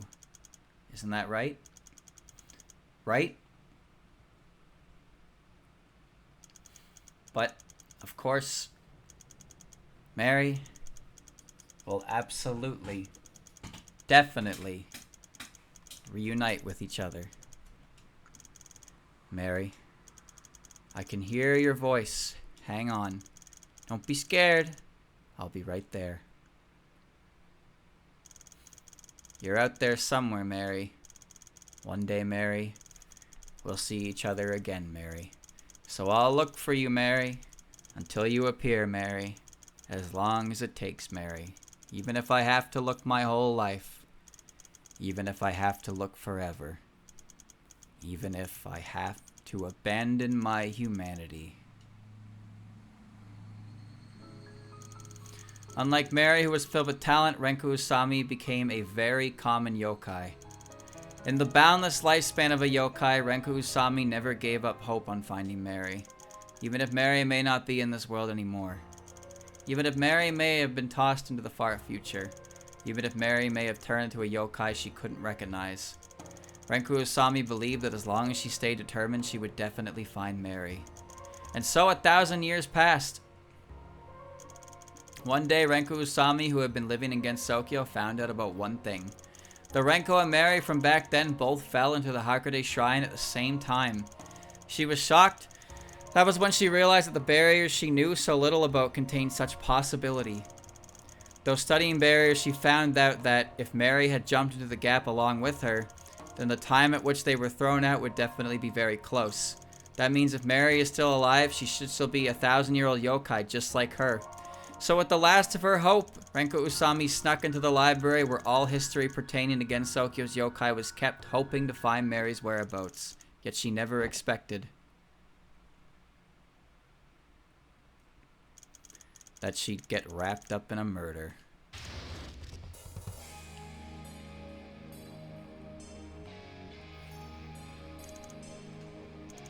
Is that you, Renko?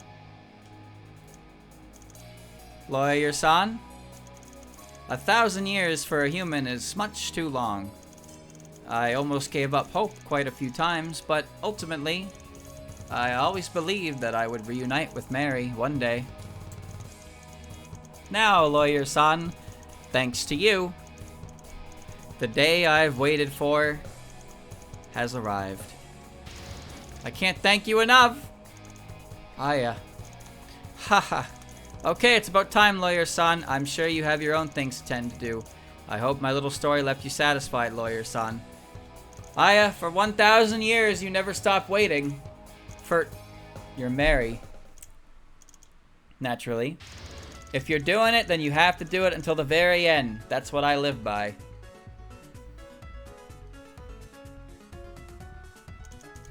And with that, everything came to a close. The tragedies of the past no longer exist.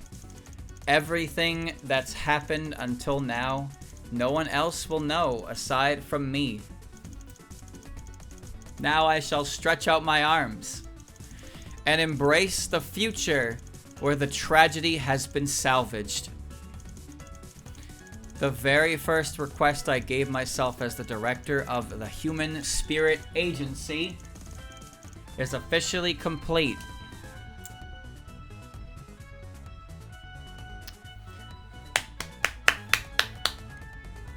So we undid... What? What? Why Nichijou Alice?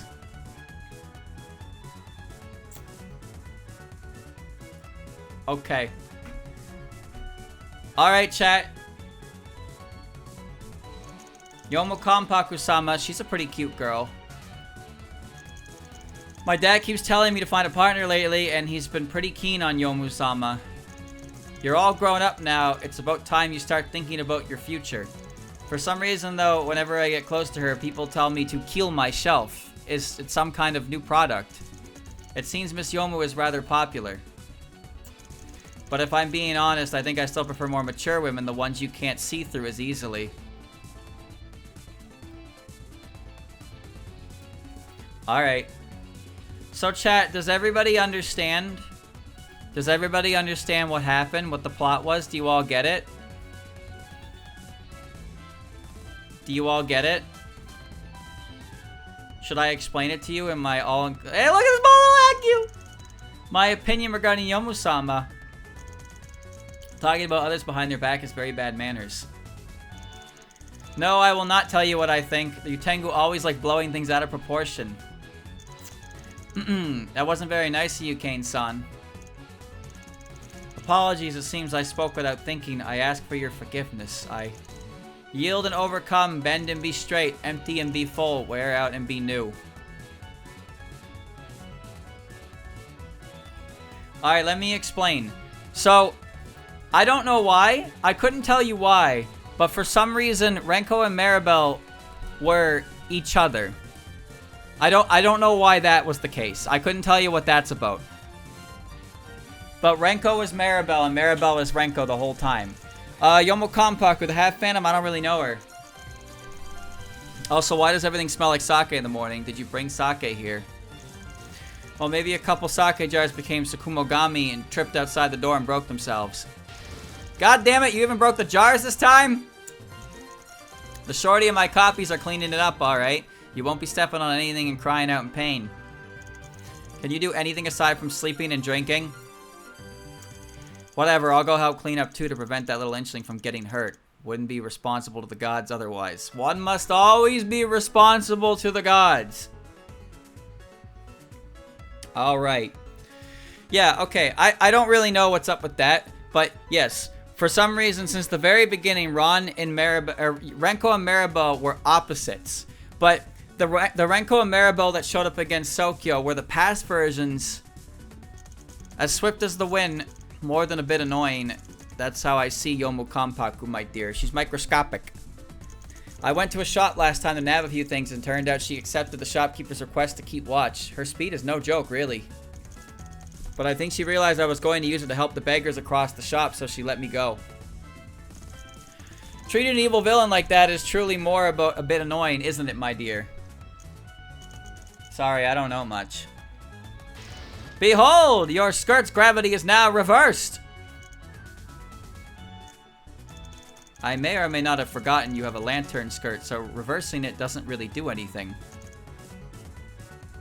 Well, here comes the machine gun. I'm going to bounce. See you, my dear. Hey, get back here, you damn Amanajaku! Okay, so they originally went through they went through the gap and they ended up in the same time frame, but they were apart from each other, and they ended up living. And Maribel became Yukari and Renko became Aya. And then when Gensokyo reached its present, Yomo Kanpaku, the gardener of the Netherworld, we're strangers, but I heard that her job is to stand guard like me. Want to play a game, Momiji-san? I have something called chess this time. You mean chess? Chess? Yes, chess. How about it, Momiji-san? But I can't be distracted. I'm on duty. Otherwise, Shiro-sama will... Okay, it's my fault. I won't bother you anymore. You'll be at the shrine after my shift ends, right? Alright, so we reached the present, and then the events that happened back then happen again. And it's the Renko and Maribel of the past who ended up in the future. And it was the different Renko and Maribel, but not the different... It was the same Renko Maribel, but it wasn't the Renko Maribel. I don't know. I have no fucking idea. Yumu? Who the heck's that? Instead of that, why don't we talk about how awesome my new objection is? Definitely 9th class worthy. The courtroom is a serious place. I implore you to please stop making such noise during court in the future. Noise, my voice, my heavenly... Noise is noise. Ah! I say it's not noise, so it's not. Ah!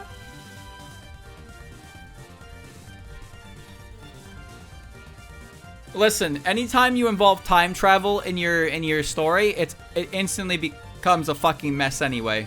So, you gotta deal with it.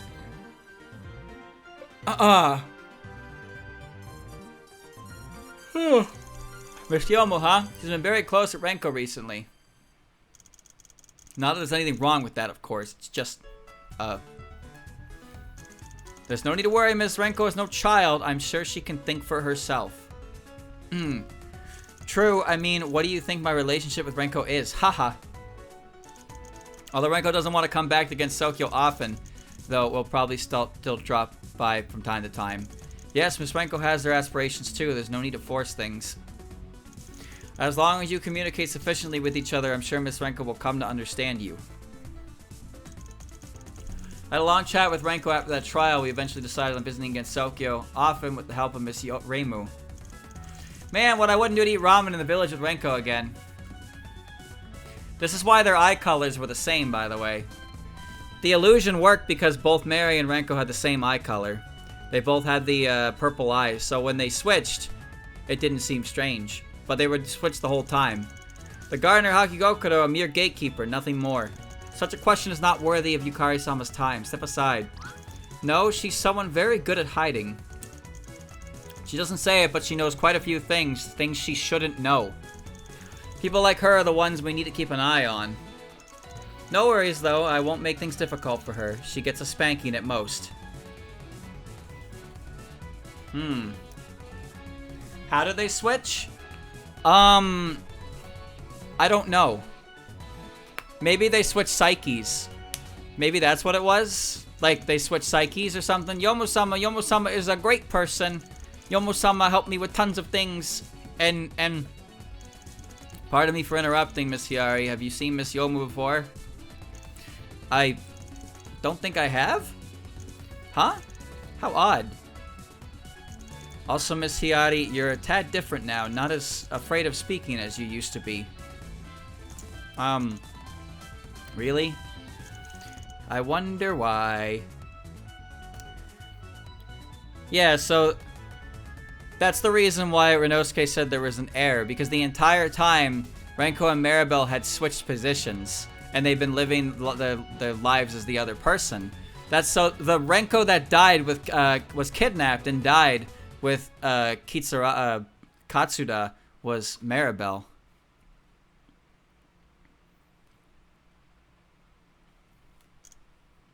Oh, I have to play the game again. Now. Aya, there's something important I need to tell you. So serious. Aya, are you finally going to confess your love for me, Yomu-san?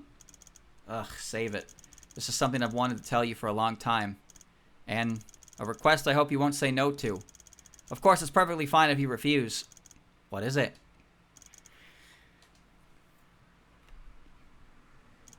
Aya, are you willing to become a member of my agency? You want me to join you? Yes, even though you don't look very reliable, with you by my side I feel much more at ease. Of course, I feel free to refuse if you think it's too much of a bother. Sure thing. Like I'd ever say no to one of your requests, Yomu-san.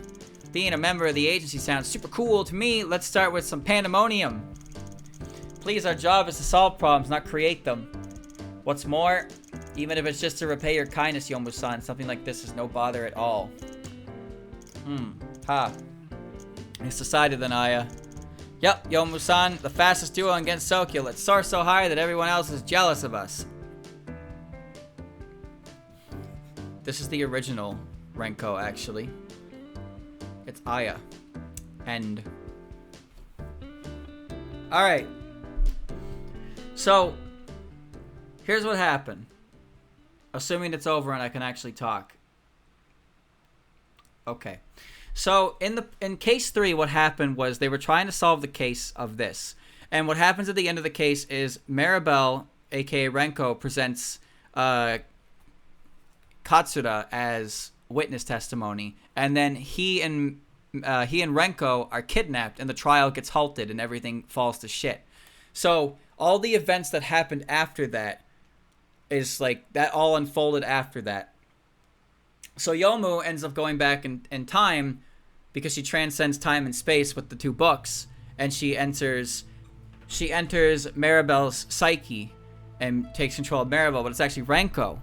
And as a result of that, when you come back to the point where you get to present that option, that's why it's not letting me present the option, because Yomu knows if that option is presented in court, that it's going to lead down the same chain of events. So instead, she has the Illuminant, which gives the blood on the book, but then she just starts mouthing off about how she fucking knows everything, because she knows everything.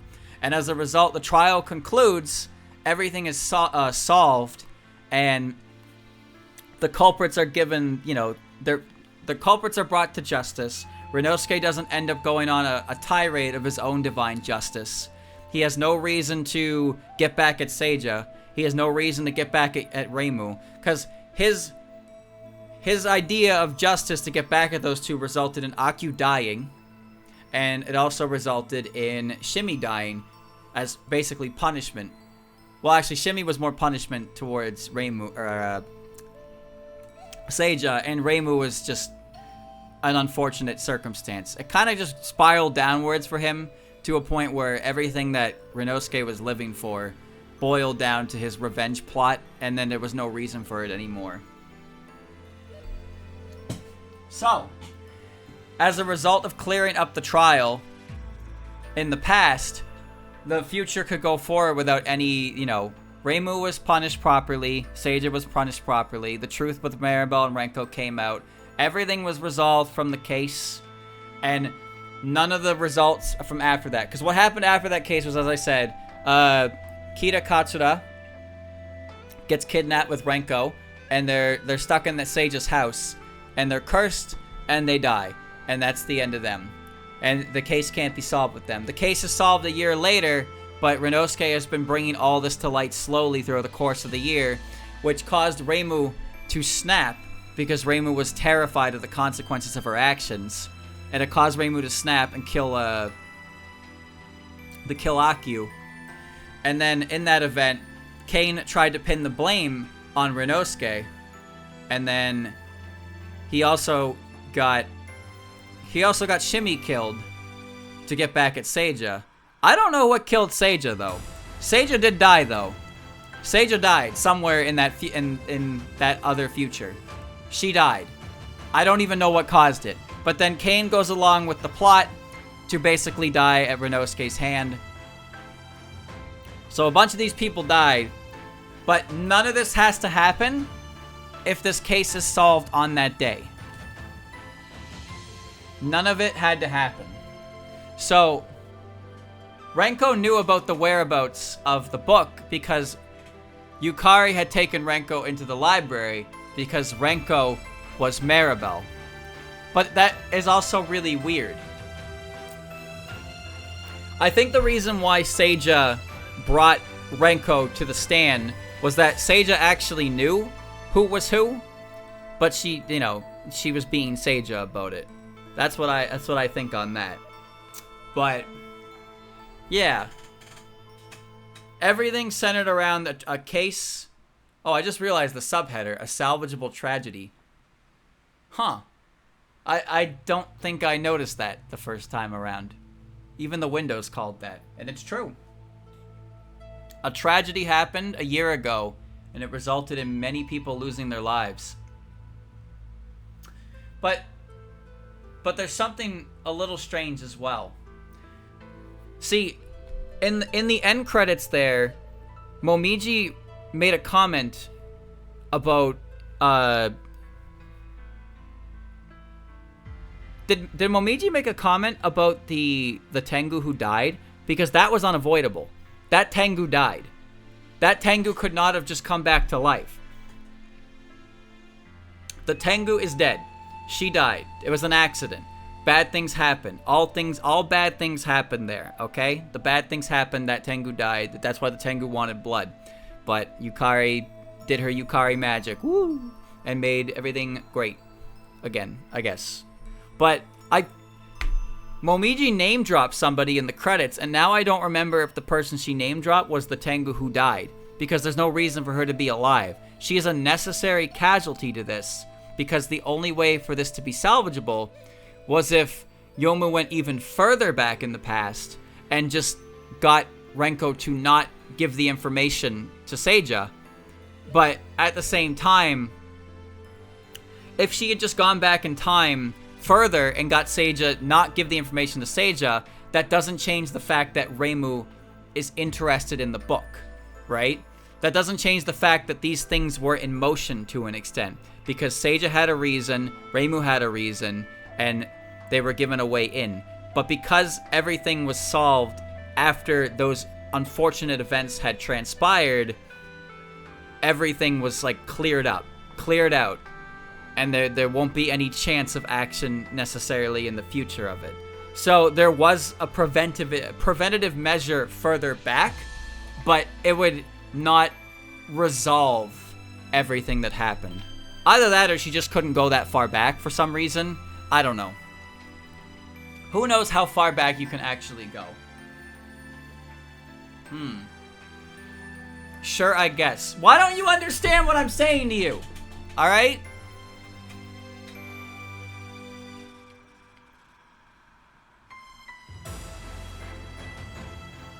Why don't you understand what I'm saying to you? Tierno's so epic, mods ban that guy. He's not listening. He's not listening. Are you not understanding me, chat? Because while I was reading the story, you guys were posting cum emojis. I hate you. You're the worst audience on the platform. You know that? You guys have no lick of seriousness in your body. All you do is post Yomu weird and cum, and then I'm reading things and it's like, look at this big story twist, and then this fucker over here is going, Tierno so epic funky, and it's like, what? Hello? What are you doing? Shouldn't you be paying attention to the story? Don't you think the story is a little more important than your stupid emote right now? Anyway, chat. That was the grand conclusion to Human Spirit Agency. And it's convoluted. It's weird. Anything with time travel is going to be like that. The reveal on Renosuke was great. It was great. That was very well executed. I didn't suspect him for like at all until the moment came to me. Like I thought it was the fucking OC girl the whole time. I really did, because it was so obvious. But Renosuke, like, I didn't really put it together until it was like, you have a list of characters, one of them is the culprit. And I clicked Mary first, and I was like, wait a minute. Why would... See, I was thinking, why would Kane allow that to happen? And there's only two things I could think of. The first thing I thought it was that she knew the plan with Maribel, but then I remembered in the first case that Renosuke was framed for murder by Kane. That's why it had to be him at that point. And then it was like, oh, shit. Oh, shit. Oh, shit. Yeah, that was definitely hella Yap House. I didn't really get stuck on too many game parts, which is nice. That was definitely... That was great. Chat, I thought Human Spirit Agency was great. I thought it was weird. It was definitely willing to try something more serious, which is cool. Ultimately, it undid all of this, almost all the seriousness with the whole timeline fixing thing, but that's okay because it's Gensokyo Touhou and all that. You know, we can do that. We can get away with that. Maribel and Renko, it's a good Hifu game. I can say that for sure. It's a pretty good Hifu game. But those characters don't do much for me personally, so I don't get much of a... Like, their story is fine, but I don't have... Not as much emotional impact for me. But I like the story a lot. I enjoyed it. I thought my favorite chapter... I think my favorite chapter was Chapter 4. specifically because of the reveal at the very end. Spoiler, but you're already here at the end of the game, and it was also mentioned. But the very end of the game, when you find out that it was Seija that did it, and then you piece together that it, like, all of the evidence suggested that Seija tried to save the Tengu's life, and then Seija was like, "No, please don't say that." Like, Seija's whole characterization in this game was fucking phenomenal. It was great. This game was great. It was, again, it was weird in places. It did a very good job in a lot of areas. Fell short in maybe a few. I liked the characterization. I appreciated what it did. It was weird. But a very good Ace Attorney style game, I think. Had good mystery. Had good twists. Had good story. Also, I actually really liked the cycle of Gensokyo bit. I thought that was really good. I liked how she explained that. Because first Ron explains it, but then Reimu explains it. Reimu explains it and why the cycle is like... The cycle is self-destructive, and then there's the fourth power, the sages, that basically just reset the cycle every time kind of thing. I thought that was really, really cool world building. What I don't really understand, the barrier yokai, the fucker in red who told me don't trust Yomu, I don't know who that was. The cursed house, there were some details in there that made no sense to me, and I still don't really understand them. But that's fine. That's okay. Yomu's secret. Yeah, okay. I don't know what that red thing was. And there's also the code message that Real said nobody is translated. Maybe that code had something to do with the fact that Renko and Maribel were not who they say they were. But the thing is that letter was still in character. That letter was still addressed in character. But wouldn't that also mean that in the original series of the house with Trust and Guarantee, in Trust and Guarantee, that was Maribel and Yomu, right? That was Yomu and Maribel with the whole Trust and Guarantee thing in the house. Because if Renko and Maribel were swapped the whole time, like, when did that happen? Did they come out of the gap and each other? Like, I think what it was through the gap. I think through the gap their psyches switched or something like that. I don't know. Because there's no real clear indication on when Maribel became Renko and when Renko was Maribel. But it seems like they were each other the entire time. That's what I don't really understand. Because it's the big reveal at the end is that the one who's sitting at the defendant's stand, Maribel, is actually Renko. And when you piece together what Renosuke said in the future, you realize that has been the case from that point on, at the very least, all the way to the moment where she holds the gun at Yomu, right? That's why Renosuke couldn't figure it out. There was an error because Maribel wasn't Maribel. Maribel was Renko. But I don't understand when Maribel and Renko had become each other, how they did it, when it happened, and why they both just kind of went along with it. It's very confusing. It's very confusing. Maybe Real will answer questions. Maybe he does the answer. If she was always Renko, then there wouldn't be an error. That's the thing, right? But that's the thing. If she was always Renko, but that doesn't explain how Yomu hated Maribel's guts, right? And she had an encounter with Renko and was friends with Renko. But that Renko would have been Maribel, and the Maribel that she came to despise would have been Renko. However, what happens is she ends up, after so much, animosity built up with her and Maribel, they just suddenly become friends. Like, they're perfect friends again. As if the relationship between Yomu and Renko was the reason for that, and that's why Renosuke couldn't figure it out. Didn't make any sense, right? But that would imply that Yomu had to have a relationship with Renko prior, but she would have to have a relationship with the Renko that we know and see as Renko, who in that case would be Maribel. So how does that work? How does that work? Can you explain the whole thing? Oh my god, dude. Oh my god. Alright. Anyway, chat, I'm going to end the recording. Feel free to think about this. Feel free to think as hard as you want.